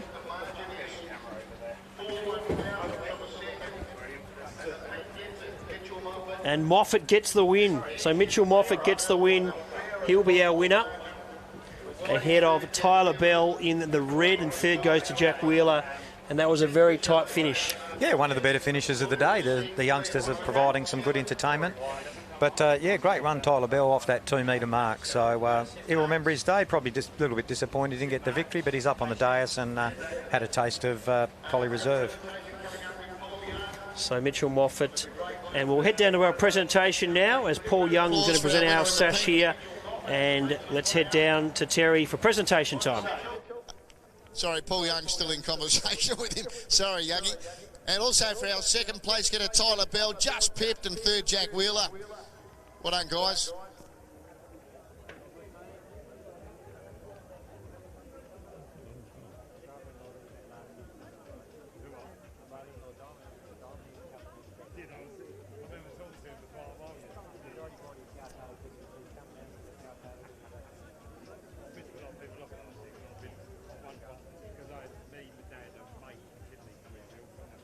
Okay, boys, now pressure's on you because the girls were very, very good up here with what they had to say. So, Mitchell, firstly, congratulations. Our Paul Young, who did the presentation, he was locked in conversation with you. What was he telling you?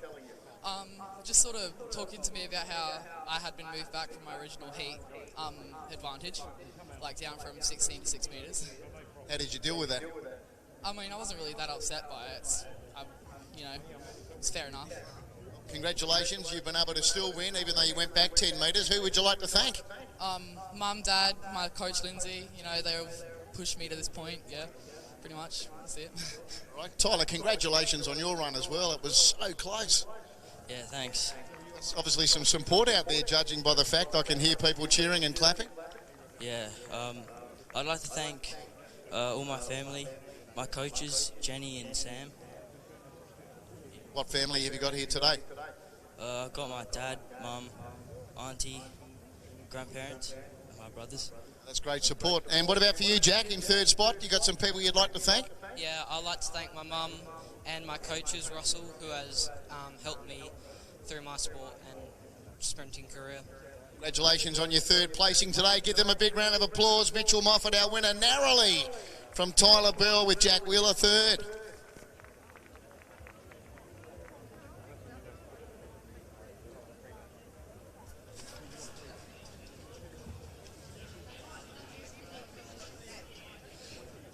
Time there on that final was 15.12, 15.12, minus 2.1 the wind, minus 2.1. Don't forget, folks, our Calcutta's back again for 2024. Tickets available for the men's and the women's.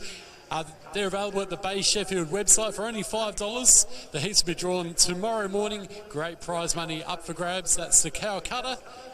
Speaking of great prizes up for grabs, last year our winner won over $2,000 in the Bay Sheffield 50-50 raffle. All you need to do to get involved in that is go to www.s50.events/BayShef. That's www.s50.events/BayShef for the Bay Sheffield 50-50 raffle. Semi-final time for the 120 restricted Jim Travers Memorial, sponsored by Freelab. So coming up here, we've got our two semi-finals here. Semi-final number one underway. Montana Clark, Kanisha Surfontaine, Luke Rigby, Jack Burfield, Joel Cedric, Bomo, Max Thompson. It's now Kanisha Surfontaine tackled by Max Thompson. Max Thompson goes on to win. Luke Rigby second. Joel Cedric, Bomo might have been third from Kanisha Surfontaine, Jack Burfield and Montana Clark. So the first semi-final's been run and won there. Yeah, Max Thompson, he's in the red colour there, off of the 6 metre mark. He flew on the inside there. Great stride, if you look at him there. Very good stride. He's got to chase the two girls out wide, but he's going very, very well, and he'll go down. He goes on to win the first of the semi-finals. 2 semi-finals winners and the next 4 fastest go through, but he won that one comfortably going away. And we welcome back Bruce McAvaney. Bruce, welcome to you, just in time for the busy and exciting time ahead, and that was a nice win there to Max Thompson. No, he was strong, wasn't he? Bernie and Ollie looked terrific off the red. Not easy to do, but held his form all the way through. crowd's good. Had to wander around. Conditions, I reckon, are as good as they've ever been all day. Wind continues to be gusty, and we're not too far off a really exciting, 2 or 3 hours of athletics. Bay Sheffield special, so to speak. And the second place getter there was Luke Rigby, who ran very well earlier today in the heats, won his heat. 12.69 the time there for Max Thompson. He gets the win ahead of Luke Rigby, and Joel Cedric Ibomo was in third spot there. So that's the first semi-final, the restricted 120, the Jim Travers Memorial. And plenty happening out here on the track. Second semi-final not too far away here, and Hugo Nishimura runs in the red. Jason Weir in the white of 6.5. Riley James runs in the blue. Tyler Ford in the yellow. Jasmine Rowe, who was very impressive in her heat, she runs here in the green and looks to be the one to beat at this stage. And Olivia Parnell runs in the black off 24 metres. So second semi-final coming up here, and plenty of action here. And Jasmine Rowe, can she back up her impressive heat win there, Bernie? Yeah, I think she can. She's running off of 23 metres, and she ran 12.68 earlier today. Very strong, held a line, really held a form real well to the line earlier today. So I think she'll be very hard to beat. Olivia Parnell starts just 1 metre in front of her. So Jasmine's got someone to chase very early, try and get a good start off the blocks. She's the one to beat, no doubt. She was terrific this morning. Always a little query for every runner. You know, you've got to back up and get the warm-ups right and everything else, nutrition, but there's no reason to suggest she won't be doing that. So the other one, yeah, go on. Yeah, sorry, Bruce. The other one to watch in the white, Jason White. He ran 12.86, so he'll be probably got her eye on her to try and chase her down. To be between the two, I think. He was strong late too, wasn't he? So here we go. Second semi-final coming up, the Jim Travers Memorial. Let's head down to Terry McAuliffe. Pre-lap 120 restricted, Jim Travers Memorial. Max Thompson's already booked himself into the final.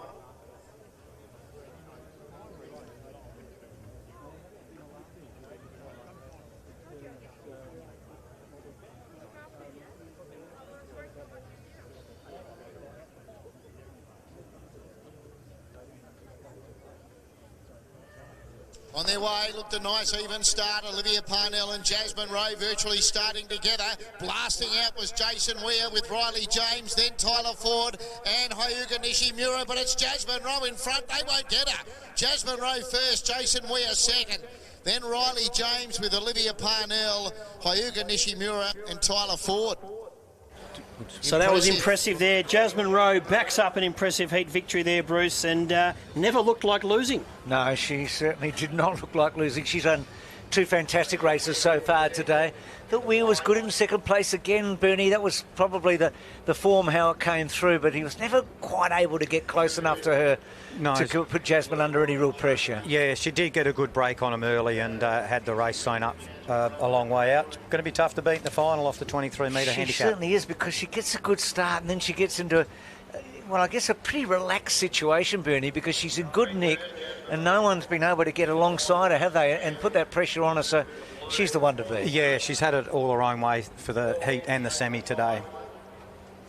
So plenty of racing coming up here. We're edging towards our semi-finals coming up. We've got the women's 70 brought to you by Coopers and also the men's 70 Riley's Wine. So 3 semi-finals coming up here, and this promises to be some brilliant racing.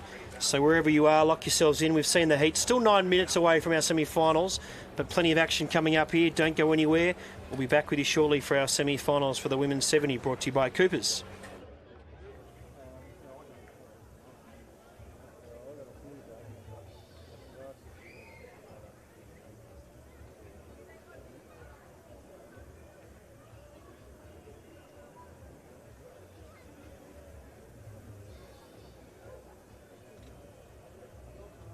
Next up, semi-finals of the Coopers Women's 70. Just back to the 120 restricted Jim Travers Memorial semis. The next 4 fastest losers that go through to the final are Jason Weir, second in semi-final number 2. Riley James, third in semi-final number 2. Olivia Parnell fourth in semi-final number 2, and Luke Rigby second in semi-final number 1. They will make the final. So the final of the free lap 120 restricted Jim Travers Memorial. The red will be Max Thompson off 6. The white will be Jason Weir off 6.5. The blue will be Riley James off 7 3/4. The yellow will be Luke Rigby off 8.5. The green will be Jasmine Rowe off 23. The black will be Olivia Parnell off 24. That'll be the lineup for the 120 restricted final. Red Thompson, white Weir, blue James, yellow Rigby, green Rowe, black Parnell.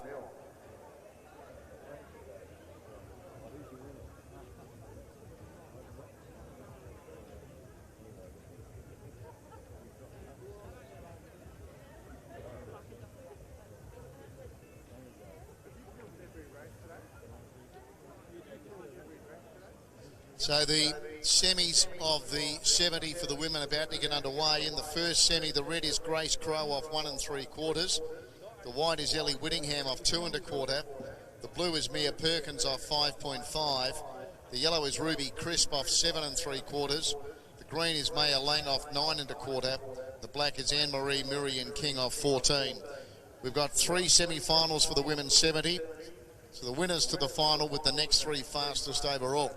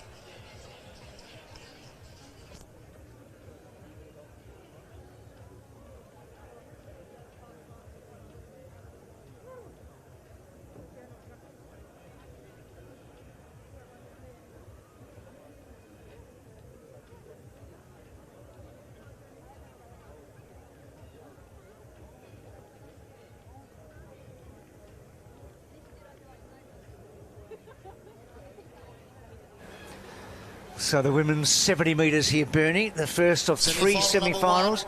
Grace Crow in the red off 1.75. Ellie Whittingham in the white off 2.25. And then Mia Perkins 5.5. The blue Ruby Chris, the yellow 7.75. Maya Lang, the green 9.25. And Maria Muri in Ken, the black 14 metres. Yeah, Ellie Willingham, the one here in the white's probably the one to watch, along with Grace Crow also. On their way, Miriam King, not brilliant, out leads Lang, Chris, Perkins, Whittingham and Crow. So in the centre, Chris takes the lead. Crisp, I think, might have just won from Ellie Whittingham. Ruby Crisp, Ellie Whittingham, they are the two from Mia Perkins, Grace Crow, Maya Lang and Anne-Marie Miriam King.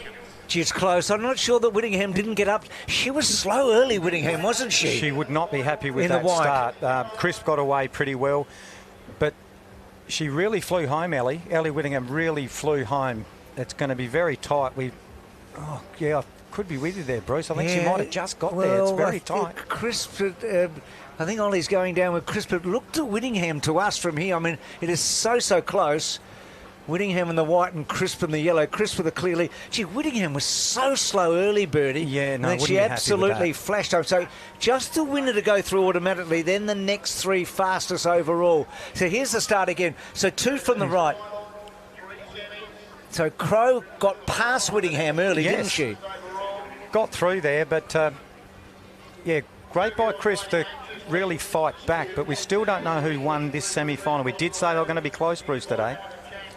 Absolutely.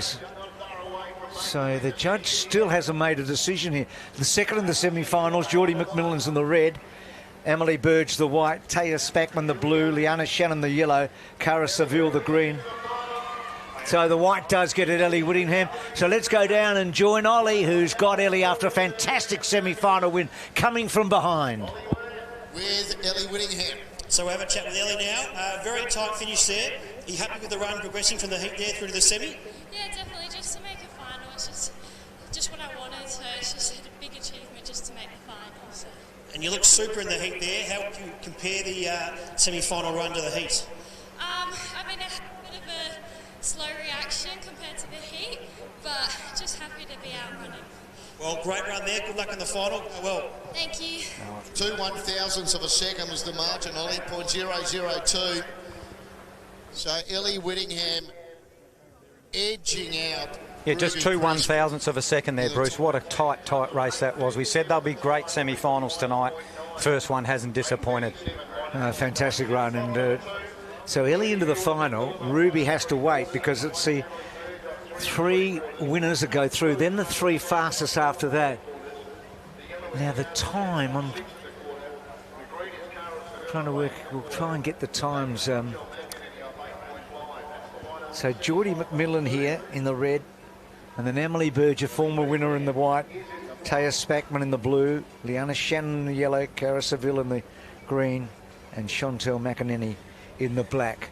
Yeah, Ellie Whittingham ran a time of 8.36, Bruce, as they make their way to the blocks for the second of these semi-finals. What do you think, Bernie? Spackman was impressive today, so was Birch. I thought McMillan was terrific, but off 1.75, it's a big ask. It's a big ask, but I think she's going to get there, Bruce.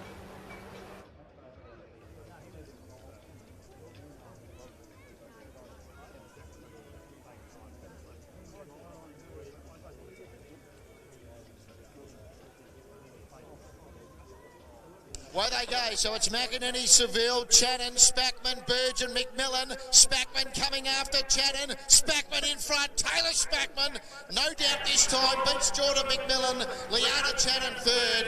Emily Burge close up with Cara Seville and Chantel McEnany. Clear win for Spackman. McMillan got a terrific start in the red. She puts herself in a position, but Spackman was so strong this morning in the heat and even stronger now in the semi. Yeah, she really wanted that race. She really dug in towards it. And I did think McMillan at this point may have got hold of her, but Spackman very, very good as she goes down to the line to take out that. Ollie will have a quick chat to her now. Trackside with Taylor, fantastic run there. Your run in the heat was absolutely super, but I reckon you've improved there. How'd you find it out there? Yeah, I was pretty nervous going into the semi-finals, but aim was firstly to get to semis and then to finals, so we got there, so I'm very happy with that. And to make a final here at Collar Reserve, has this been a long-term target of yours, or are you just taking it each day as it comes? I'm pretty much taking it each day as it comes. This is my first year with Sal, so very happy to be here, just having some fun. Well, good luck in the final. You're a great chance. We'll see what the time is shortly, but all the best and rest up. Thank you so much. Yeah, that was a great run, Bruce. She clocked a time of 8.22. I think that's the quickest we've seen of the day. It is. So 8.36 the first of them, and 8.22. That is the quickest we've seen of the day. Replicate that in a couple of hours' time, and you're probably going to be winning the final of the 70. So McMillan will probably go through, you would think, wouldn't you, in second place there? Yeah, being one of the quickest, I think she will just probably sneak in, and she'll have another go at him in the final if she makes it. And she's running well, Geordie, the youngest ever winner of the Bay Sheffield itself at 14 years of age. So one more semi-final to go here, Bernie. So Ella Clogg in the red off 6.25. So no back marker as such here, really, in terms of Sophie Stokes 8.5, Rachel Habel 8.5, so white for Stokes, blue for Rachel Habel. Then Brooke Habel, very impressive this morning, 9.25 the yellow. Imogen Nobbs was good today, 10 metres the green, and Alex Zilatonis off 10.5 the black. So, gee, I think the yellow and the green are going to be hard to beat here. Habel, that's Brooke Habel, and Imogen Nobbs from what we saw in the heats. Yeah, I think you're right there, Bruce. I think it'll be the yellow and the green will fight this one out. Brooke was very, very impressive in her heat earlier today. Also Imogen, she ran very well, Imogen Nobbs. But really looking forward to this one. The times have been put down now, 8.22, the quickest so far. And 2 more spots possibly available. The winner's guaranteed, and then it's a bit of a raffle for the next ones to get through. So last of the semi-finals for the women.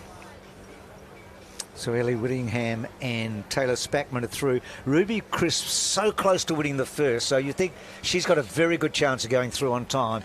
And I still think Geordie's probably in the mix as well, because that was so fast, that one. So the time here and the margin between first and second will be the key. That'll be the key. And if you're running in that second position, you've really got to put in hard. And look, if you get a real fast semi-final, you could get 3 from one semi-final. Exactly. Come through to race later tonight. So, yep, plenty of action. Girls just doing a bit of warming up there. We can see the two there, the Brooke Hable in the yellow and Imogen Nobbs in the green. So 3 hours between the heats this morning and these semi-finals. I mean, what sort of a process do the women go through, do you reckon? Yeah, well, they would have gone back out. The warm-up track here is Wrigley Reserve, which is out the back, which actually has hosted 1 or 2 Bay Chef carnivals many, many years ago when they were digging out the amphitheatre here. So it's a good warm-up area, and they'd be out there. A lot of these athletes around here will book a hotel room somewhere around the ground and use that as their change rooms. If you did get a hot weekend, you've got air conditioning to get yourself ready, and you've just got a nice place to get yourself ready for these events. And so that'd be the warm-up on the back track, and then they'd come across and set their blocks and get ready for the finals. See the men behind now already getting themselves organised. So those semi-finals to come shortly. So Ellie Whittingham in 8.36 and Taylor Spackman in 8.22 have been the winners so far of the 2 semi-finals. We're thinking yellow and green, probably from what we saw this morning or at lunchtime today. Brooke Hable was so impressive, and Imogen Nobbs was not far behind her. Let's go to Terry for his call of the 3rd and final semi-final for the women in the 70 metres.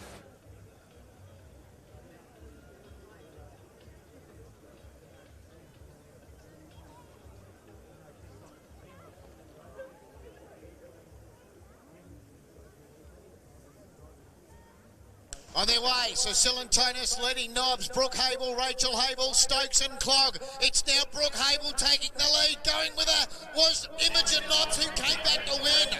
Imogen Nobbs from Brooke Hable, Rachel Hable, Ella Clog, Alex Silentonus and Sophie Stokes. She can't believe it, Bernie. Imogen Holt. So she had a 3/4 metre lead off the blocks, but I reckon Brooke got to her so quickly. I think she did, and you look here, Brooke sort of got to her reasonably early there, and at this point you think Brooke in the yellow was going to take this one out, but Imogen has really dug in, kept her form together there, and has gone down to probably win by about 1/2 metre, so maybe the 3/4 that she had at the start. That was excellent.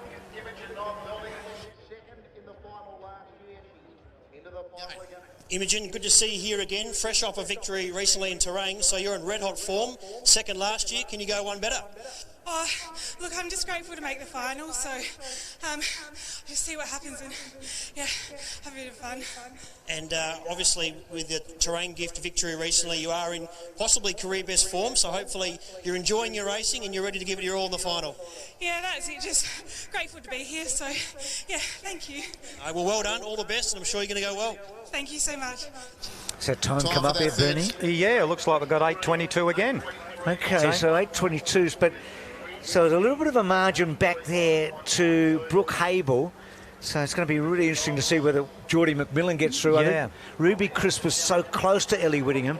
And in the final, so you look at the three that won the heats, the marks, 2.25, 4.75, and then out to 10 metres. So there's a big gap disparity between the 3 heat winners. So 2.25 all the way to 10. So we'll get those other 3 and then we'll have the other 3 finalists that'll be thrown in there. So it'll be very interesting to see where they set up in the mark. So we're in for a great women's final. We're thinking probably Ruby Crisp at 7.75, possibly Geordie McMillan at 1.75, and maybe even Brooke Hable at 9.25. Yeah, I think Brooke would love to have another go at it. It did look like she had Imogen there at one stage, but no, it was very, very tight racing, and men's 70s not far off. No, they're being introduced now. So 3 semi-finals here as well. So it's the winners plus 3. So Liam Moss, the red, 3.25. Louis Laurie Latanzio, 4 metres the white. Alex Dunn, 4.5 metres the blue. Kian Bird, the yellow, at 4.75. John Evans, the green, at 5 metres. Xavier Paul, the black, at 5.5. So Bernie, from 3.25 to 5.5, there's not a lot between 1 and 6 here in the semi-final. Yeah, just 2 1/4 metres. You don't see that too often. I mean, some of those races we might see later today, Xavier Paul running off of 5 1/2 metres, he could be the back marker in one of these semis. So he'll be hard to chase down. He ran in a Bay final previously. He's training with Frank McHugh, one of Frank's runners. But Leon Moss in the red there off is 3.25. So it'll be a great race. And Kean Bird, he is down from Queensland. He used to race here in Adelaide, but he's up in Queensland. He's in the yellow there. Dunn the blue, he won his heat today, got home really hard at the end. Evans the green won his heat as well. They were 2 of the latter heats, so there are a couple of the heat winners. I reckon this is a blanket job, to be honest, Bernie. I think this will be oh so close. Yeah, they're starting pretty close together, probably finish close together. Yeah, and look, we've talked a bit about the handicapping today in not just the sprint races but in the circular races as well. We've had some great finishes, haven't we? Yeah, it's been fantastic. Great athletics. It's all on again tomorrow. If you can't make your way down to Collie Reserve tomorrow, you can make your way down for Bay Sheffield Day. As the runners walk to the blocks, Terry McAuliffe will be calling this the first of the semi-finals. Semi-final number 1. Riley's Wines, 70 for the men. John Evans just asking for a moment in the green.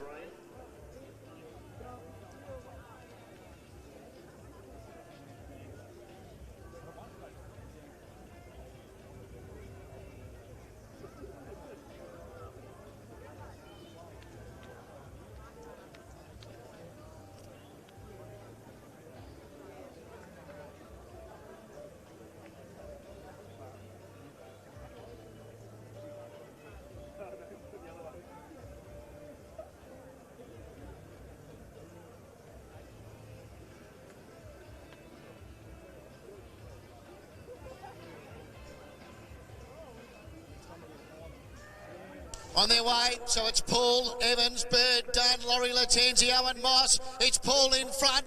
After him, Laurie Latenzio. Evans through and wins. John Evans in the green for mine. From Louis, Laurie Latenzio, Xavier Paul, Liam Moss, Kean Bird and Alex Dunn. I think Terry's right. He normally is the green. So Evans here, 2 from the left, is probably just about last right now. They've gobbled him up early. How strong was he late, Bernie? Yeah, very, very strong. He, as you said, Bird got in front of him, I think, and then Paul looked like he probably would have had him in the black out wide, but no, he's dipped on the line beautifully, and he's gone down to take out that. He ran well earlier today, and he's down there with Ollie. To that first semi of the men's 70. Johnny Evans, always good to see you, mate. You're in career best form in the short distances, coming off a victory at Terang as well, mate. You must be enjoying your racing, and Paul Young's got you firing at the right time. Yeah, no, it's all down to Youngie and the team as well. A huge shout out to Corey, who is a physio and gets us going right at the right times. And yeah, it's really down to the team and Youngie for getting us here. And I guess you must be enjoying your racing, and coming into the final, there could be another sash here for your Collie Reserve. Oh, look, I'm just happy to make the final here. It's obviously a huge meet being SA in the Bay Sheffield. We look forward to every single year. We absolutely love it here. We always come down. It's so good to see so many people here and so many interstaters come down. It's fantastic. I'm just happy to make the final. Well done, John. You're in great form. Good luck for the final. Cheers. Thank you very much. Cheers. Ollie told the story earlier today, Benny, about how he first met John on a tour of the Australian Institute of Sport. So 2 from the left here.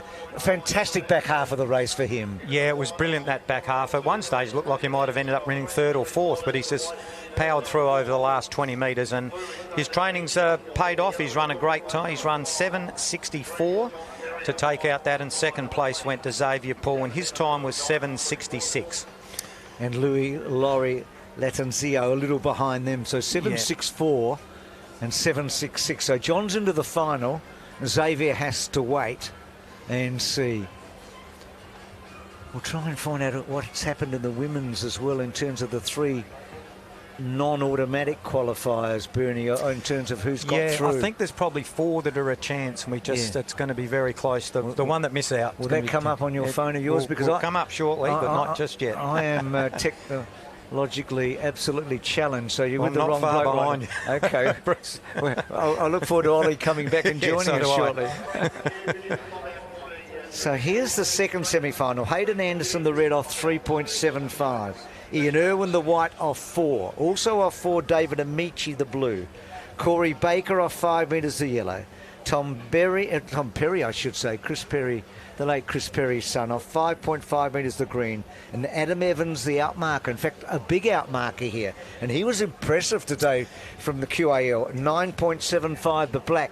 He's going to be hard to run down. He's going to be very hard to run down, but the two that I feel are probably going to fight it could be Adam Evans, as you were just mentioning, from Queensland, and Tom Perry, and they're the two in the outside lanes on the left-hand side of the screen.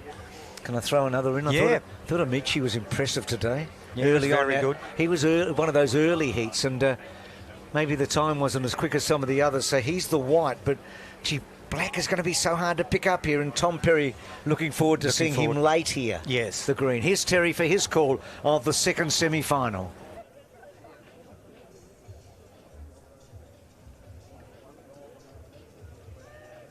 Well, we go. So it's Evans leading from Perry, Baker, Amici, Irwin and Anderson. Evans in front. Closing in was Baker and also Perry. Tom Perry. Tom Perry from Adam Evans with Corey Baker close up. Hayden Anderson, Ian Irwin and David Amici. I think he's just got there. I think another green. So green and black again. Doing very well. So again, look at the mark there. But so Perry's giving 4.25 to Evans. Was actually slow to react, wasn't he? Yeah, very slow away. But look at Perry. It looks like Baker on his inside in the yellow might have got up to him, but now Perry is really getting down to his work and is flying, and he's got there right on the line. We'll go down and join Ollie right now. So they're just confirming. I think here's Ollie now. That is Tom Perry. And Ollie Worm is with him right now. Tommy Perry, mate, you've been hitting form at the right time in a number of finals in Victoria. Looked like it meant a lot to you crossing the line there. Yeah, Wormy, I've swallowed some pretty hard pills over the last couple of seasons about realising I'm probably not good enough where I need to be. Change coaches, and to make a final like this, it means a lot. It's been a few years since making a big final, so I'm just so stoked. And Mr. Feather and you performing quite the partnership. What do you reckon his instructions will be for the next couple of hours before the big final? I actually have no idea. It's still a very new relationship, particularly about race day and what to do, how I should prepare. So I'll go back and have a listen and listen to the wise words of Nick. Well done, mate. Good luck for the final. All the best. Tom Perry. How good will he be in the 120 as well if he can back up? Because his last 10-15 metres here was so impressive. Yeah, no, it was very good. I reckon he'll be looking forward to tomorrow as well. He's obviously tonight he'll be racing in the final of the 70 metres. He ran a pretty good time. He ran 7:49 to take that out, and Adam Evans from Queensland in the black ran 7:51. So that's quicker actually than the winner of the first at 7:64, John Evans. So you would think that Evans will get through to the final for sure and certain. So quite a difference there, Bernie. 7:64 the first semi-final, 7:49 the second semi-final. That's a fair whack, isn't it? Yeah, it's a bit of a difference there. I mean, windy conditions, of course, but no, Perry was very impressive. Well, this will be interesting. So Cross and Martin in together here. So Jack Ireland, the red, off 2 metres. So he's the back marker. Dash Muir, the young star, 4.75 metres. Elijah Cross, another young star, 4.75 metres. Patrick Martin, 4.75 metres. All three of them, white, blue, yellow, off the same mark. Then we go out to 9.25 for Tyler Ford, the green, and Hayden Petherick, who was very good today, the black at 11 metres. He was impressive out the front there, and if he can just get a nice start running in his own lane, don't worry about the guys coming through on the inside. They're definitely coming, but you just make sure you get there before they get you. This is loaded. I mean, in terms of what we saw at lunchtime today, this looks the strongest semi-final. It certainly does, and you have a look at those three runners that you mentioned that are off a 4.75. They'll have a race in their own. And so many winners here of semi-finals. Of heats, I should say. Today, yeah. I mean, Muir won, Cross won, Martin won, Petherick won, didn't they? Yeah, they're all winners. So it's going to be, they'll be tight racing. What are you thinking, Barry? 11 metres is a good whack. I mean, the other three main contenders, I guess, are on 9.75, 4.75. Yeah, if Petherick can just run in his own lane, I think. So he's the man to catch. He's the one, I think. Here's Terry for his call of the third and final semi-final for the men.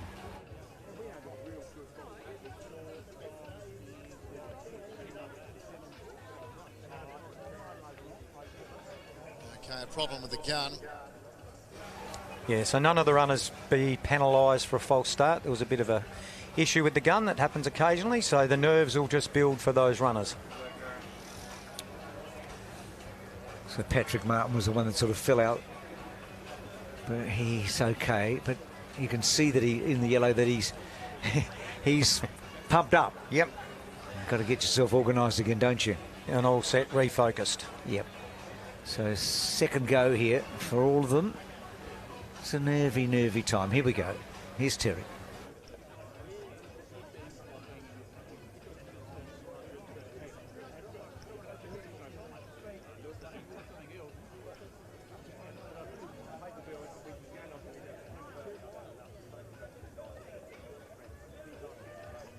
Off we go.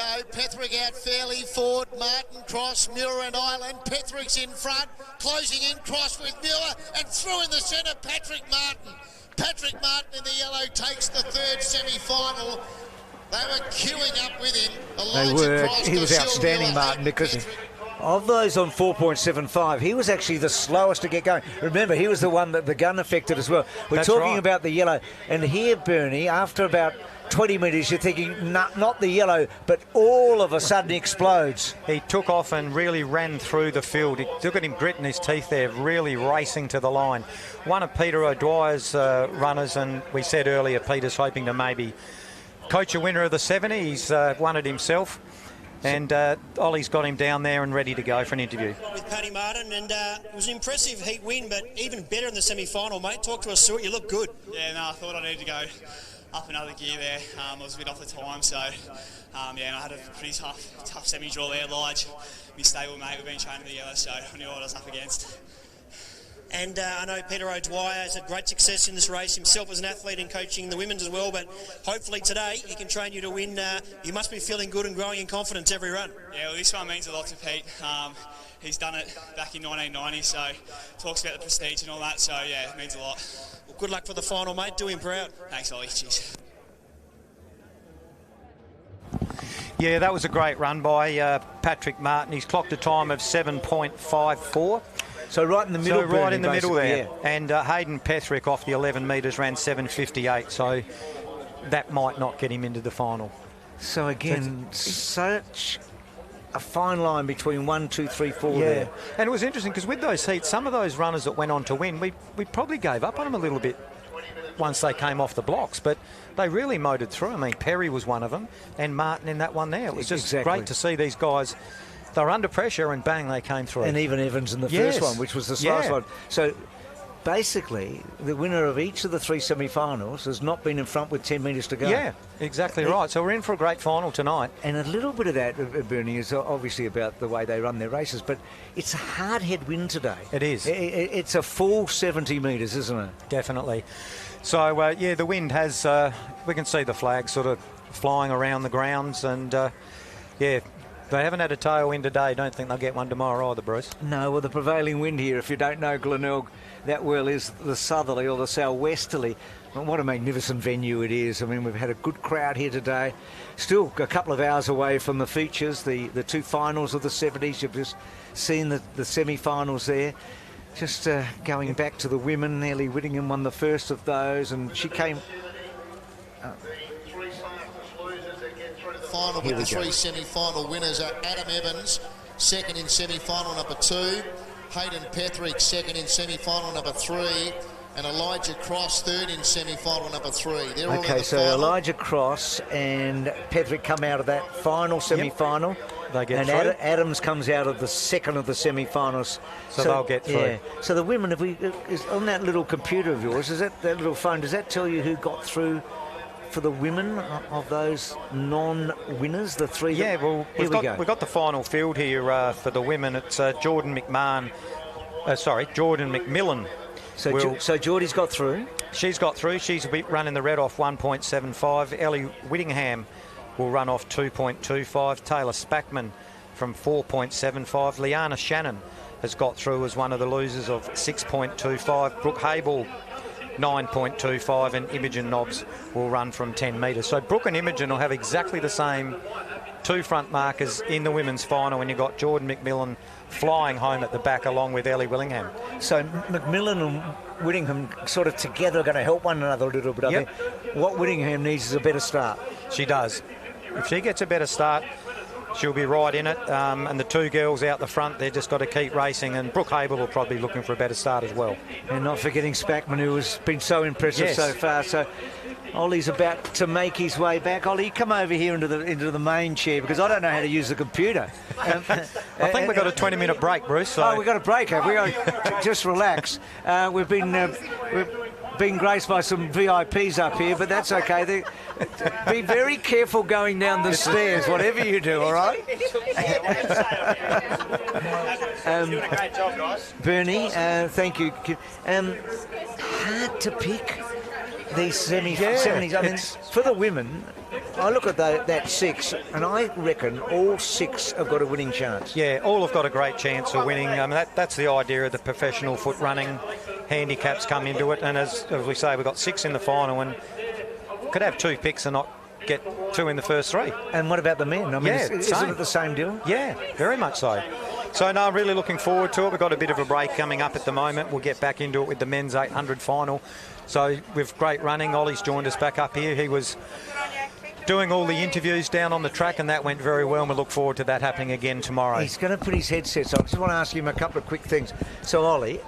Hello, gents. We're just saying just how even that, just for the women. So, McMillan, Shannon and Haber were the three that didn't win that got through. So, we've sort of got two divisions. You've got the two outmarkers, Brooke, Haber and Imogen Nobbs, 9.25 and 10. And then you've got those McMillan and Whittingham, both off back marks, and then a little bit in the middle. Which way are you thinking? You've had a chance to talk to the three winners. Look, Imogen Nobbs is in great form at the moment, but perhaps leaning towards Ellie Whittingham, but with little confidence, really. And look, in the men's race, that is seriously wide open. I mean, Paddy Martin in the heats looked okay, but he found a bit. Cross is still there. Look, that race has got a cracker. Tom Perry as well. We know what a strong top end he's got as well. So it's pretty hard. If I was to put down any money, I'd have to be pretty cautious, because I don't know which way to go. And John Evans as well, he's flying. So I haven't given a clear picture whatsoever, but that's the beauty of the finals coming up.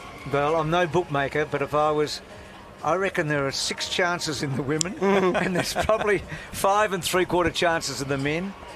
I reckon Whittingham will start favourite in the women. I could be wrong. And I reckon Martin will start favourite in the men. There you go. Yeah, should be see great. later. Ollie, do we take a little break, or what do we do? I think we should take a break, gents, and regroup, and we'll come back for the final session and finish strong. Sounds good. Looking forward to it.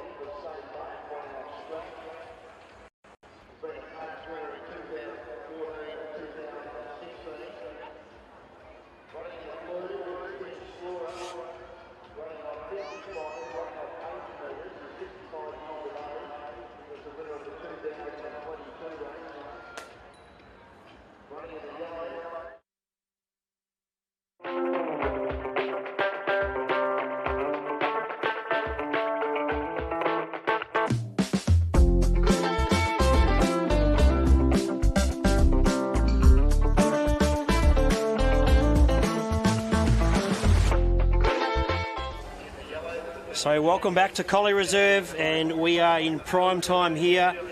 I'm Ollie Worm and joined by Bruce McAvaney and also Bernie Tippins. Welcome back, gentlemen. Good on you, Ollie. Looking forward to, aren't we, Bernie, the next stage of it all?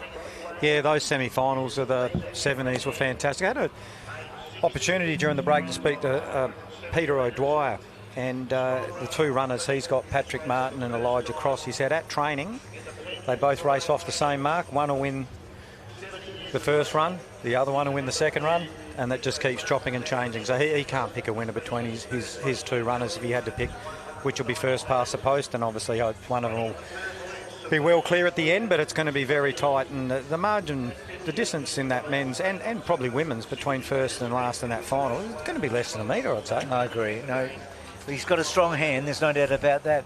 Got some big events before that though, Ollie, haven't we? We start with the 800 metres Masters here. Yeah, great race here for our Masters athletes, which we know always prominent week in, week out. This race brought to you by Exerbia. So Gina Gerositiano will run in the red off scratch. So a big task for him. Athletes out there just marshalling, and shortly we'll cross down to Terry McAuliffe. But 800 metres for our Masters athletes, always a good spectacle. Dean Mortimer's won this race. I heard Terry's introducing them a moment ago. He's won this race a couple of times, so he's off the yellow. So we go from scratch here, Bernie, to 340 metres. So scratch to 340. So it's a long, it's a big gap, isn't it? 340 is a fair whack of 800. Of 800, yeah. So we're down to almost a 600 metre race. It's 500. In fact, Ollie, if you look, there are 6 athletes here that are on 300 plus. 8 athletes are on 260 metres plus. So for the back marker, God blimey. Big task indeed. The name pops up here. If he has made his way into the field in the white, Peter Brett, but it doesn't look like he's... That's not the old Bretty, is it? It is. It is. Ran it 6th in Auckland, I think, at the Commonwealth Games in the 10,000. I've had a lot of runs with him over the years, Peter Brett. He and Gary Henry. Yep. And that group, it was the time of Deacon Mona and all of those. Peter was a fantastic runner. Loved his athletics. And I didn't put 2 and 2 together. Yep, no, that would be him if he's actually here. He does a lot of travelling, if you know Peter. I know him well. He's a nomad. Yeah, that's him. Yeah, so he may be away. So there's on screen there Dean Mortimer, which is heading out to his mark now.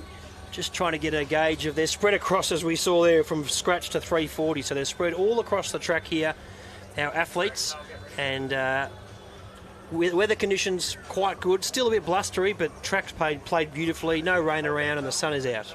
So I reckon when Dean gets to the winning line, he'll have 2 laps to go. I think it's hard to work some of these out because of the handicap. So what's the circuit? About 300 metres, is it? 320?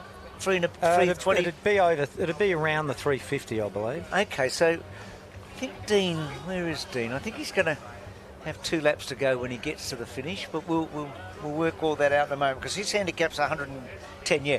So green there, Dean Mortimer and Tim Straw of the blue, and the yellow, also the so it looks yellow. like that blue is the back marker.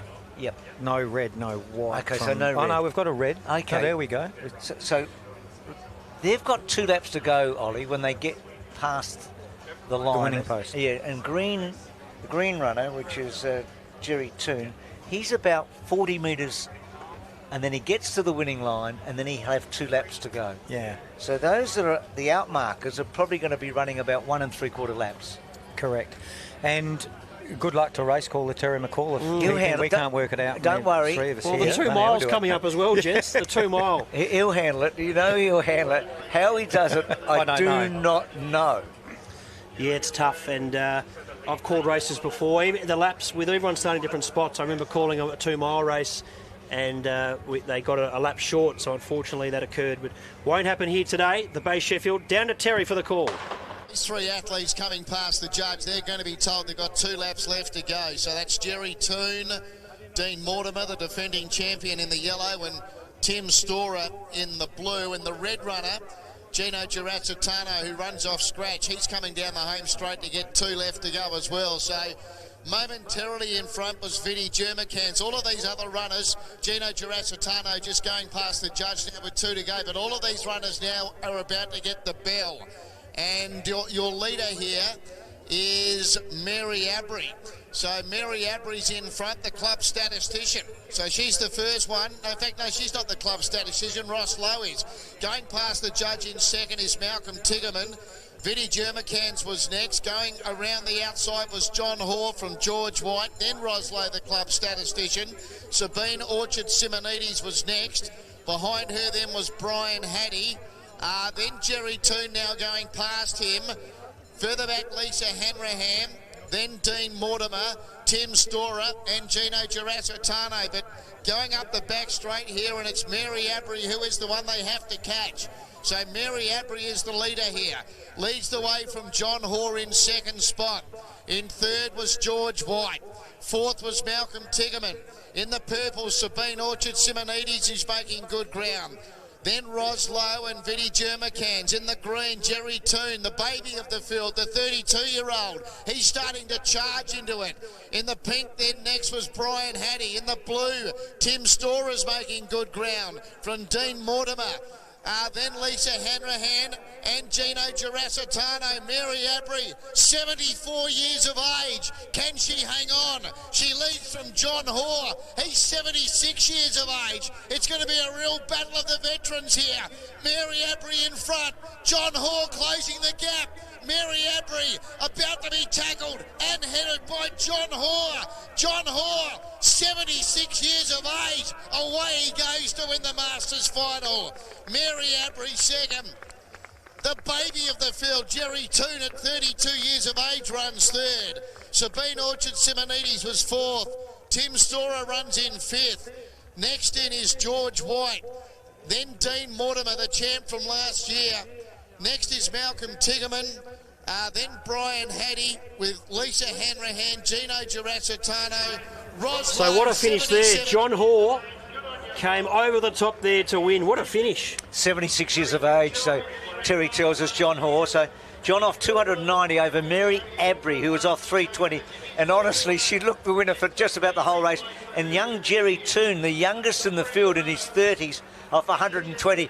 Bernie, it wasn't quite the final metres of the 70 tonight, but boy, it was thrilling. It was. We all thought that Mary was going to win easily going down the back straight, but no, she's been run down by John Hoare there, 76, I think they said. 76 years of age, yeah. And we have a lot of Masters racing in Victoria. They have over 45s, 800 metre each week, and there's about 50 entrants, and it really is one of the most exciting races to watch different paces, so it's beautiful to see. I know one thing, there'll be a good photograph taken of the winner when they go over the line. Yes. I reckon John will be able to put that on the mantelpiece because John was right front and centre. Yeah. No, so a lot of fantastic. camaraderie amongst the Masters athletes, so just getting around each other there at the finish. Bernie, could we see you back out there again? No. No. Fair enough. That's okay. Very simple. No. Look at the fun though. I mean, everyone's a winner, aren't they? Yeah. I mean, it's a cliche, but it's true. Everyone's a winner. They've all had fun. Baron de Coubertin was right. Yep. It's not about the winning. It's about taking part. So that's right. It's a good stuff. It really is. It's the contrast, is it, Ollie, between what we're going to see in about an hour and a half's time and this. And that's just a great thing about, without preaching, about the sport of athletics, is that you only have to have a pair of shoes and a pair of shorts or tights and open the front door and you're part of the sport. You're away. That's what it is. Spot on. Yeah. No, it's great to see. And well, let's head down to Terry McAuliffe, who's got the presentation, and we reward the sash here for our great warriors in the Masters 800 metres. Let's get the presentation underway. Round of applause for our winner, please. Number 1, John Hoare. Well done, John. So he makes his way up. Also for our runner-up, Mary Abry. Well done to Mary. And for our third place getter, Jerry Toon. Well done to Jerry. Just been told the Australian National Masters Championships are going to be here in Adelaide next Easter, so that's 2025, and they're open to anyone over the age of 30, so if you'd like to join and be part of it, the Masters tent is on the Collie Terrace side of the Collie Reserve here, so get along there and have a chat if you're interested in joining. That event sponsored with the compliments of Exerbia as well, so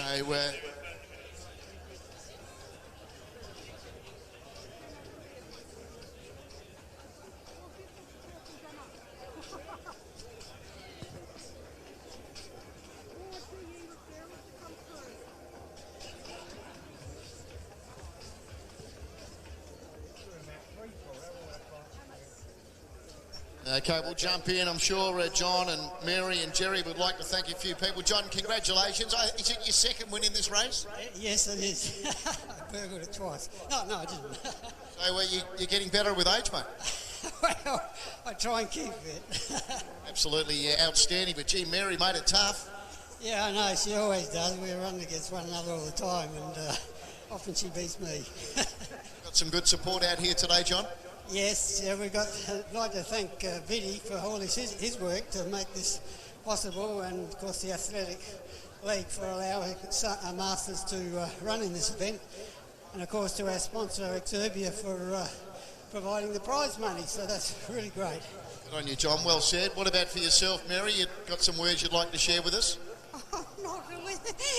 This is the first time I've ever been in this, so I'm really happy to get something.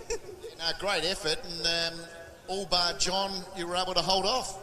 Yes, well, the wind kept blowing me back in the final straight. Fantastic effort, well done. And Jerry, at 32 years of age, mate, you've got a lot of years in front of you. Yeah, just a couple. I just want to thank my family for coming out and putting up with my absence during training. Absence during training? Oh, you mean from the family? Yeah, from the family. Fair enough. Well, mate, congratulations on your third place, and give them a big round of applause. John Hoare, our winner. Mary Abry, second. Jerry Toon, third. Don't forget those Masters National Championships coming up here in Adelaide, Easter next year. The time was 2:11.41. 2:11.41. And we know that 1 was first John Hoare, 4 second Mary Habry, green was third Jerry Toon, 4th was the purple Sabine Orchard Simonides, 5th was the blue Tim Storer, 6th was number 3 George White, 7th was the yellow Dean Mortimer, 8th was number 5 Malcolm Tiggerman, 9th was the pink Brian Hattie, 10th was the black Lisa Hanrahan, 11th was the red Gino Girasitano, 12th was number 6 Ros Lowe, and 13th was number 7 Vinnie Germicans. Thanks for that, Gordon.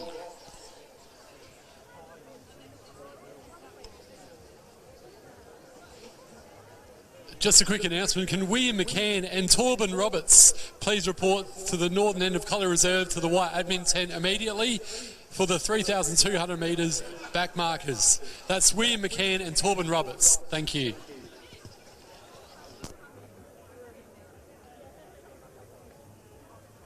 So coming up next event on the track is our under 14 300 metres. This is brought to you by the South Australian Tourism Commission. Terry McAuliffe about to call our athletes out there on the blocks. Riley Fielder, our back marker, runs in the red off 20. We go all the way to our front marker in the purple. Frankie Mayhew Sharp off 58. So a good final field assembled here. Don't forget, all our results and start lists are on swal.org.au. And you can check the live results there. But Riley Fielder, the back marker in the red, runs off 20 metres. And we'll head down to Terry McAuliffe for his call of this final.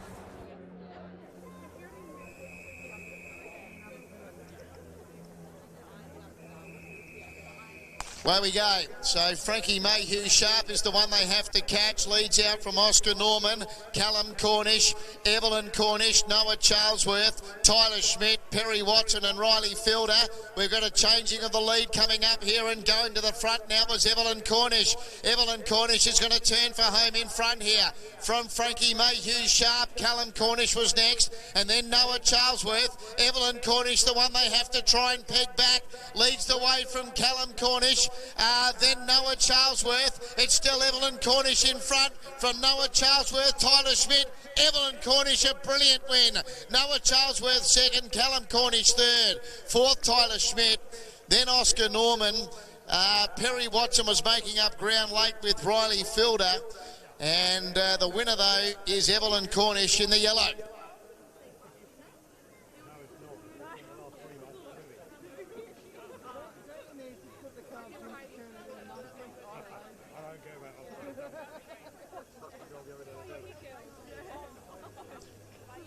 Evelyn Cornish in the yellow, the winner here of the So that was a great win there by Evelyn Cornish. And Bruce, you've been doing your research on her?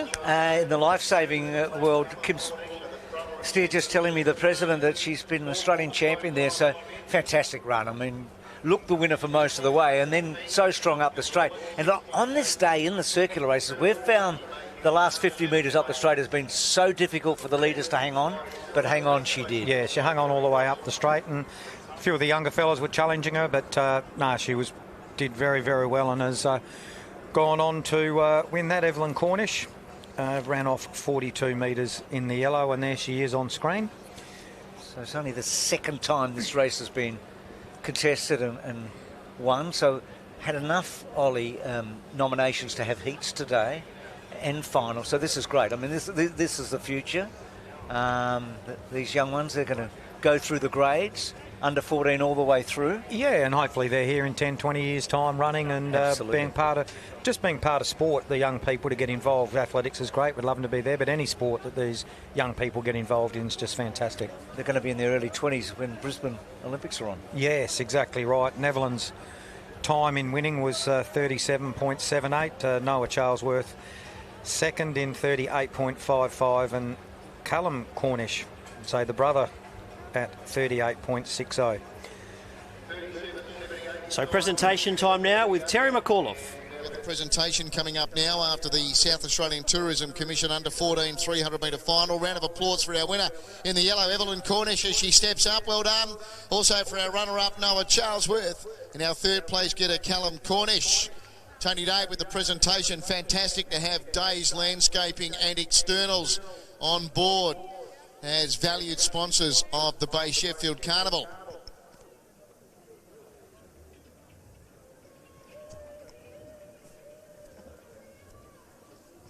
Okay, Evelyn, well, congratulations, and you were out like a shot out of a gun. Yeah, thanks. That was the tactic, just to go out really hard? Yeah, just to go out, try and pass as many people as I can and then stay in the lead. Okay, you got some people you'd like to thank? Yeah, I'd like to thank my parents for taking me to training and all my meets, and then I'd like to thank my coaches, John, Mark and Kim, and all the officials and the competitors as well.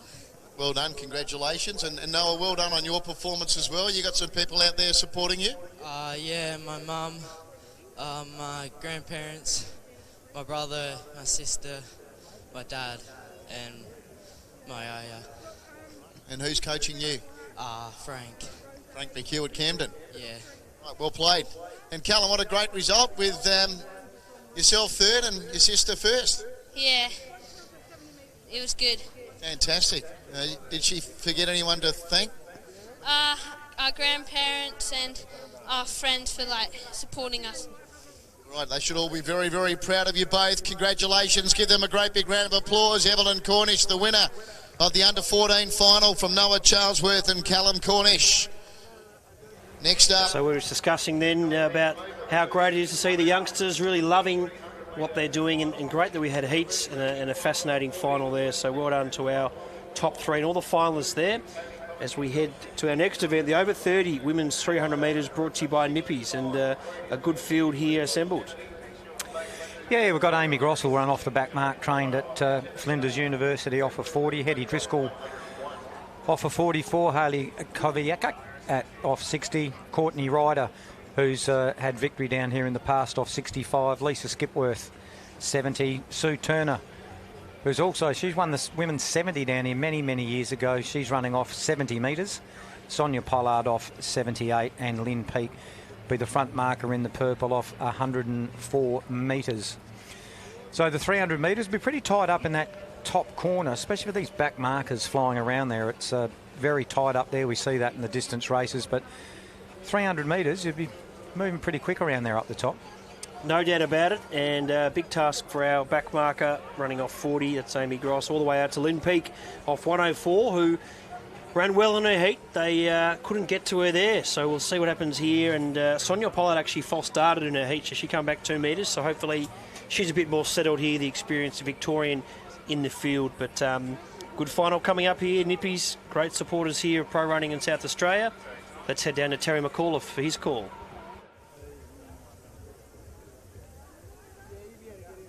So the Nippies 300 metre women's over 30 final.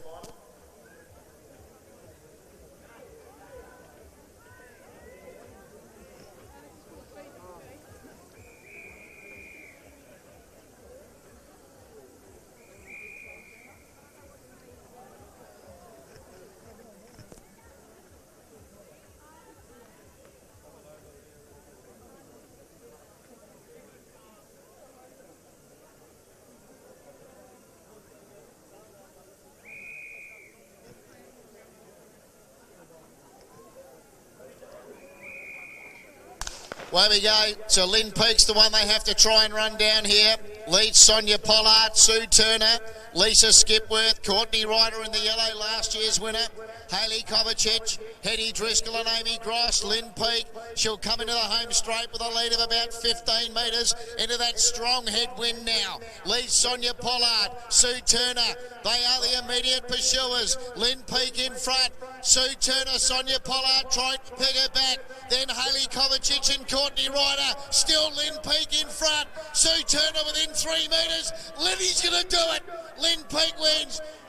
Massive run from Amy Gross, the red, to get second. Sue Turner third. Hayley Kovacic fourth. Then Courtney Ryder. Next was Sonia Pollard, Hetty Driscoll and Lisa Skipworth. So Lynn Peake, they could not get to her there, and she looks through with that victory. It's good racing, as we see week in, week out from our Masters athletes, and there she is, holding her form nicely. The back marker was coming at her. That's Gross in the red, but she couldn't get there. No, tough effort. Had to go around every runner in the field. You can see there with the replay, she's out wide in the red, trying to get there, but Lynn Peake was too strong. And in the preview today, Bernie, and Ollie, this is what they wrote about Lynn Peake. Look up the word inspirational in the dictionary and you'll find Lynn's name there. So there you go. So off 104 metres. So we had the out marker beating the back marker, and what was this, a spectacular finish to the race. God, Amy's performance was remarkable, wasn't it? Absolutely. Yeah, to come from the back mark there, go around all the field was fantastic. So I'm sure they'll be very, very pleased. Lynn Peake's training group. Yeah, it's all a group victory. One of your runners wins if you're in a stable. It's you weren't out there like in a footy team, but you do all that training in winter and leading up to summer, and you spend the day with them today, and you're just a part of the victory, the other members of the training squad. So there they are, good camaraderie, and Terry McAuliffe passing on his congratulations. And very shortly we'll head down to Terry to present the sash, $375 for our winner. And today that's Lynn Peake, who ran off the mark of 104 metres. Big thanks to Nippies for their support. Let's head down to Terry McCullough for the presentation. 300 metre final. Sash donated by Lisa Boyce. Lisa is going to do the sashing of the winner. And our winner in the purple, please, a big round of applause for Lynn Peake as she makes her way up. Well done, Lynn. Also for our runner-up in the red, Amy Gross, a massive run, and Sue Turner, our third place getter. Well done, Sue. Thank you, Lisa, donating the sash. Made the final. She's going to do the presentation.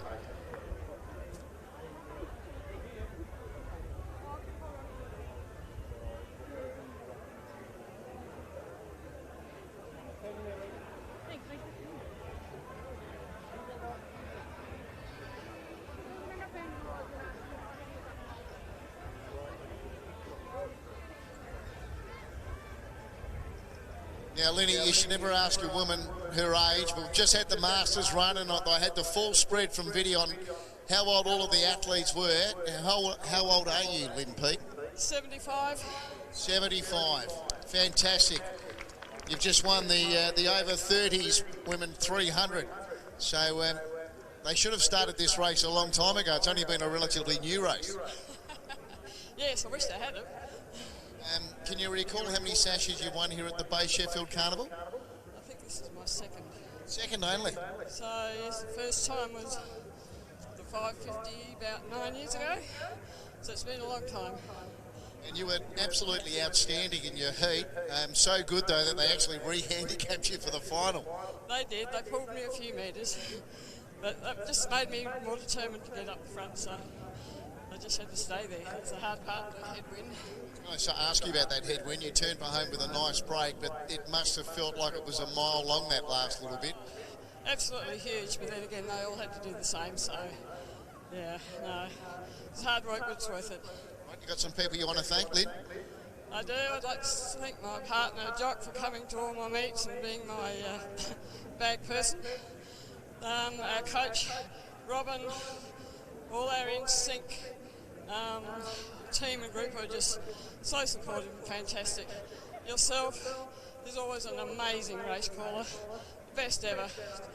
To our sponsors, Nippy, and to all the marshals who are out here too, so, and everybody that's in the race that's raced today. So big thank you. Congratulations, Lynn. Thank you for the kind words as well. Amy, that was a massive performance in the red. Congratulations. You got your hubby David about to line up and try and win as well. Yeah, thank you. My legs are very tired. That was a hard run, but yeah, really proud of it. Don't feel like I could have done much more. I wish there was a couple extra metres, but that's okay. Lynn's a very deserving champion, so well done to her. And then yes, Dave's in the next race, so I appreciate him coming down to congratulate me, and hopefully, yeah, he can go one better in the final. You think you might be the same as Lynn, competing in this final at 75 years of age? Well, I was chatting with Mitch, Ben and Dave in the room earlier, and I said, if I can't beat Lynn, I said hopefully good karma will come around, and you know, when I'm however old she is, 40 something, I hopefully can come out here and do the same. So I plan to live to 100 and keep running until I'm 100, so bring it on. Right.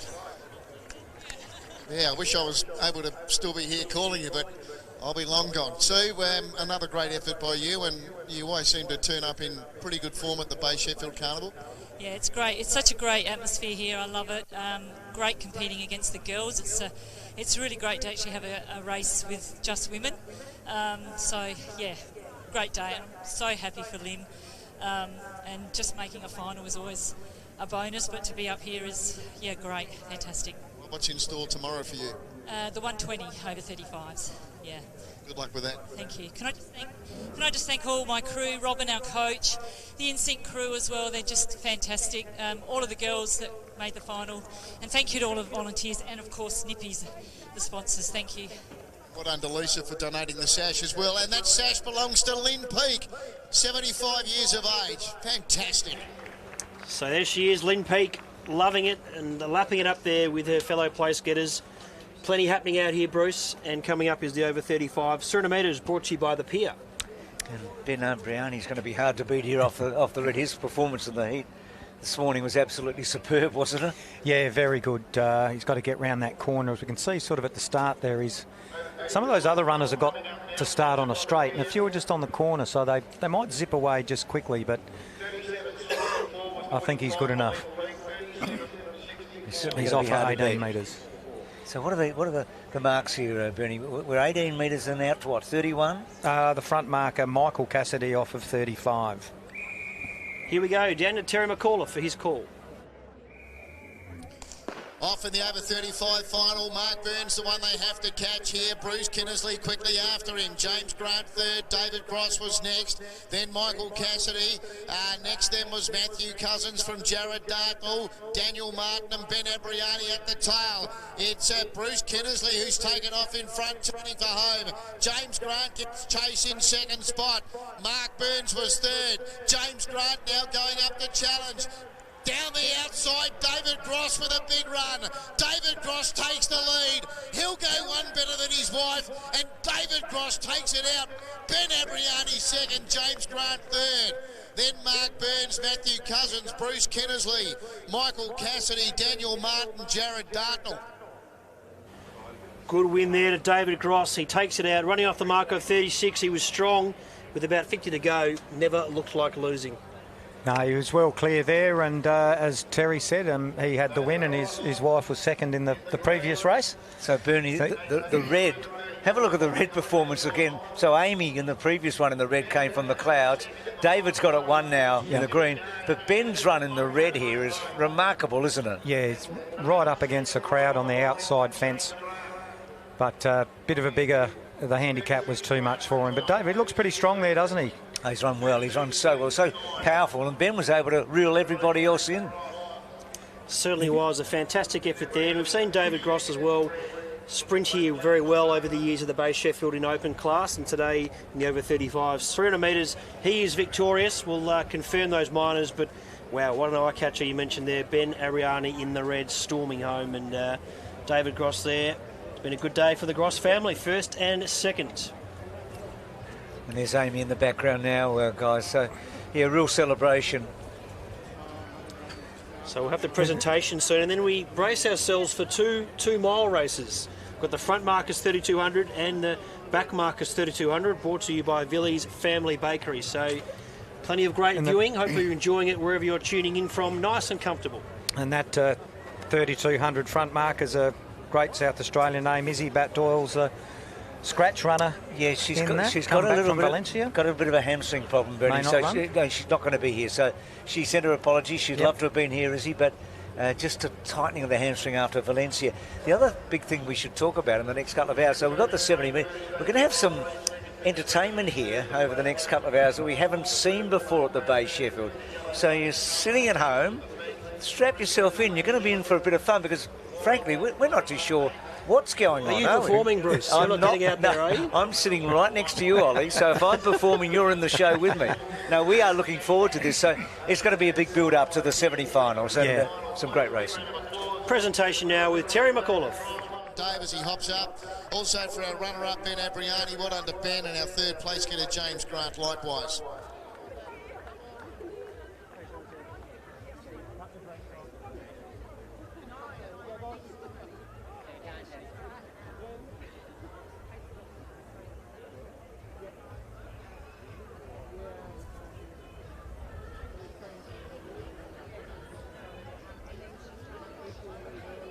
Well, David, congratulations, mate. You've always been a talent with the league, and now you're really starting to turn into a bit of a demon in these over 35 events. I know you've won a couple of 120s here at the Bay in the over 35s, and now today claiming the 300.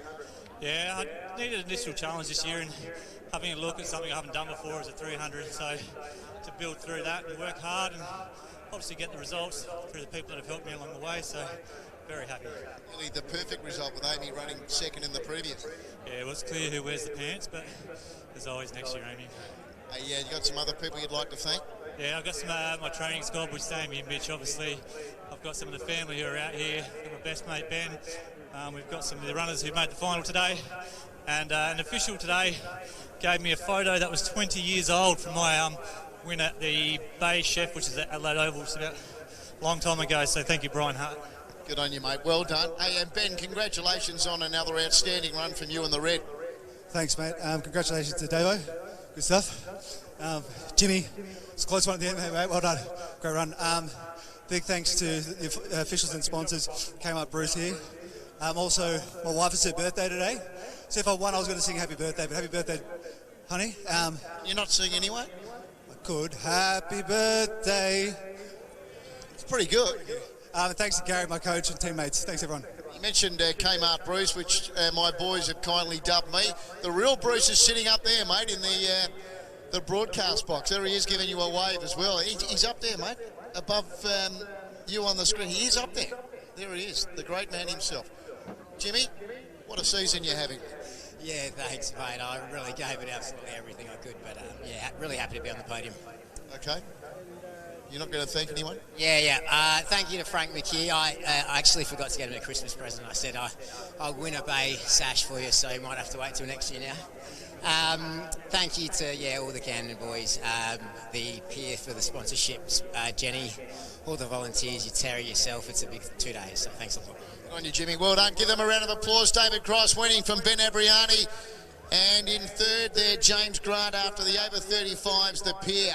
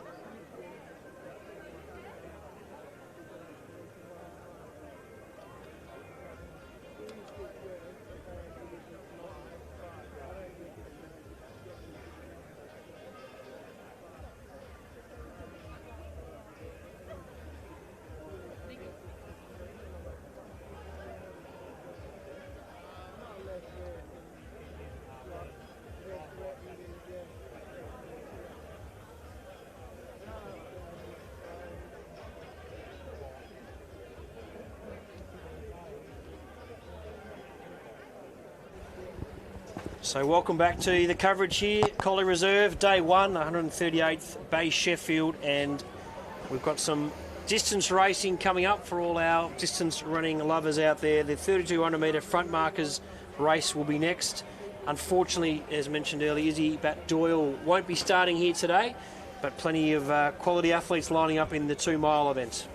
Tara Palm's one that does spring to mind. I think Tara will be out there today, so she's one of South Australia's finalists. She's run 15.38 for 5,000 metres on the track and 32.42, which is high class as a 10,000 metre runner. So she's back to the 3,200, but Tara's been in good form. She ran well at the Zatopek, these running championships a couple of weeks ago. So she's the leading female runner in South Australia, outside of Caitlin and Caitlin Adams, and Izzy's clearly number one. No, the runners are just being taken towards their marks at the moment. A few of them are coming down to the southern end. It's an interesting race for the race caller, as we were saying a bit earlier, 320 metres around the track, and to see who the leader is and to keep following them. And you've called a few 3,200 metre races, Ollie. Yeah. Not easy, you were telling us earlier. Yeah, look, it's certainly tougher, I guess, but the mile races are great. The 3,200 can be tricky depending on the circumference of the venue here, but we're lucky, we're blessed. We've got Terry McAuliffe, one of the very best of all time at race calling, athletics calling. He's the man, so he'll be well across it, but yeah, should be a good field with the front markers followed by the back markers, Bruce. It's not the most famous 3,200 metre race in the country, but that's okay. That's right on the first Tuesday in November, of course, isn't it? Yeah, look, so the handicaps here for Benjamin Hayes, who will be the back marker in the wide off 50, all the way out to Ingrid Woodward at 500. That's if they're all there. We haven't had a chance really to get a grip on absolutely everyone that's there. So this will be followed by the 3,200 metre back markers. Some absolute quality athletes going there, including Jacob Cox, who's been a huge improver this year. He and Riley, of course, is Izzy Batdor's partner. Yes, and training partners as well. But it'll be an interesting race to watch. It's love these races, the distance races. So a few of them there. We can see Phil Noden chatting to our photographer there for the couple of days, Neil Jamison. Phil Noden as well, his partner Ingrid Woodward is scheduled to run. She's wearing number 6. Can't see her out there at this stage, but good to see Phil Noden out there and a few others preparing themselves there.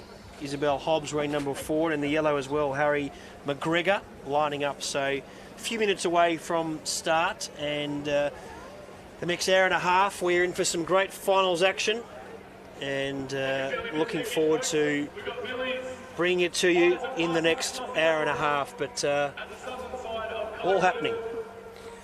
So probably a little bit of a break until we start running the 3200. 7:40 is the official start time, so it looks like about 7 minutes ahead of schedule here. Well, I know how Bernie knew that because Terry McAuliffe walked off. I reckon he's just gone for a quick break, and if Terry's not there, they're not starting, are they? They're not going to start, Bernie. Nothing's happening if he's not there. There's a couple of old race callers up here. How about you, Ollie? Could you have a go? I could fill in, not to the standard of Terry McAuliffe, but I certainly do my best. But no, always good calling races, and happy to step in. But we won't need to. Terry's just probably going to the toilet. He'll be back shortly, and we'll get to hear his dulcet tones as we do for the last 32 years here. Bernie, you were saying at Bay Sheffield. So you give him 5 minutes. You're going to head down, Ollie, if he's not back out there in 5. We'll have 2 minutes to spare. I'll step in, but I've got full faith he'll return. He'll return. Just the semi-finals. So these are the big finals today. So for the women, Geordie McMillan off 1.75 in the red, Ellie Whittingham off 2.25 in the white, Taylor Spackman off 4.75 in the blue, Liana Shannon off 6.25 in the yellow, Brooke Hable 9.25 in the green, Imogen Nobbs off 10 metres in the black. Go on, Bernie, give us the top 2 chances, and we won't hold you to it. Okay, I'll go for the 2 back markers, the red and the white. I'll go Jordan McMillan and Ellie Willingham. Whittingham and Nobbs for mine. I'm a bit with you, Ollie. I'm Whittingham and Nobbs. The men, Elijah Cross 4.75, Patrick Martin 4.75, red-white, John Evans 5, Tom Perry 5.5, Evans blue, Perry yellow, Adam Evans, no relation, green 9.75, Hayden Petherick black 11. Again, you go first, Bernie. You've won one of these. We haven't. I'd say Tom Perry. He looked very impressive and very strong when he crossed that line. Paddy Martin and Tom Perry, the top 2 for mine. I'm Paddy Martin, so there you go. There you go. Terry's back, by the way. All good. Terry's back. So, do you notice that the pink runner there looks familiar? Benjamin Steer, son of the president of the Athletic South League. Australian Athletic League in Kim. Well, I'm sure he's been fairly handicapped, nothing sus. No. Benjamin's if anything, finding his way in the sport of pro running. If anything, he's probably been treated harshly knowing Kim, but anyway, that's okay. No, more of a marathon runner. He's had some good 2:38 marathon. That's moving across the ground. No, that's good impressive. Running. That gets you into the Boston Marathon, all right. It does, yeah. That qualifies you. Has he run a few marathons overseas, Ben? Berlin. No, Japan. Tokyo, which is one of the majors. So Tokyo. So in the marathon world, there are 6 races that are considered the world majors, and Tokyo's the first of them. Each year, New York is the 6th. But coming up next year, there'll be a 7th in Sydney.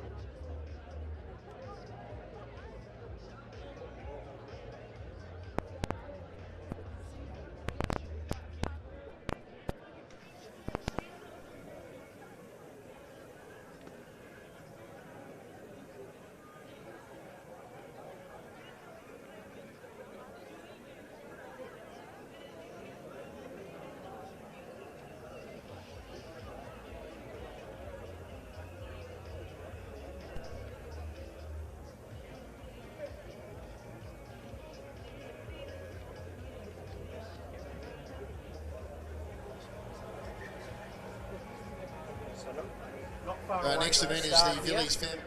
About to make their way down. And Terry McAuliffe will be calling the action now. So big race coming up. This is a 3,200 metre front markers brought to you by Villiers Family Bakery. We'll cross down to Terry McAuliffe for this 2 mile affair here at Collie Reserve.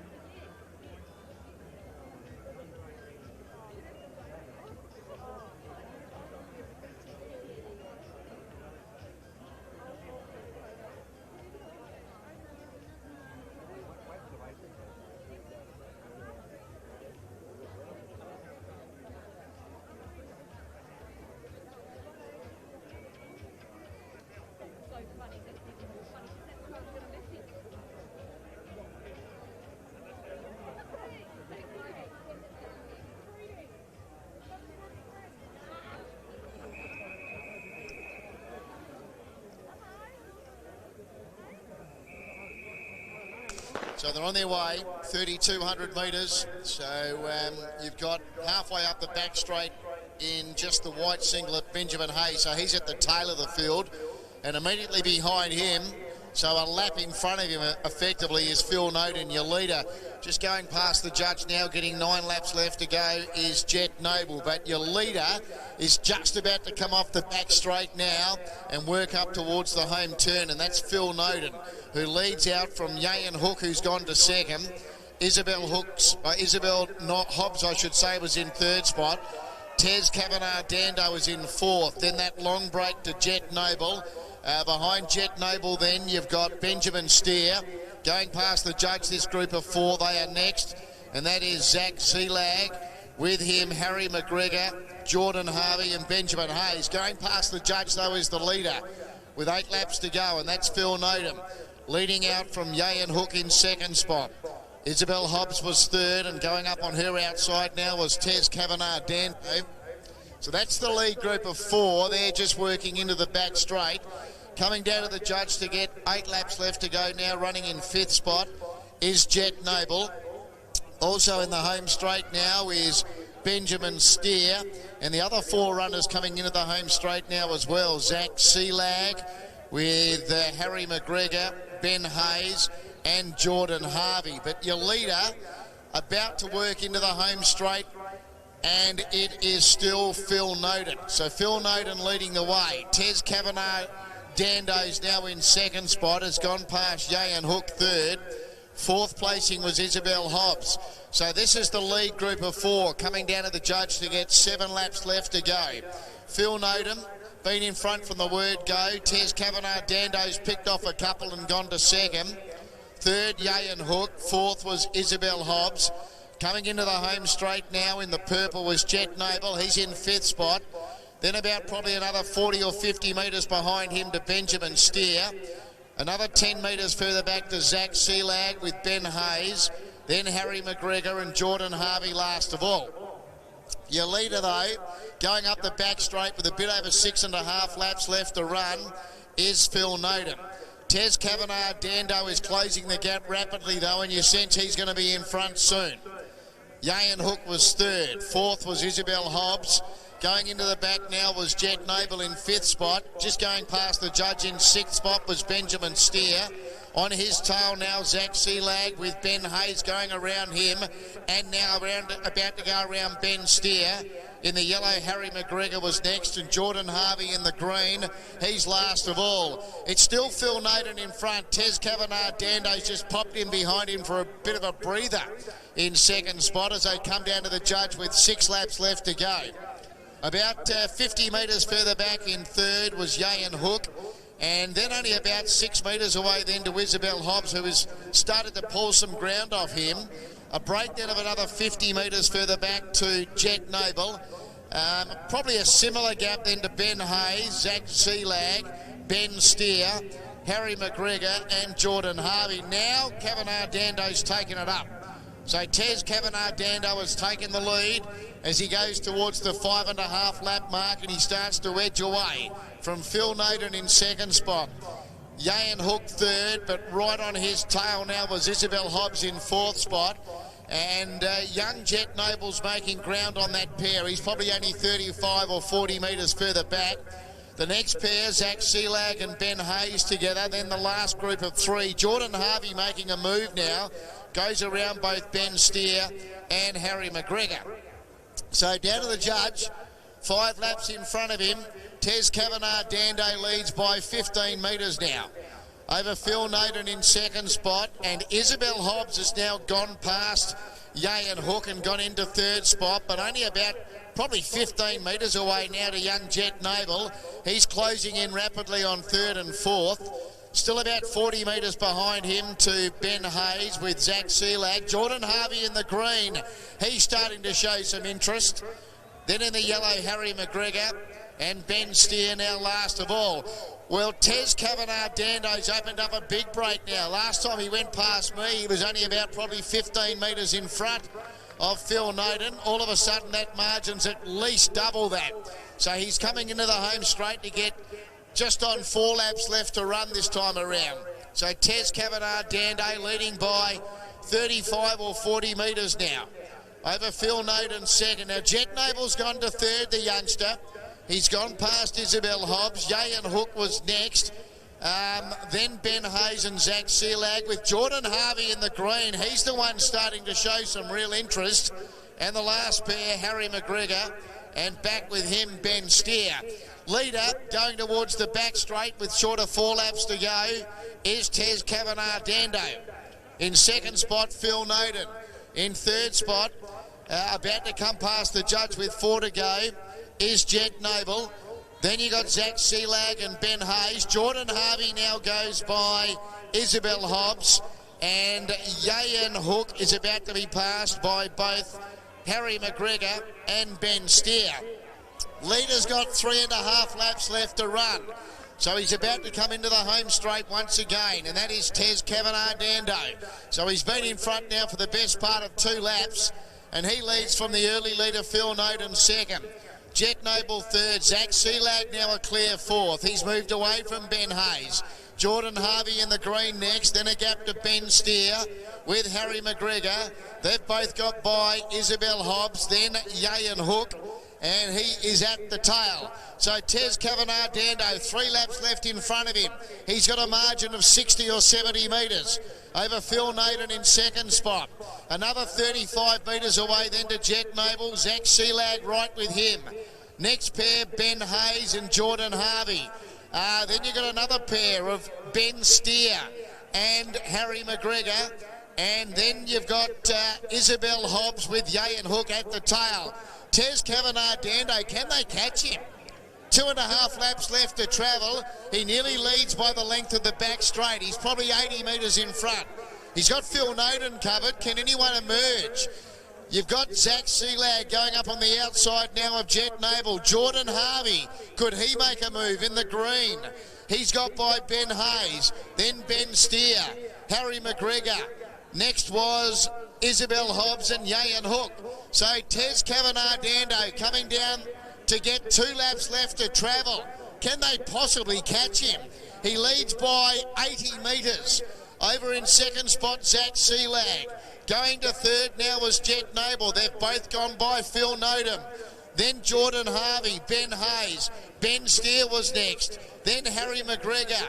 Next was Isabel Hobbs and then Yayan Hook. But Tez Kavanagh Dando, he's halfway up the back straight for the second last time. And he leads by probably 70 metres. The blue is starting to make some ground, Zach Sealag, but it's a lot of ground to make up. In third, Jet Noble. Next, Phil Naden, going by him, Jordan Harvey.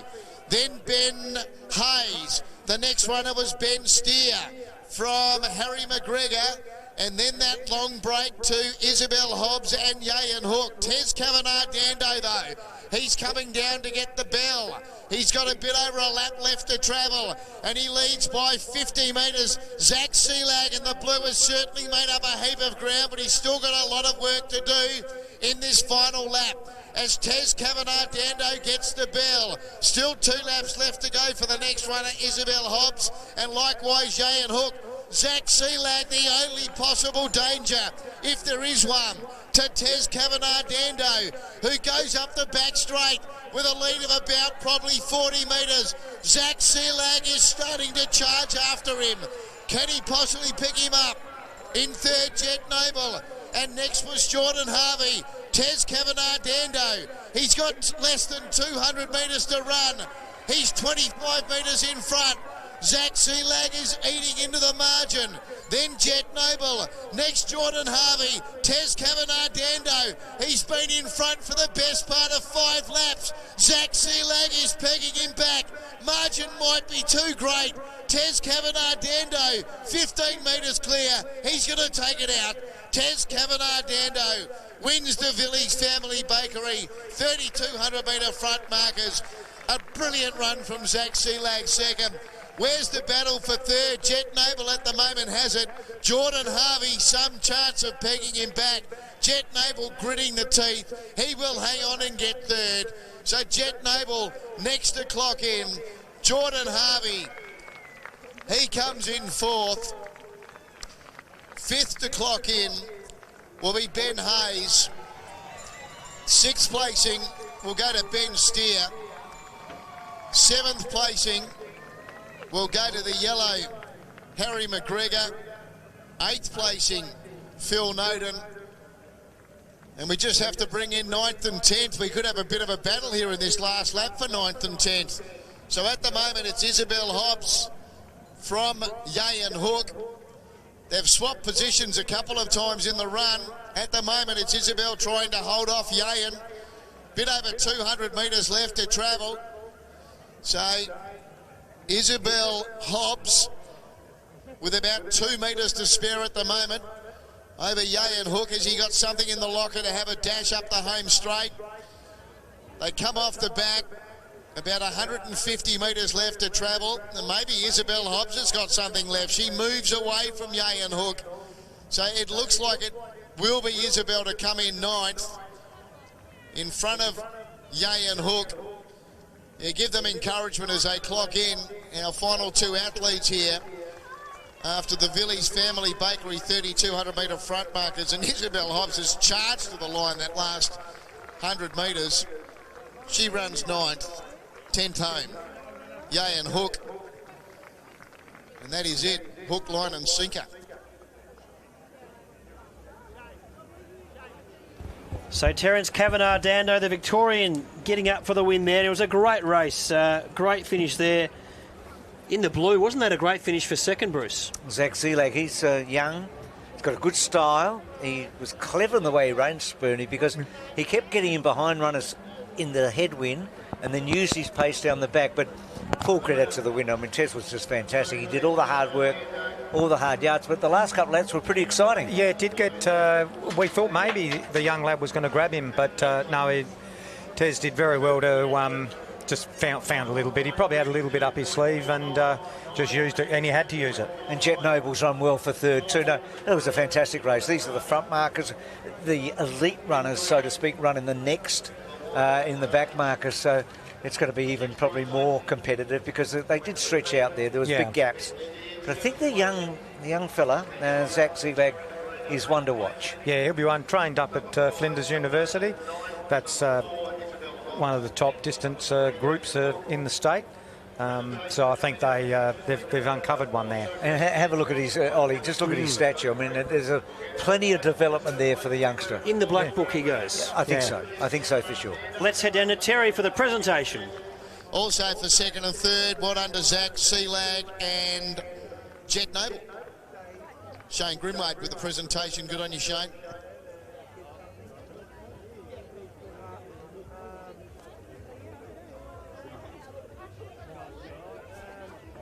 Shane, of course, part of the committee with the South Australian Athletic League, on of their hard-working officials as well.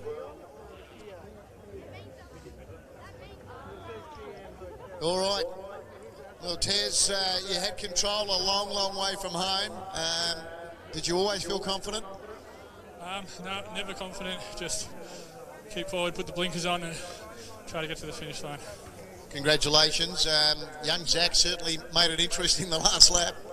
Yeah, I could hear the crowd getting up for him, and I wasn't sure how close he got, but I just had to let it all go in the straight and just get there. Right. You got some support here?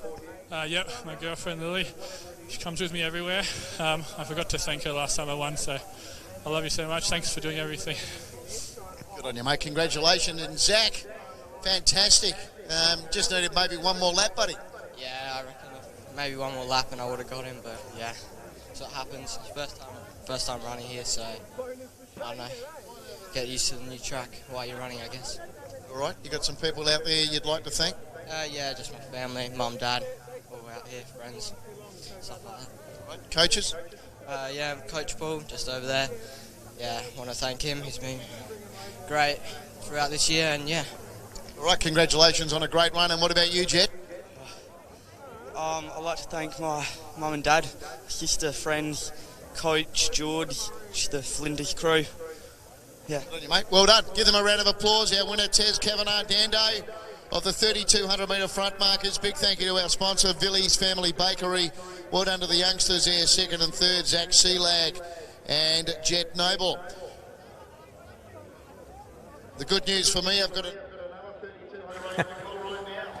So another 3,200 coming up. Terry just remarking to the crowd about this. The back market's coming up, and it's a good field here, Bruce. It's a great field, Ollie. I mean, Jacob Cox, I should say, is the one that has the red, and he's off scratch, and then 10 metres to Adrian Potter in the white. But so Jacob, he won this race last year.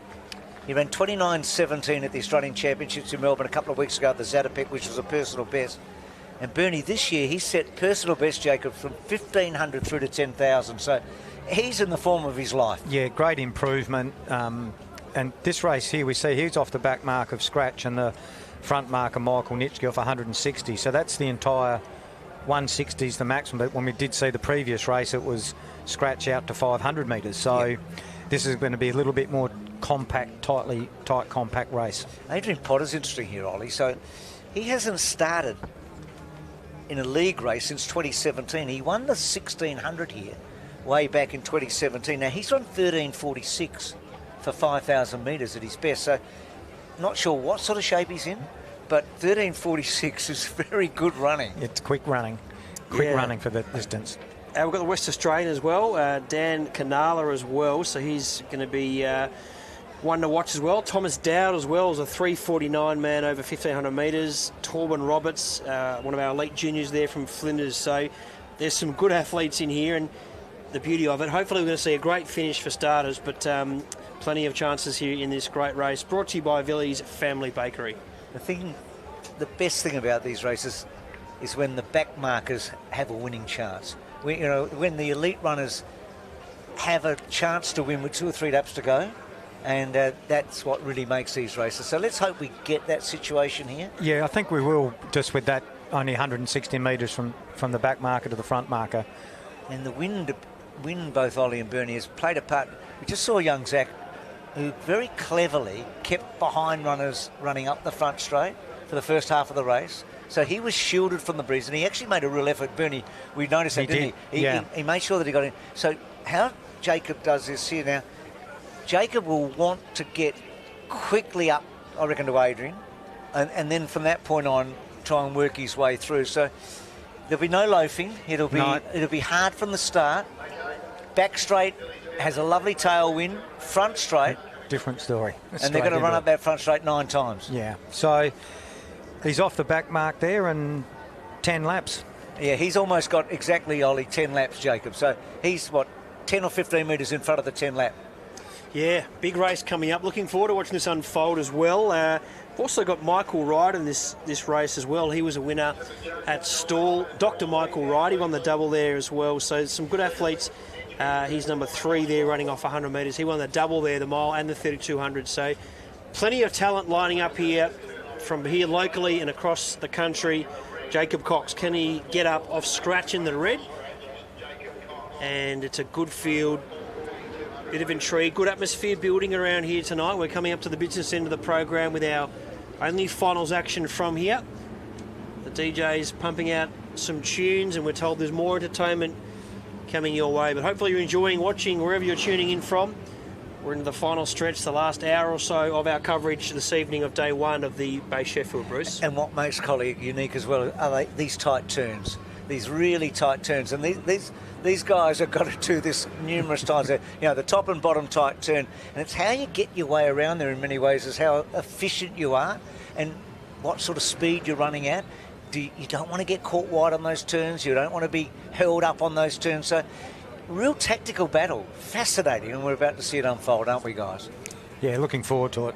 The back marker's 3,200 metres, almost set. Here we go with Terry McAuliffe.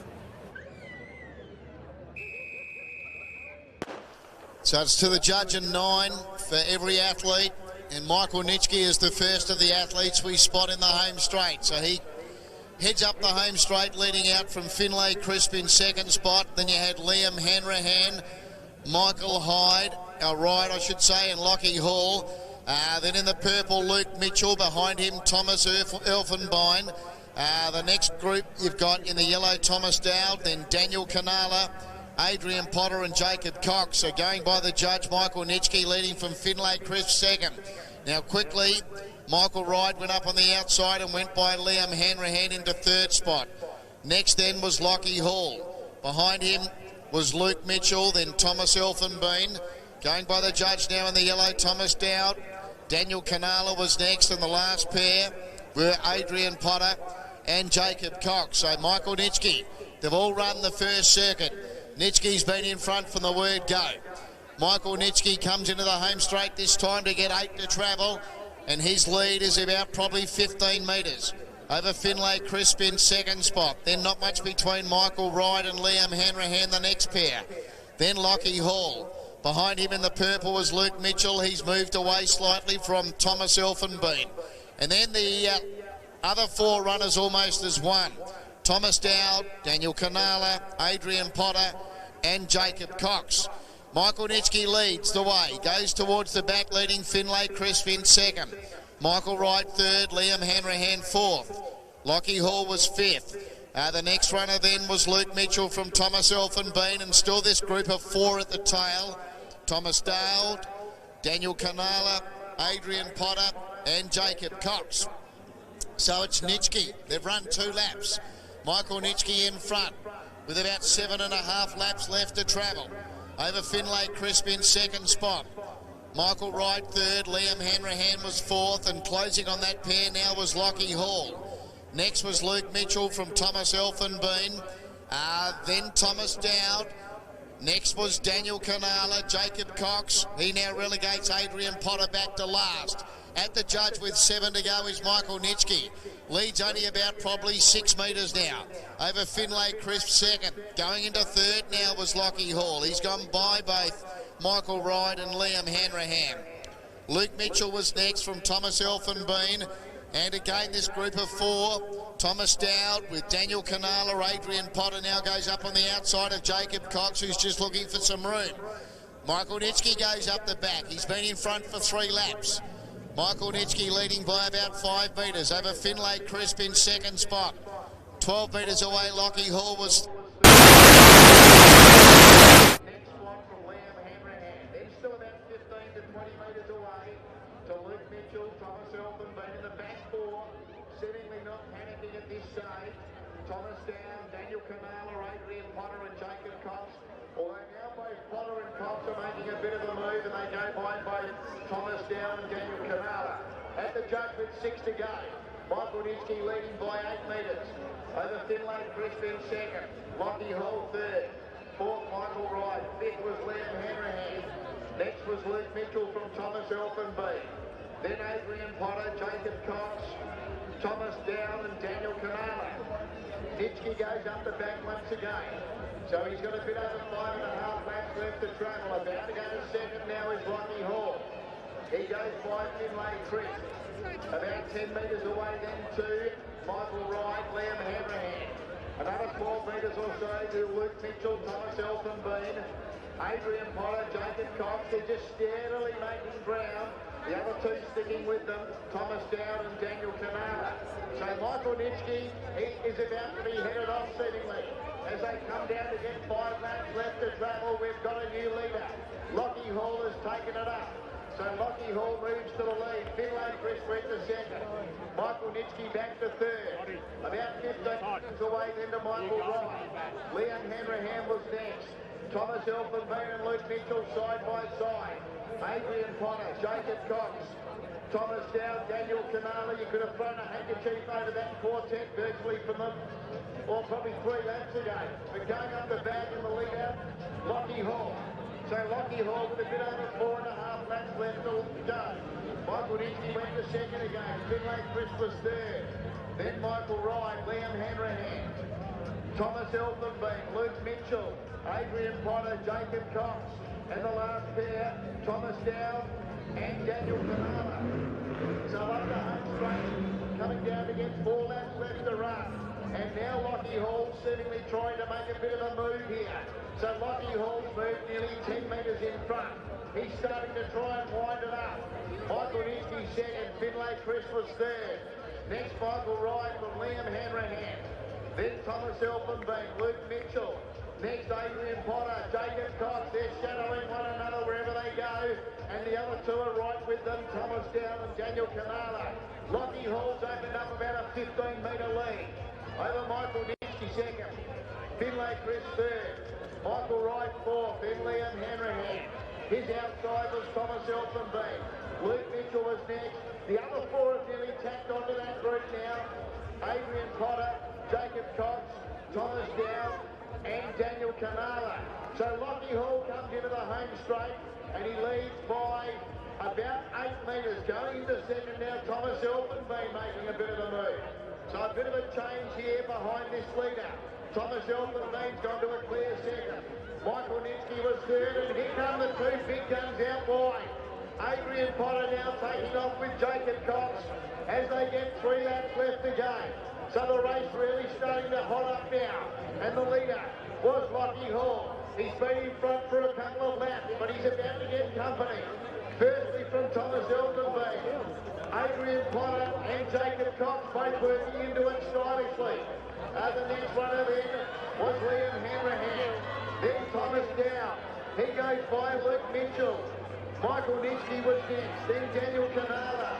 Second last now, Finlay Chris. And at the tail was Michael Hyde. So we've got a new leader. Taking over now was Thomas Elfenbean. As they come into the home straight to get 2 laps left to go. Thomas Elfenbean takes it up now from Lockie Hall. But stalking the pace now, Adrian Potter with Jacob Cox. Trying to latch onto their backs, Thomas Dowd. As they come to the judge, 2 laps to go. And the leader, Thomas Elfenbean from Lockie Hall. Adrian Potter, Jacob Cox, they're ready to strike. Next, Thomas Dowd. Behind them was Liam Hanrahan. The next runner, Luke Mitchell. And behind him in turn then was Daniel Canala. And then Michael Nitschke. And at the tail then would have been Michael Wright. They go down the back. Jacob Cox about marking now saying it's time to go. And Jacob Cox with 11.5 to go. Takes it up now. So he's the one they have to beat. Going to second was Adrian Potter. You'd think they've probably got the race to themselves even this far from home. They'll get the bell this time. So Jacob Cox leading. Jacob Cox in front. Thomas Elfenbean is sticking fat. He goes up under, he takes the lead. So Thomas Elfenbean from Jacob Cox. In third, Adrian Potter. Then Lockie Hall. Next was Thomas Dowd. And then Daniel Canala. Let's get back to the action. And it's Thomas Elfenbean who's now testing Jacob Cox. Thomas Elfenbean up the back.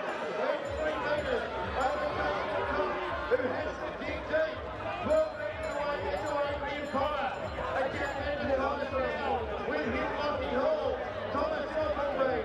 He's about to turn for home with a 5-metre lead. He might have mixed it. Jacob Cox. Can he peg him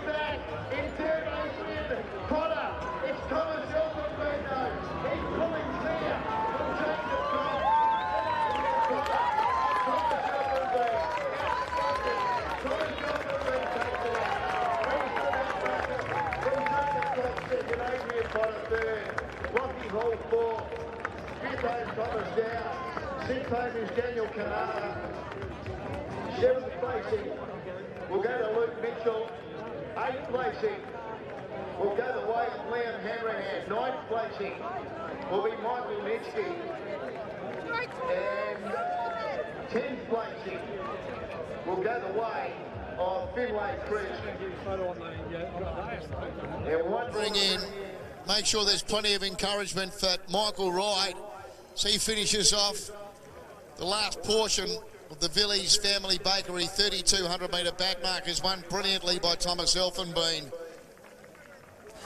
So what a race we've just seen there in the back markers 3,200, and Elfenbein I should say, sorry, he was headed, he's kicked back and he's won, Bruce. Oh, it's a great race. I mean, absolutely brilliant, tactically superb, and Jacob Cox and Adrian Potter worked so superbly together, and then Thomas Elfenbein, who took the lead with about 4 laps to go, and then was passed with a lap and a half to go by Jacob Cox, and then had the temerity to take the lead with a lap to go, as we're seeing now.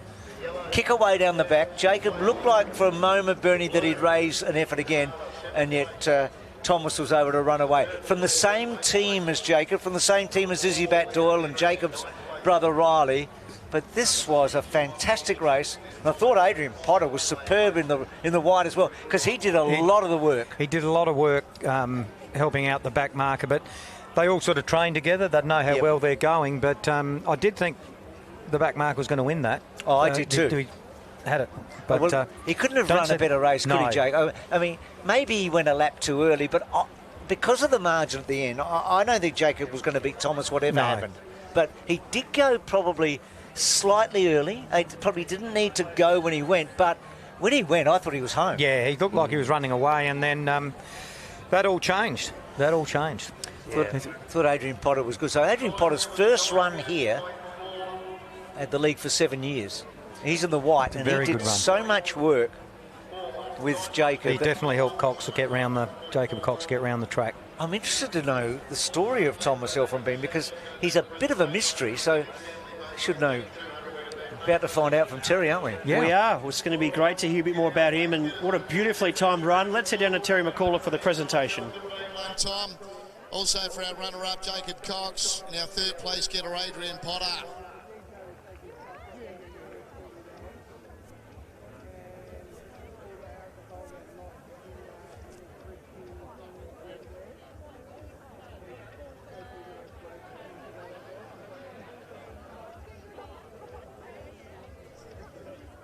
Well, Tom, congratulations as a race caller when the red and the white go to first and second. I'm thinking, well, they're going to fight it out. In the blink of an eye, you were back in front. Yeah, I was just really lucky that they came past and they kept pushing me along, and luckily they felt good towards the end. So really enjoyed that challenge to have guys like this stalking you. Yeah, it was good fun. Both real close mates as well, so it's good fun to hit it out in a race together. You get to enjoy this win with who? With these guys, partner, family, runners one, Coach Riley. Should be good. Well, mate, congratulations. Jacob, what were you thinking when you took the lead momentarily with a bit over a lap to go? This is my training partner here who foxes every session and then kicks down on me on the last one, so I knew I was probably having my work cut out for me. Yeah, I knew it was one thing getting to him. I think it was, 45 metres. I thought we probably would get to him, but yeah, I knew that we needed to. That's why I went with 2 laps to go. I knew I had to do something early, but couldn't quite get rid of him. Did the race unfold okay for you? Yeah, Potts carried me up, to be honest. I was willing to go around those two, and yeah, he made a pretty hard move around me, and I thought, all right, you can have it. It's pretty windy out here, so yeah, I probably had the perfect race in the end. I think last year when I ran 9:10 down here, we thought, gee, that's pretty quick, and today was another 10 seconds quicker. So yeah, that's absolutely huge, like personally, and just goes to show how good Tom's run was. Some people you'd like to thank? Yeah, runners one as well, Coach Riley, and yeah, training partners obviously. We've got a couple in that race, and Tom pushes me all the time. So yeah, there's no wonder I'm getting better each year. Good on you, mate. Well done. And what about for you, Adrian? You got some people out there supporting? Yeah, my coach is here, Dave Patterson from Adelaide Harriers. He's been my coach for up to almost 10 years now, so yeah, big thanks to him, and big thanks to my wife who's here as well with our new baby, so that was exciting to race in front of him for the first time, so yeah, it was good fun. How old's the little one? Almost 8 weeks. Fantastic. All going well? Yeah, pretty good. Getting used to the new sleep schedule, but still managing to get out for my runs thanks to my wife. She's amazing, so yeah. That's great support. Congratulations on becoming a dad. Thanks. Cheers. Here we go. Give them a round of applause. Thomas Elfenbein, our winner, from Jacob Cox and Adrian Potter after the So Billy's good victory Family there Bakery. for our winner and the Runners One coaching crew. We know Riley Cox established that group in 2020, and great reward for him, and he's stable there getting the victory. And Izzy Batdor, such a big part of all of that, of course. About 4 weeks ago, she ran the third fastest marathon by any Australian ever in Valencia to 2:23:59, I think it was. I hope I got that right. Yeah, finished 8th that day. Yep. So she's been to a couple of Olympics now, Izzy. And if you go back and have a look at the Paris 5,000 metre heat, Izzy puts the pressure on halfway through the race, and in doing so enabled Rose Davies to get the right run and to get through to the final. It was a fantastic performance by Izzy Batdor. Certainly was. Here we go for the 550 metre under 18 boys. Over to Terry McAuliffe.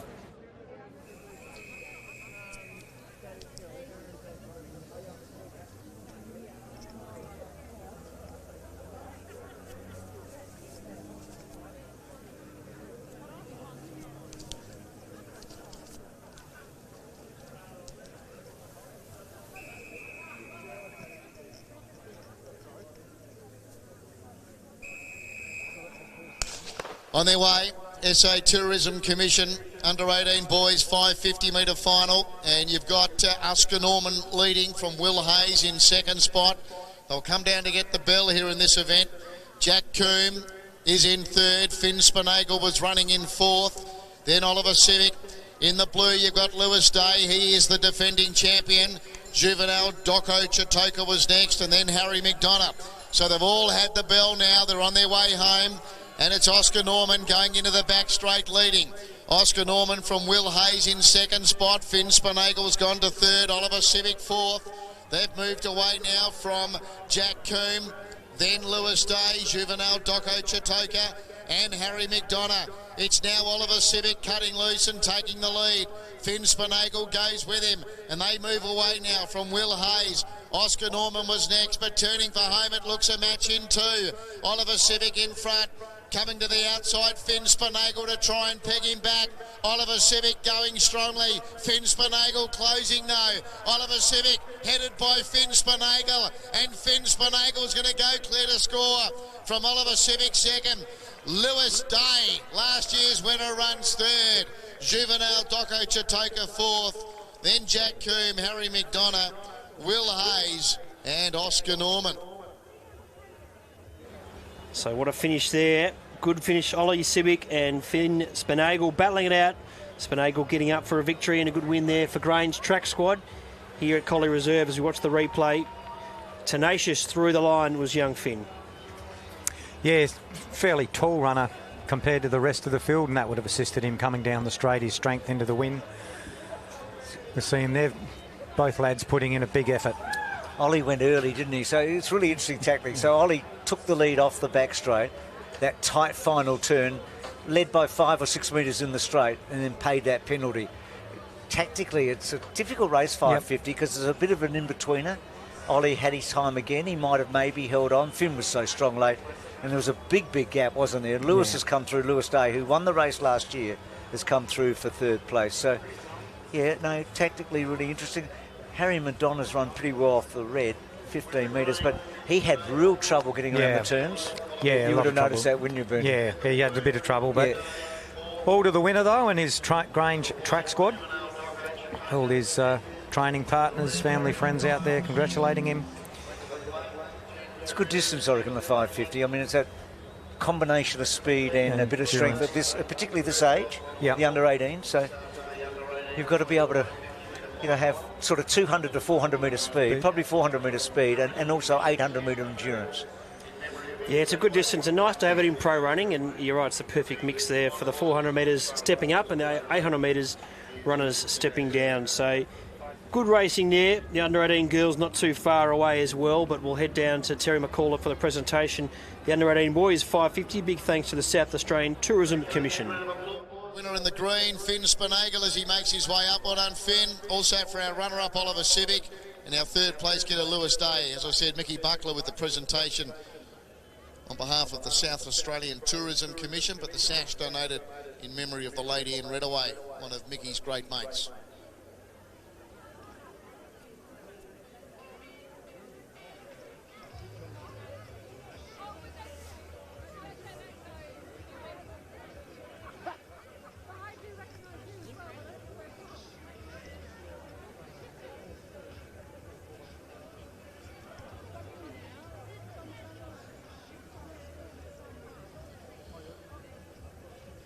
Well, Finn, congratulations. What were you thinking when Ollie breezed past you up the back straight? Yeah, I was a bit scared then. Didn't think I was going to. But yeah, I just had to stay with him and try and get him in the last home straight. Did you go out there with a bit of a game plan yourself? Yeah, sort of. Just trying to go hard and then trying to finish strong as well. So, yeah. You got some people you'd like to thank? Oh, yeah. Thought you might have had some notes here, young man. Yeah, I'd like to thank the race sponsor, South Australian Tourism, and then Grange Truck Squad, all the coaches and all the runners for helping me out, and then the sponsor of Grange Truck, so Rebel Ford, Inspiration Paint, and Baker and O'Connell. Yeah. Right, you got some family here as well, mate? Oh yeah, my dad's here, and yeah, that's about it. Good on you, mate. Well done. Congratulations on your win. How many sashes have you won with the league, by the way? First one. First one. What a special place to do it. Congratulations. Can be no better place to do it. Isn't that right, Ollie? It's probably the best place to win a sash. Everyone wants to win a Bay Chef. You know, especially me, but it just didn't happen this year. Always next year. Mate, you were fantastic, though. Thank you. I knew strong winds, had to take cover, so I found the tallest bloke. So yeah, took cover and I tried to go early, but I thought he was holding back in the heat because that was a great end from him. Finished well. I'd like to thank sponsor of the race, of course, everyone that raced today, everyone that made today happen. It's a great day. My parents for taking me out here, friends and family for coming to watch. My coach, Anne-Marie, she's been great all year. You, of course. Jenny for being Jenny. Yeah, that's about it. On you, Ollie. Well done. And Lewis, mate, the champ last year, you were standing where Finn is, so you should be mighty proud of your performance in trying to go back to back. Yeah, I'm very happy. Finn, enjoy the moment, man. It's great. I learnt my commentary off by heart, let's be honest. But yeah, thanks to everyone at YGTS. Youngie, for getting me where I am. Jenny, for all the work you do out here. All the sponsors. All the officials make this happen. It's a great day. My parents, Dad, yeah, and all the boys that helped me get here. So thank you, everyone. On you, Lewis. Well done. Give them a round of applause. Finn Spinagle, his first ever sash. He wins at the Bay. Beats Ollie Sevic and Lewis Day. 1:13.67 was the time. 1:13.67. 1:13.67. The women's, well, the under-18 girls, 550 is next. It's a straight final for the under-18 girls.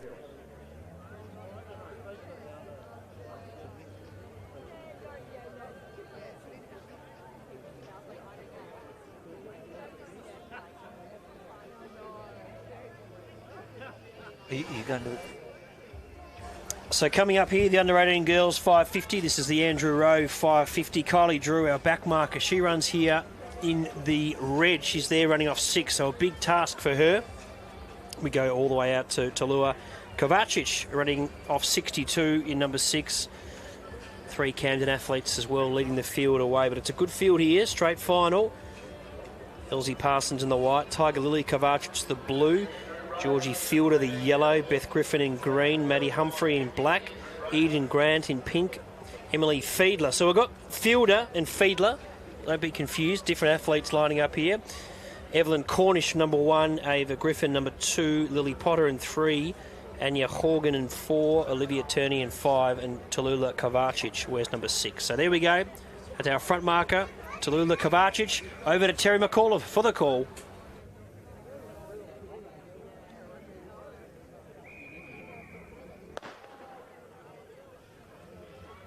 So they're on their way here in the under-18 girls 550. So as I said, it's a straight final here. The defending champion is Elsie Parsons running in the white. The back marker here is Kylie Drew running off 6 metres. So coming down to get the bell, and it's Anya Horgan who has moved up now to take the lead from Tallulah Kovacic in second. Olivia Tierney was third, then Lily Potter. Ava Griffin was next, then Emily Fielder. The next one of them was Tiger Lily Kovacic going forward around the outside from Beth Griffin. Behind her then Elsie Parsons, the defending champion, as they go up the back straight. The next one of them was Eden Grant. Behind her then was Kylie Drew. And further back then, as they run up the back straight now, would have been Evelyn Cornish, and back at the tail was Maddie Humphrey. So the leader was Anya Horgan. Anya Horgan's about to come around the home turn in front, but here's the big challenge now coming from Tiger Lily Kovacic. And Tiger Lily Kovacic moved up to take the lead. So Tiger Lily Kovacic in front, moved away from Anya Horgan. Beth Griffin's making good ground. Beth Griffin down the outside, up to Tiger Lily Kovacic. Beth Griffin takes the lead, and Beth Griffin's going to beat Tiger Lily Kovacic. Elsie Parsons third. Fourth was Ava Griffin. Next home then was behind them Tiger Lily Kovacic with Emily Fielder, Anya Horgan. Then you had Olivia Tierney. Back towards the tail would have been Maddie Humphrey with also Kylie Drew. The winner here is Beth Griffin in the green, from Tiger Lily Kovacic in the blue, and Elsie Parsons in the white. So a big 10-15 minutes there for Grange Track Squad, and Beth Griffin in the green takes it out. Time to run to perfection. A good battle there with Tiger Lily Kovacic in the blue, but Griffin too good there, and she's mobbed by a big support crew getting around her. Yeah, both the Grange Track Club winning both the under-18 boys and girls 550, so they'd be very happy. They would have set themselves for these races this weekend, and she's done a very good job taking out that victory. Camden second and third. So many races today. We have seen the last 50 metres, big changes in those races. In both those races, that the person that's led into the straight has been run down by the pursuer. A big run there by Elsie Parsons in the white. So she's on the left there, absolutely screaming home, or rather right in the middle there with the number 2. No, on the left and absolutely flying home. So she got third after winning the race last year. But Beth was so strong, though. Yeah, it was a great race, and that we see there, the coaches of the Grange Track Squad out there, bit of emotional finish there. They would have trained very hard for this all through winter. Makes those June and July and August training sessions on the oval definitely worth it, and 2 sashes to the Grange Track Squad in less than 15 minutes. Such an unforgiving race, and we talked about that distance. It's almost flat chat, isn't it, from the word go? There's not much room to wind down. I've run a couple of 550, gentlemen, but at Stall I was 300 metres into the race, and unfortunately the timing failed, so they called us off the track, so we had to rerun the race a few minutes later, about half an hour later. But 300 metres in the race, the timing has failed, and we had to walk off. So 550 was far enough for me, but it is a gruelling distance, and good racing here by our under-18s, boys and girls, and well done to the Grange Track Squad for their fantastic effort here. And we are building nicely. Plenty of action coming up here. The 550 metre women's coming up. The Jim Travers Memorial Restricted 120. That'll be followed by the 800 metre men's final. Then we have our women's 70, and then we finish for the night with the men's 70. The 100th Glenelg Sprint. Let's go down to Terry McAuliffe. Lily Kovacic and our third place getter, last year's winner, Elsie Parsons.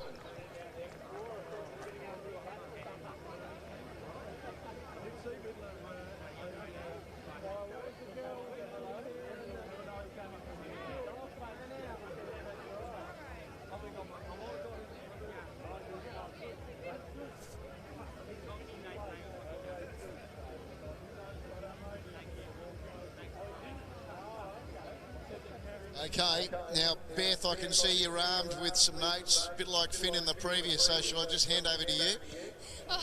Yeah, just to make sure I get everything in this. So I'd like to thank Andrew Rowe for sponsoring this race, the sponsors of my club, GTS, Rebel Ford, Inspirations Paint and Baker & O'Connell. I'd also like to thank all the runners and officials in this race.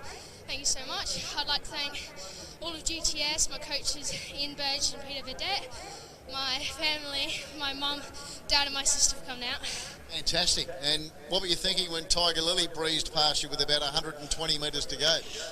Oh, my mind kind of went blank. I could hear my mum yelling. Could you really? Yes. Voices travel.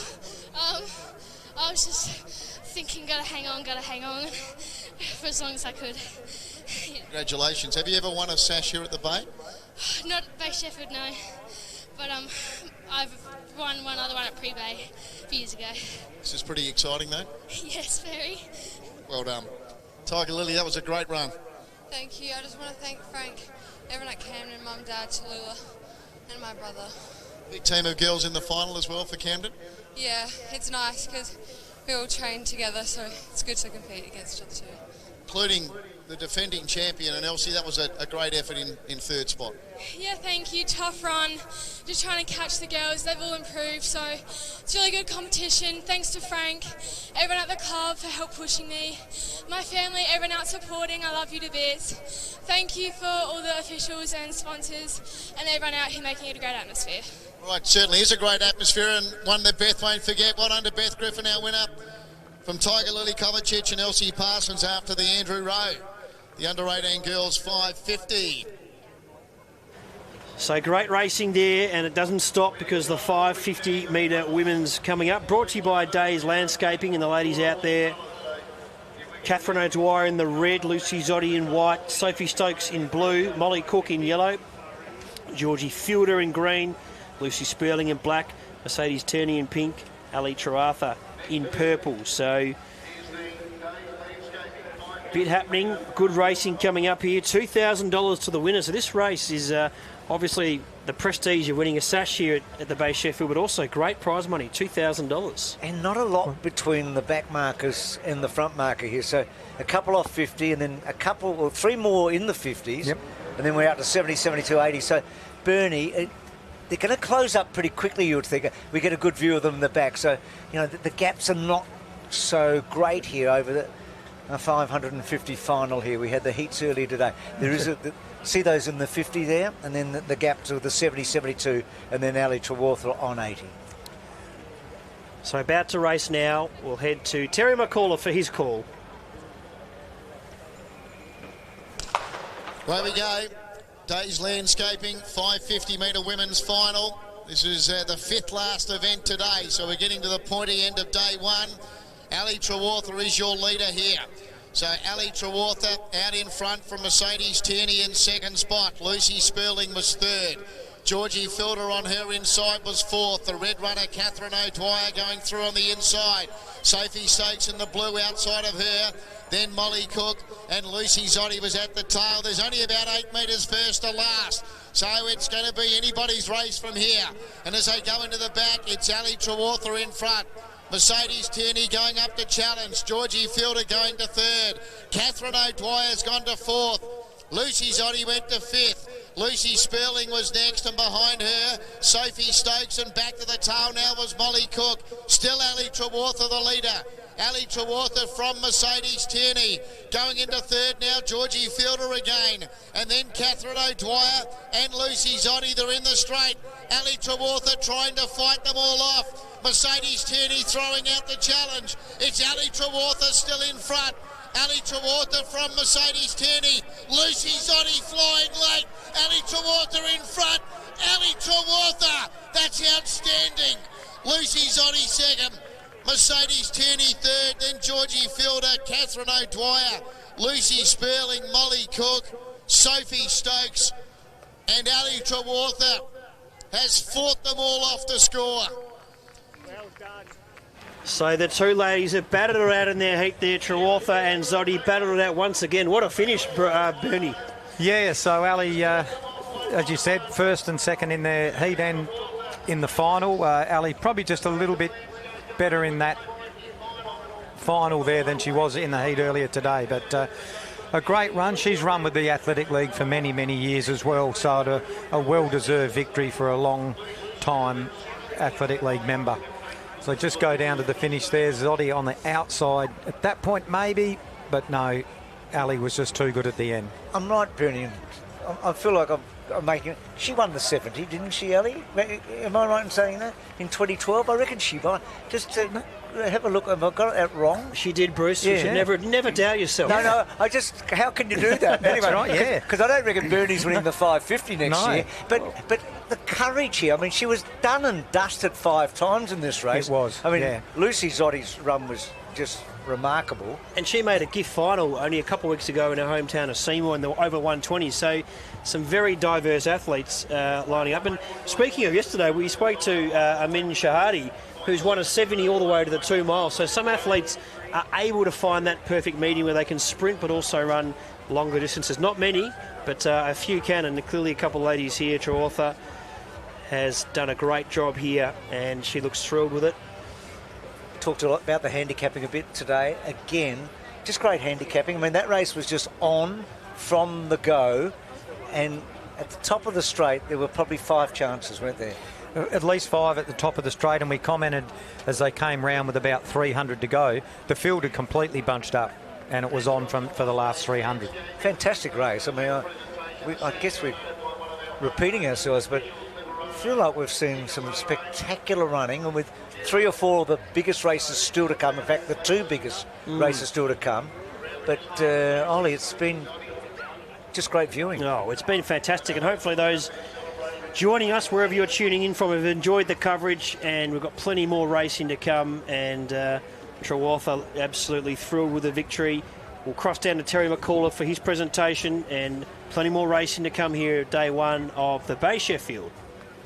Okay, big round of applause for our winner in the purple, Ali Traortha. Also for our runner-up, Lucy Zoddy, and our 3rd place getter, Mercedes Tierney. As I said, the event sponsored by Days Landscaping, Tony Day with the presentation. Sash donated by Liberato Icolaro.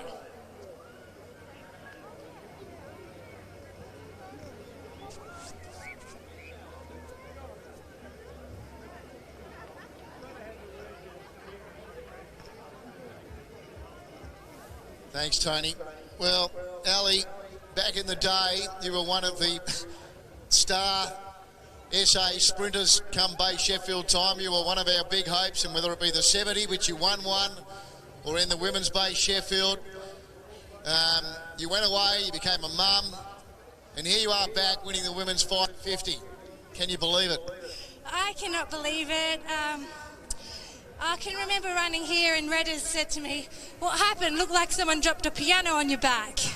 And it felt that way too. And I've had coaches along the way where I've taken wisdom.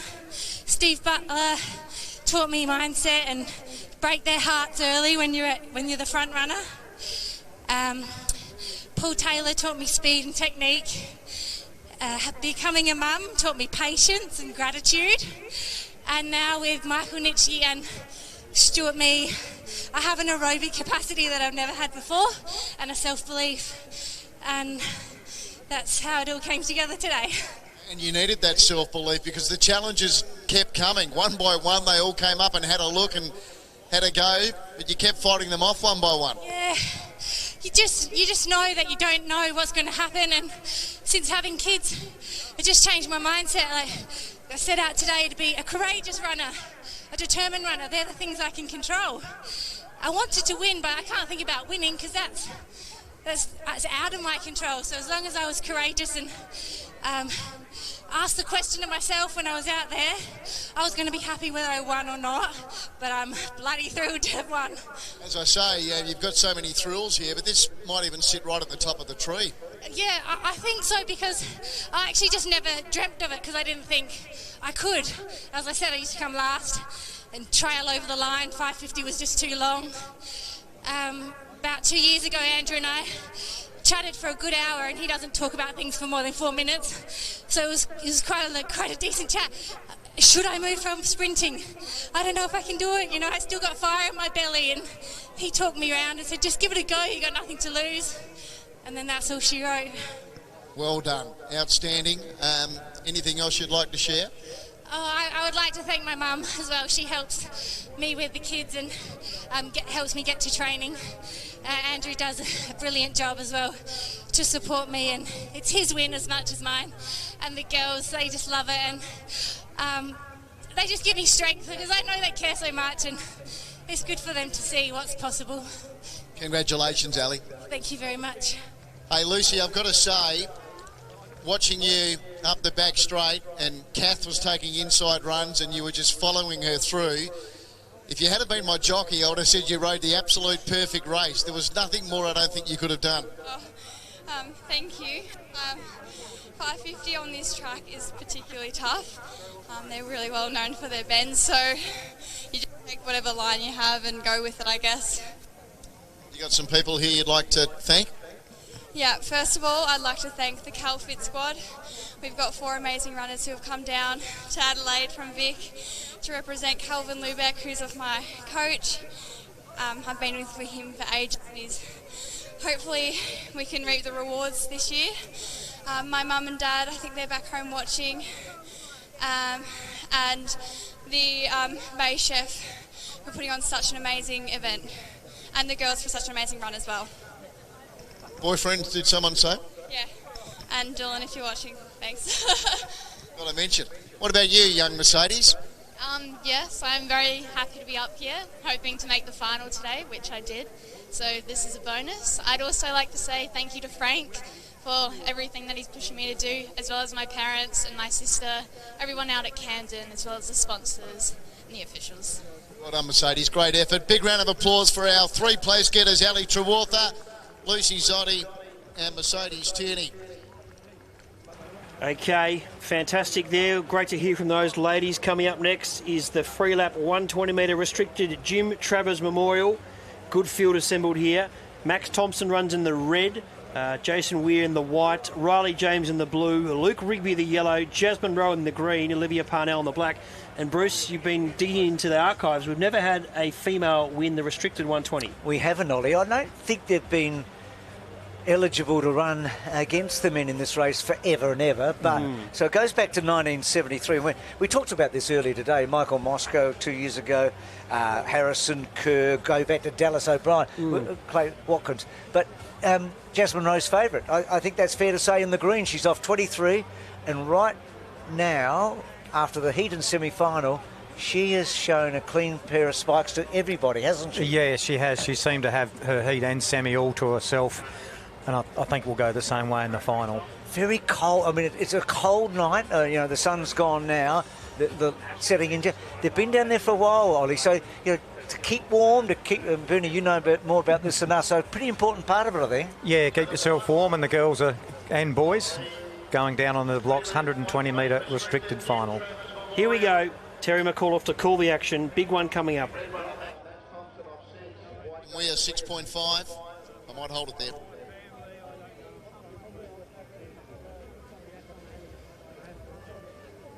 Away they go.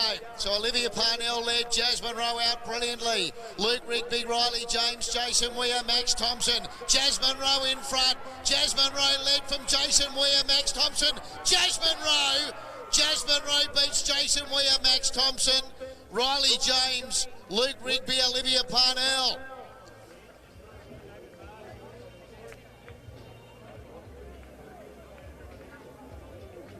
So what a race we've just seen there. Jasmine Rowe, she produced the goods in the heat and the semi, and she's backed it up here in the final, Bruce and Bernie. Yeah, 3 tough runs for her for the day. Got the victory tonight. Very close towards the end. We thought the runners on the inside may have just got her towards the end, but she had enough to hang on and ran brilliantly, and is the first female to win this race, Bruce. She is. Set it up early, Ollie. It did get tight. Both Jason Weir and Max Thompson were closing. But she's had a faultless day. I mean, she's got to be happy with this. She was superb in the heat, probably even better in the semi. And in the final, she stood up when she had to. But for the first time, Ollie, she probably had some pressure on her in the last 10 metres of this race, and yet she was able to get the job done. She did. She ran super, and the Team Island crew just watching on anticipation just to make it 100% official, but she's run a cracking race there. Todd Island, a champion, and... We know the crew you've done in the past. Jake, a past winner as well. But she's just watching on, waiting on to see if we can make it official. And she ran a super race. The back markers were coming at her, but we think she's kept her cool to hang on. But we just need to make it official. And plenty of people tuning in from around the globe to watch the great action. 70's not too far away, and also the 800 metres, which is the men's 800. But great racing here at Collie Reserve. Team Ireland over there. Todd Ireland, such an affinity with pro running as a coach, as an athlete. His sons as well. So just looking there, but confirming that she's our winner. The green flag's gone up, and she's held her form nicely. She can breathe a sigh of relief, and she is the winner here of a fantastic race, a stepping stone as well for many athletes over the years. Yeah, 12.68 was the time, so a comfortable win in the end. Just the angle we had, it looked like the inside runners did put pressure on her, but she was good enough to win. So 12.68 the winning time. Fantastic winner, Bay Sheffield Carnival. Sash to her. Certainly is. Let's go down to Terry McAuliffe, who's got the presentation about to get underway. Involved in an administration role. Let's get our place getters up. Round of applause for our winner in the green, Jasmine Rowe, as she makes her way up. Well done. Also for our runner-up, Jason Weir, and our third place getter, Max Thompson.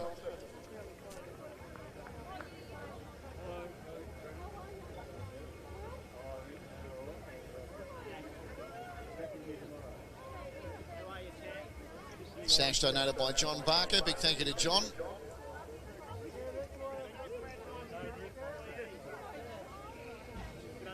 All right. Looks like you got plenty of support here, Jasmine. Team Ireland? Yes, Team Ireland. I'm honestly overwhelmed right now, but I'm so excited. Team Ireland has made it very clear that Bay Chef is a very prestigious and exciting event, so I'm really, really stoked to win. Good job to all the competitors, not just you guys. I want to thank, obviously, Team Ireland for all the support.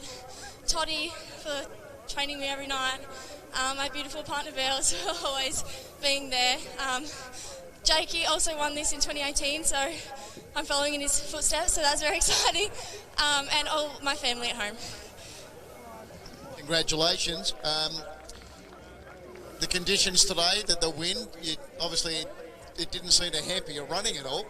Yeah, it was very windy, but I just wanted to have a crack, so here we go.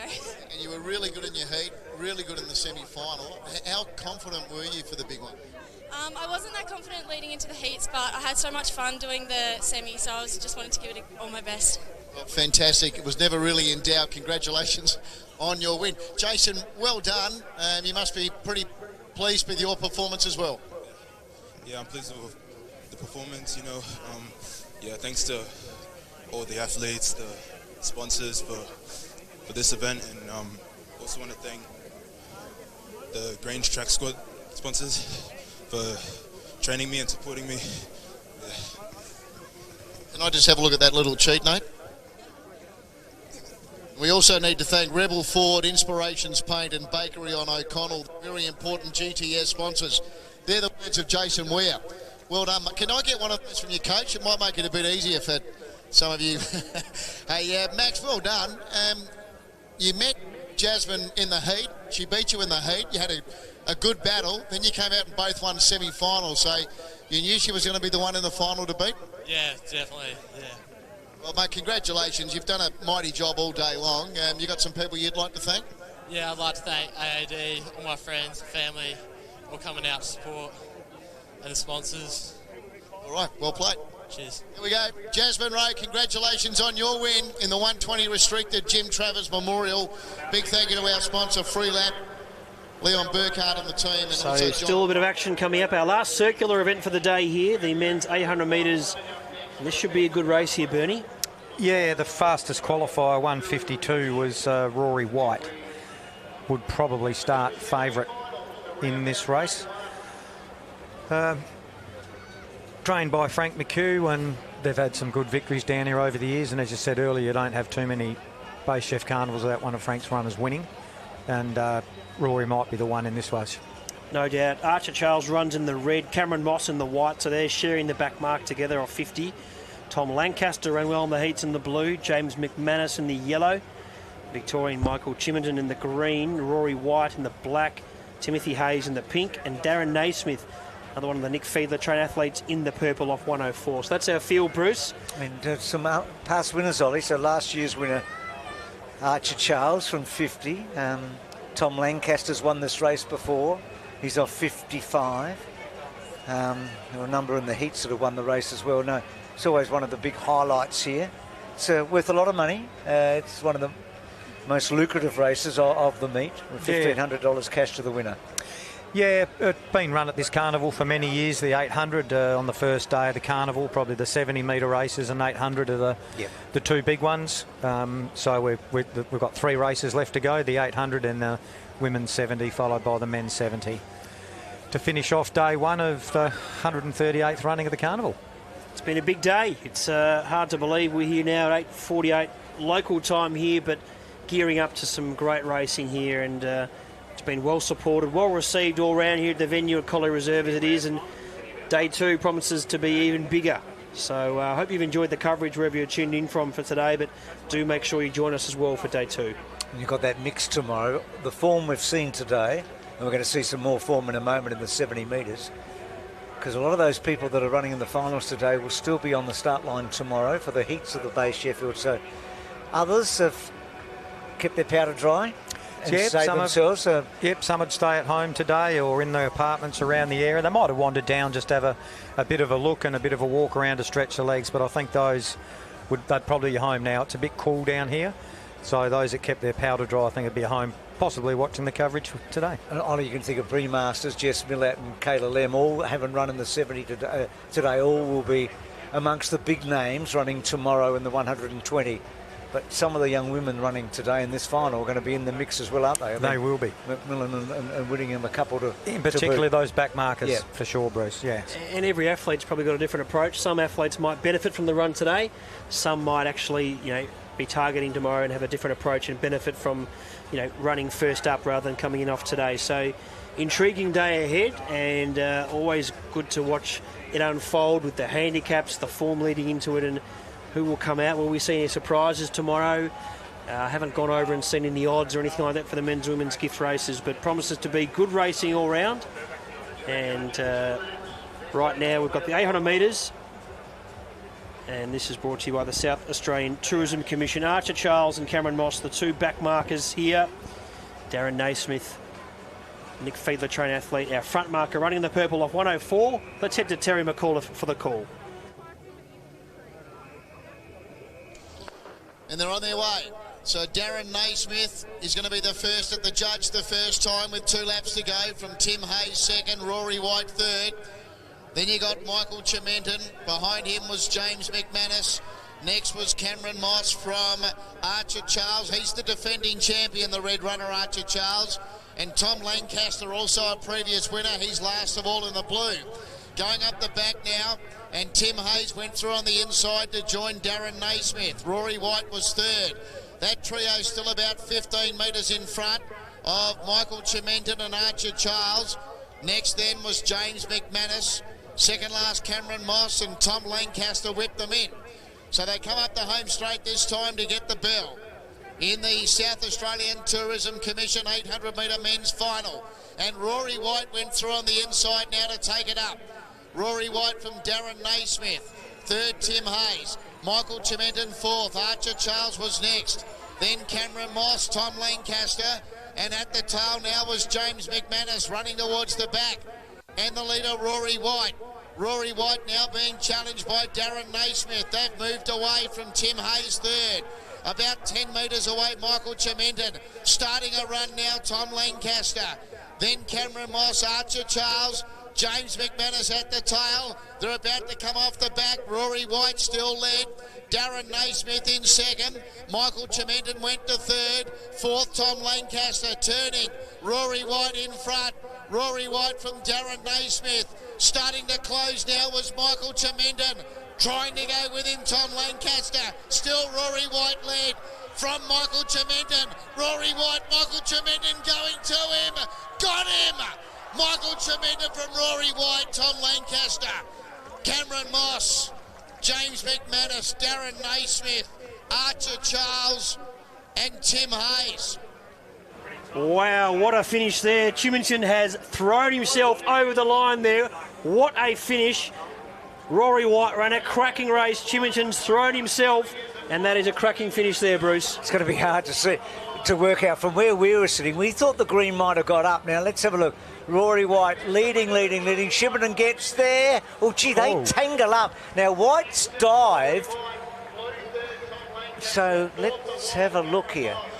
So, this is... He was never quite going to get there, was he, Bernie? But he just threw himself at the line, the green. But so did the black in the end. So White also throws himself at the line. So watch this, see White go and dip, and then the whack of the hand. Well, that's completely unavoidable, really, in the set, because White got down so low. We don't have a result, do we, Ollie? It's absolutely got to be a centimetre in it one way or the other. Not officially, but Chimington there, congratulated by David Haig. Okay, looks like they may have given it to and the green green. flag is up there. So Chimington confirmed the winner. Nick Fiedler trains another winner here. Nick Fiedler, certainly an astute trainer, and the Victorians get a win there. Chimington gets a win, but what an effort there from Rory White. Frank McHugh always has his runners prepared to the minute and almost pulled it off there. And how many times have we seen a runner have the lead with 10 metres to go in these races and be beaten? Been run down. The handicapping's been very good, we've said all day. And the headwind has played a part in the straight, hasn't it? Definitely has. It's a great spectacle there. Third place looks to have gone to Tom Lancaster, who was impressive in his heat, but what a finish as we watch the replay one more time before we head down to the presentation with Terry McAuliffe, and the crowd loved it. Let's head down to Terry McAuliffe. So for our runner-up, Rory White, who led to the last bound, and Tom Lancaster, a previous winner, gets himself onto the podium again in third. Mickey Buckler with the presentation.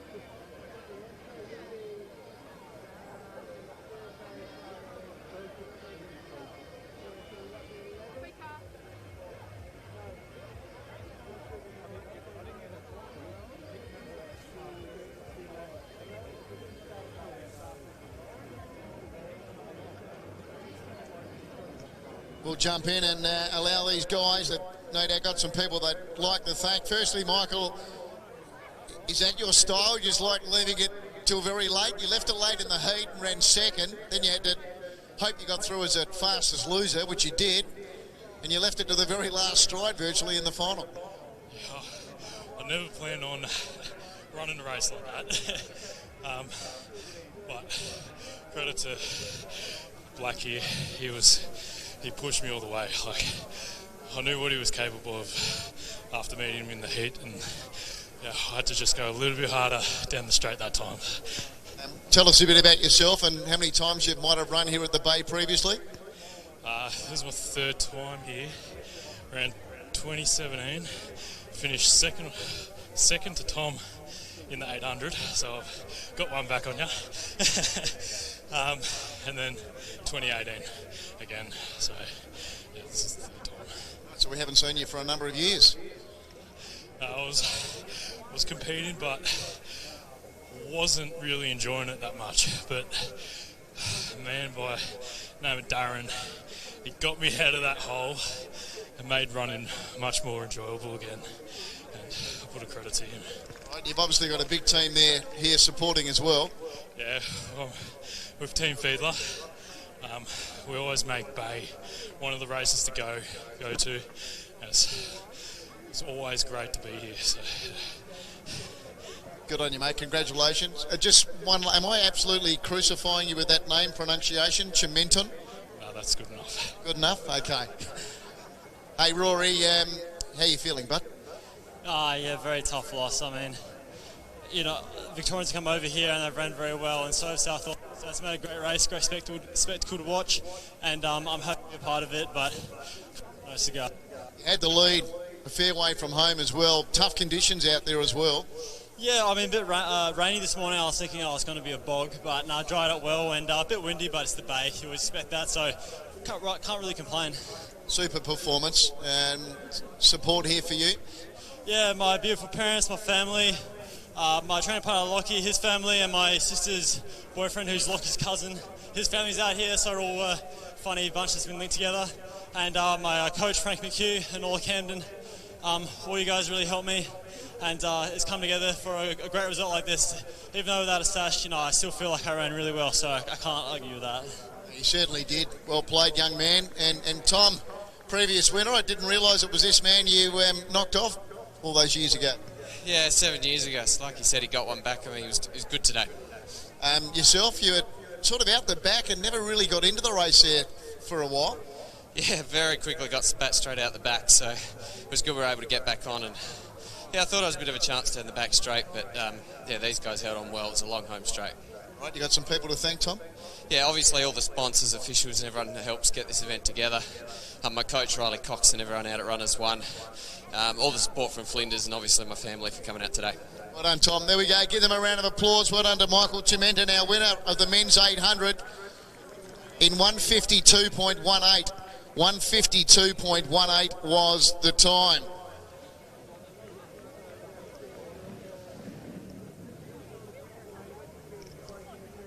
We've got the two big semi-finals to wrap up. So here we day go, one. coming up. This is a big one. The Coopers women's 70 metres, and Bernie, it's a good field assembled here, and the anticipation is building. It's electric. Yeah, great field. I'm looking towards the back markers to probably fight it out. I think yourself and Bruce have got a couple of other suggestions.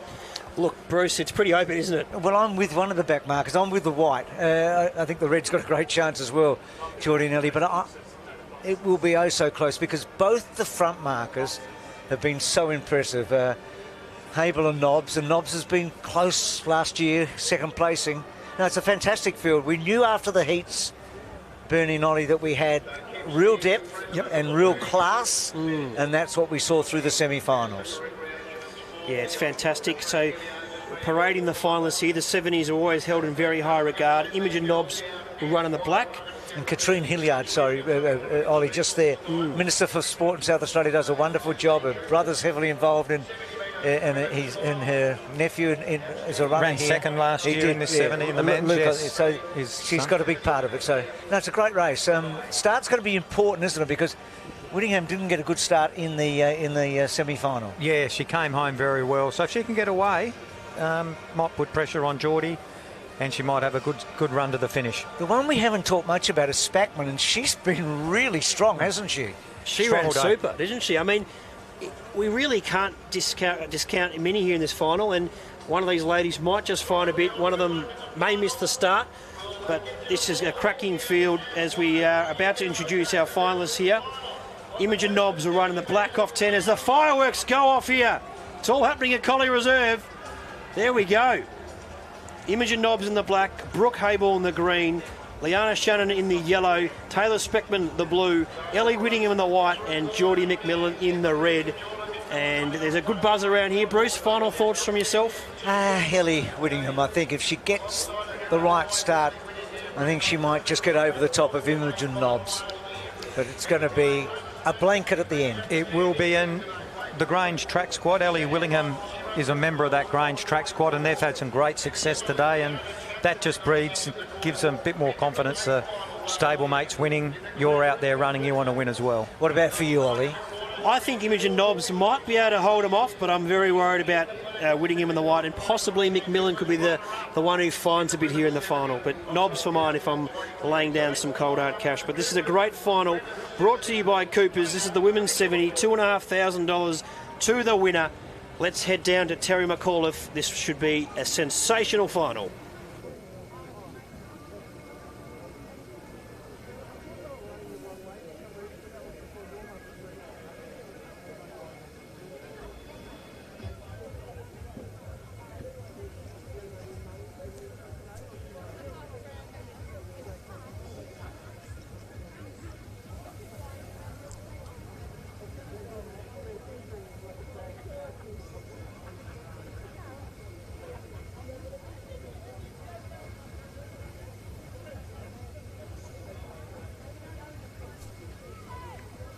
away. So it's Nobbs leading Hable, who got a good start. Then Channon, Spackman, Whittingham and McMillan. It's Hable in front, going to a Spackman. Spackman wins. Taylor Spackman wins from Brooke Hable. Close up Ellie Whittingham with Jordan McMillan, Imogen Nobbs and Leanna Channon. Taylor Spackman in the blue is the 70 champion of Bay for 2024. Here we go, the replay. Spackman wins, and we watched the replay. She got away well, and coming out of that drive phase, Bruce, she was impressive. She certainly was impressive. It was a clear-cut win on a night that we thought was going to be oh so difficult to have a clear-cut winner.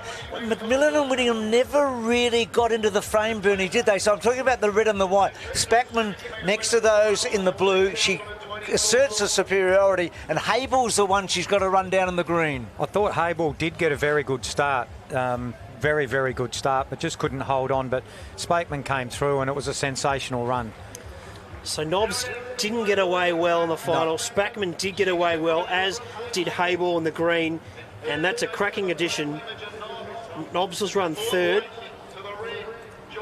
And so Whittingham and McMillan, they've run well, but they just never got themselves into a winning position, did they? No, not into a winning position. Spackman got away from them, I think, just very quickly. Spackman's win there was probably better than any of the semi-finals. Yeah. She did have a decent margin on them, whereas in the semis they were all a lot closer. But great run, and a deserved winner. I wonder what time she's run, because those times have been pretty interesting all the way through, haven't they? So we should have them come through shortly, but yeah, she was fantastic. I spoke to her after a semi-final and she was pleased, happy.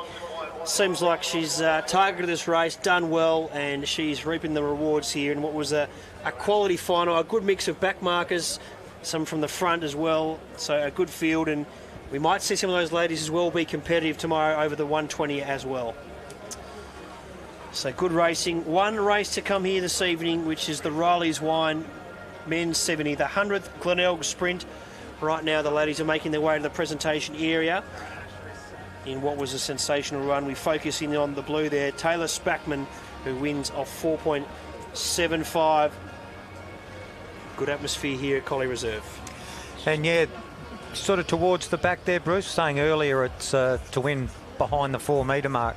Spackman just in front of the 4 metre mark, but one of those that have won from fairly well back in the field. It's a terrific performance, because over the years, this is the record of those that have won beyond 5. 21 of the 27 winners have been above 4. Above 5. 5. And she's under 5. Yeah, so that's a great effort. So here we go, presentation time now. There she is, Taylor Spackman. Brooke Hable in our third place get up, Imogen Nobbs. Fantastic to have the Minister for Recreation and Sport, the Honourable Katrine Hilliard here. Katrine doing the presentation on behalf of Coopers. The sash donated by Graham O'Day, former long-time official Graham O'Day.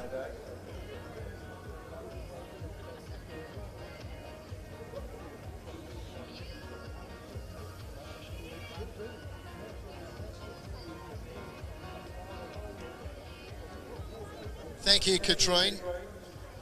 Well, Taylor, congratulations. You've been having an outstanding season, and it all came together for you today as well. Yeah, thank you so much. First year SAL participants, so it's been very welcoming and everyone's been so lovely, and great start to my, professional running career. So who actually got you involved with running with the league this season? That would be my coach, Greg Cameron. He initially signed me up as the sole competitor for the Raptors squad. Since then, Ava there has joined as well, and we're slowly growing, so it's been really good, and I really appreciate all the work he does. Tell us about your running before you joined up with the league. What have you accomplished behind you?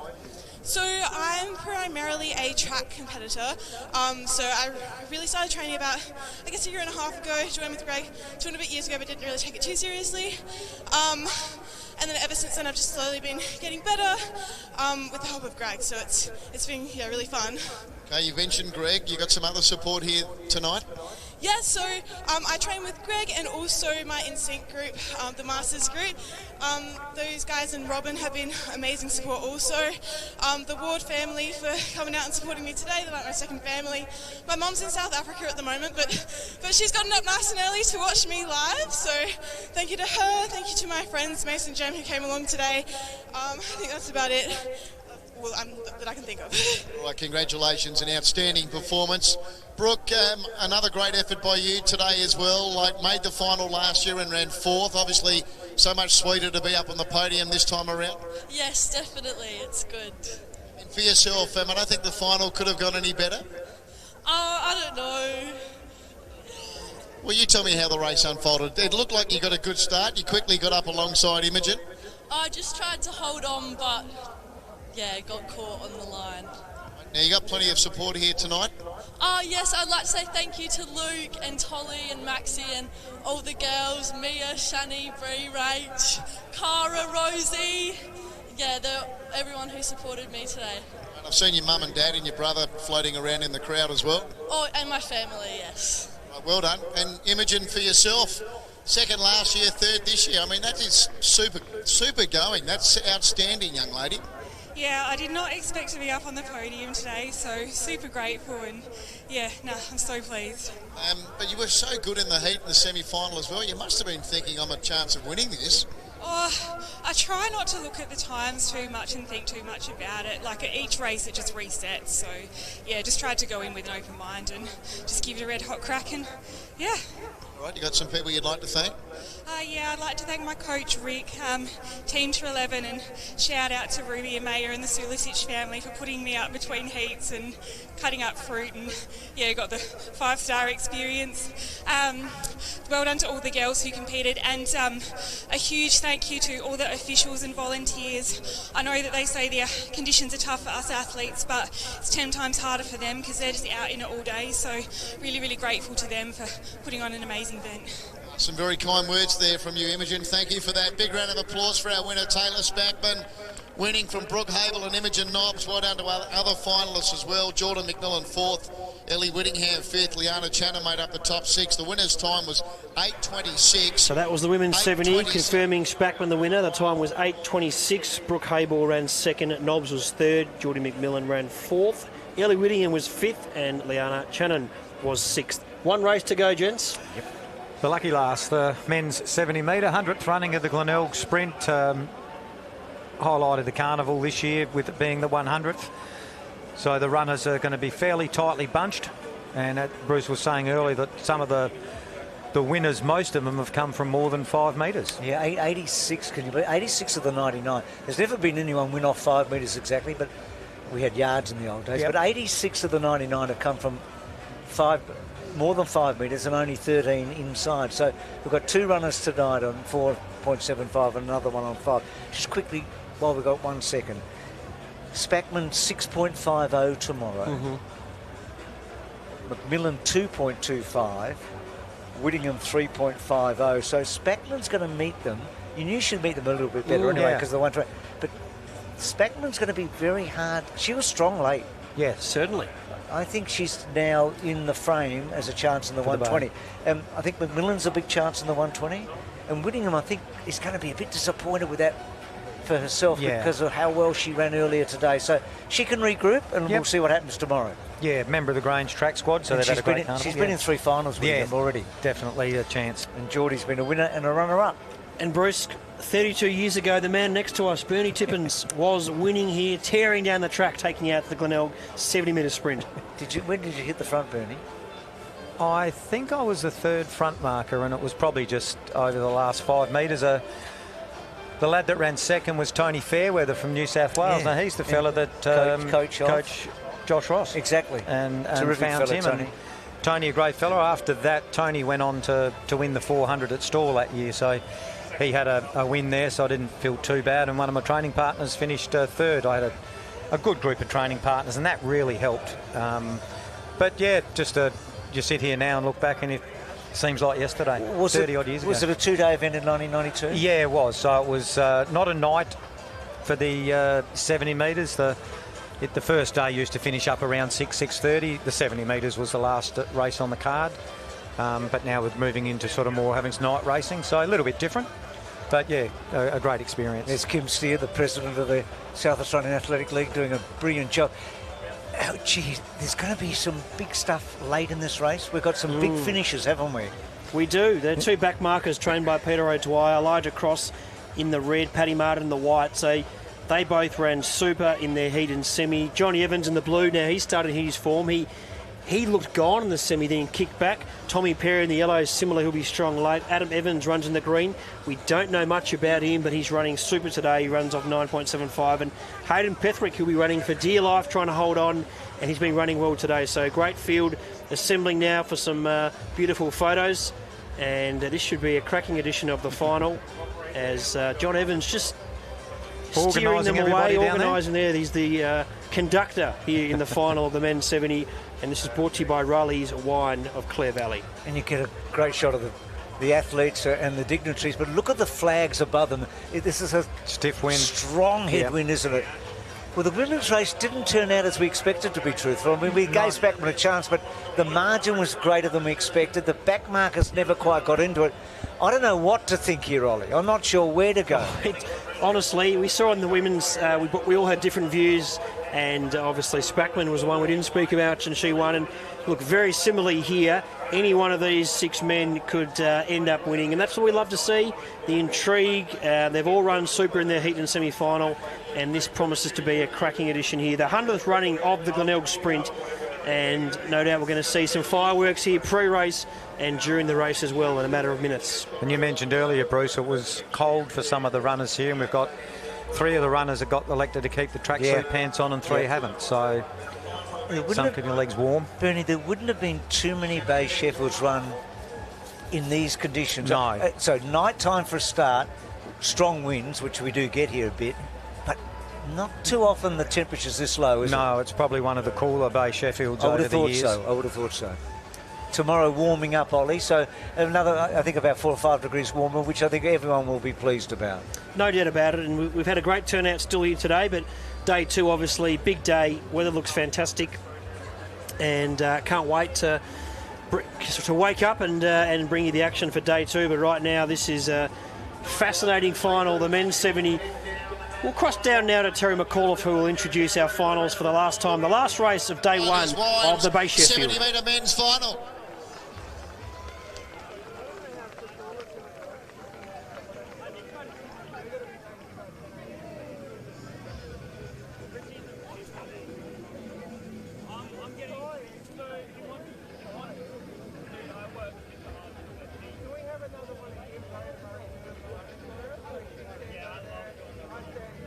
We do need silks return runners. I know we're at the last event of the night, but if you've got a silk that you haven't returned, if you can get it back to the colours tent, that would be greatly appreciated.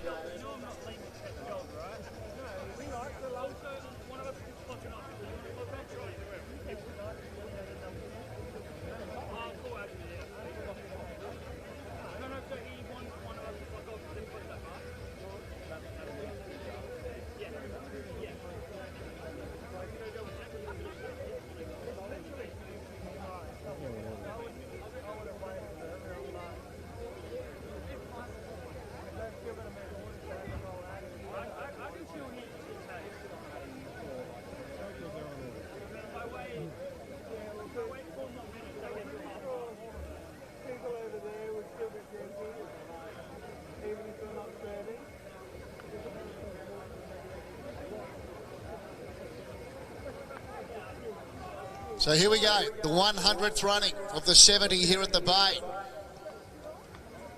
Sponsored by Riley's Wines.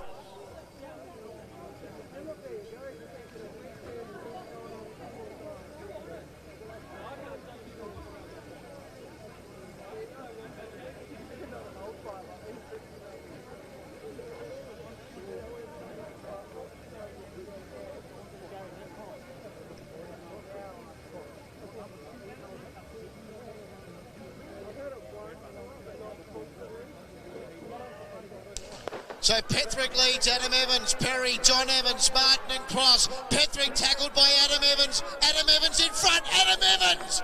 Adam Evans has taken it out. Adam Evans from John Evans, Tom Perry there, close for second and third with Patrick Martin, Aloya Cross and Hayden Petherick. Adam Evans in the green. So Adam Evans has saluted in the 100th edition, the 100th Glenelg Sprint, and Adam Evans in the green. Watch the replay there, Bernie.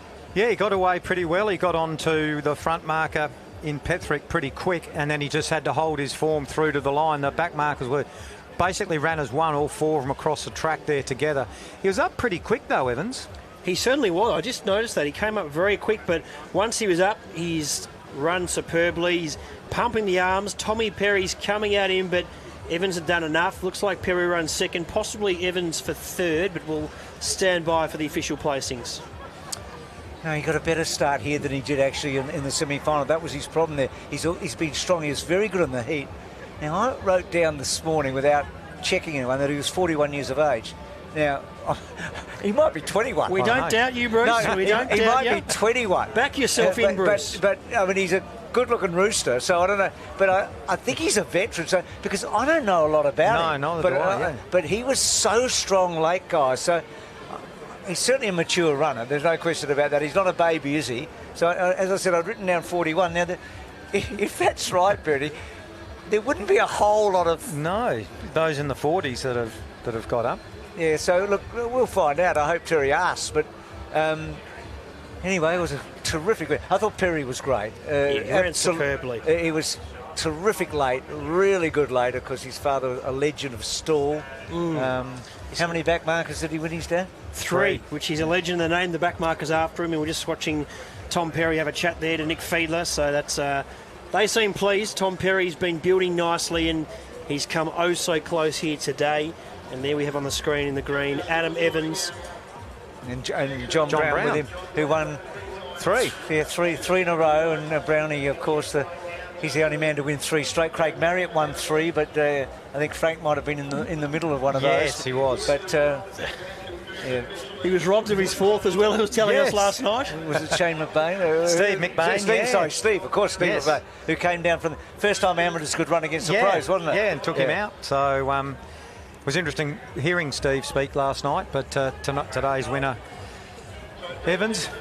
So a couple of Evanses on the podium, by the way. Yeah. So John, I think, has got third, hasn't he? Yeah, John, I think, finished third. He's had a good few weeks winning the terrain gift recently and on the podium here today. So he's heading in the right direction, Johnny Evans, and he's going to head on the podium soon, Adam Evans, in the green of 9.75. And Bruce, we don't doubt yourself. We back your research. We back you in, Bruce. Well, he's a young-looking 41 if he is 41, but that's what I'd written down this morning. And if that's the case, I would think that's rare air. Yeah, it is rare air. How old were you, Bernie, when you won? Would have been mid-20s, I think. Yeah, mid-20s. Moscow wasn't 41 when he won, was he? No, he was a real youngster. And Moscow, he won the novice as well at the night before. He did. So we'll head down shortly to Terry McAuliffe. Trying to be doing some research online, Bruce, to see if I can find anything on him, and unfortunately not. So let's head down to Terry McAuliffe, who no doubt will be able to get the story out of our winner. And what a race we've just seen, the 100th Glenelg Sprint. Presentation time for the Riley's Wines 70-metre men's final. Please, a big round of applause for our winner in the green, Adam Evans, as he makes his way up. Well done, Adam. Also for our runner-up, Tom Perry. Well done, Tom. And our third place getter, John Evans. John Brown, 3 times winner of the 70 here at the Bay, is going to do the presentation. Sash actually donated by the McAuliffe family. Event sponsored by Riley's Wines. Sally just handing Brownie the trophy as well, which I'm sure Adam maybe can have a little taste out of at some stage.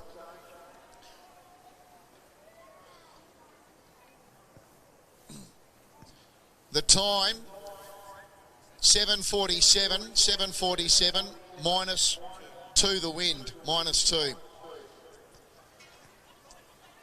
Now, Adam, this is a remarkable story. For those that are still here, it's worth listening to. So, mate, you're from Queensland.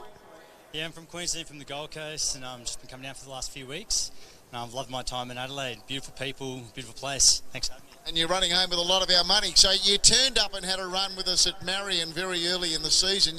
You won there, so you've continued to turn up and compete, and you've got away with one of the major prizes from the Bay Sheffield Carnival. Oh, mate, it's such a pleasure to be, obviously, you know, with people like John Brown and the greats around here, like getting to meet them, and I think that's the icing on the cake, and, you know, it's just a bit of good fun, and I'm really enjoying it. Who have you got down here to celebrate with tonight? I've got my wife and my 2 kids, and I've got my brother and his partner Chantel, and I dragged him down to Glenelg, told him how good it was, said, babe, we're going to go on a holiday, and by the way, there's a race down there, so I'm here, happy. And you've covered $2,500 to the winner, mate. You've covered the holiday. Oh, sort of. It's been good. Thanks a lot. Hey, congratulations. Are you going to front up and have a run tomorrow in the Bay Sheffield as well? Yeah, I'll see how the old rig goes tonight, but yeah, hopefully. I just want to thank all the sponsors and especially all the volunteers that have put this place together. I've been watching you guys from my balcony, looking after my 2 little Cyclones, so thank you for setting up, and thank you, Adelaide. So how old are the little ones up top there? I've got a 2-year-old and I've got a 5-year-old. I think she's 15, so it's good. Good on you, mate. Congratulations. Outstanding stuff. Tom, mighty effort. He was brilliant in the final, mate. Yeah, it was tough to mow this guy down. I'd had him in the semi, but he's turned the tables on that. But I'm just really proud with the run. I didn't come here with any expectations. My biggest goal was just to improve and get better, and we've achieved that, so I'm over the moon. Got some people to thank? Yeah, I'd like to thank my big new coach, Nick Fiedler. He's really sort of turned my season around, and made me a better athlete, and gave me some drive and purpose. Shout out to my training mates. You're all in front of me, particularly, you know, Jack Lacey and Harry Kerr. You know, you 2 boys are, you know, what I strive to be, so I really appreciate it. So thank you for helping me and taking me on. Good on you, mate. Some nice words there. And Johnny Evans, what have you got for me, mate? I just want to thank Sal for putting on the meet on. It's been fantastic. I'd like to thank everyone for coming out. These meets don't happen without the support and the sponsorships. I'd just like to thank Jade, my team. Another big shout out to Corey for massaging us just before falling apart. I'm getting a bit older now, but that's all right. Good on you, John. Well done. Again, a big round of applause for the 100th winner of the 70 here at the Bay. Adam Evans, Tom Perry second, John Evans third. That is it for day one. So there we have it, ladies and gentlemen. Bernie, great day. It's been great working alongside you. Last final thoughts from yourself? Yeah, no, it was a great day. Really looking forward to tomorrow now. The 70s were fantastic to watch, and some of those distant races, the 2 miles, were very good to watch as well. But all looking forward to tomorrow. Early start tomorrow. It's going to be a great day. No, thank you, Bernie. Great work by you. And Bruce as well, final thoughts from yourself? A couple of surprises in the end in the 70s, to be honest. I mean, not shocks, but surprises. Fantastic racing. I think the women's 120 tomorrow will be special. Thanks, Bruce. Thank you to everyone for tuning in. We'll see you for day 2 tomorrow. First event kicks off at 10 a.m. there, so please join us and enjoy your evening. Thank you very much.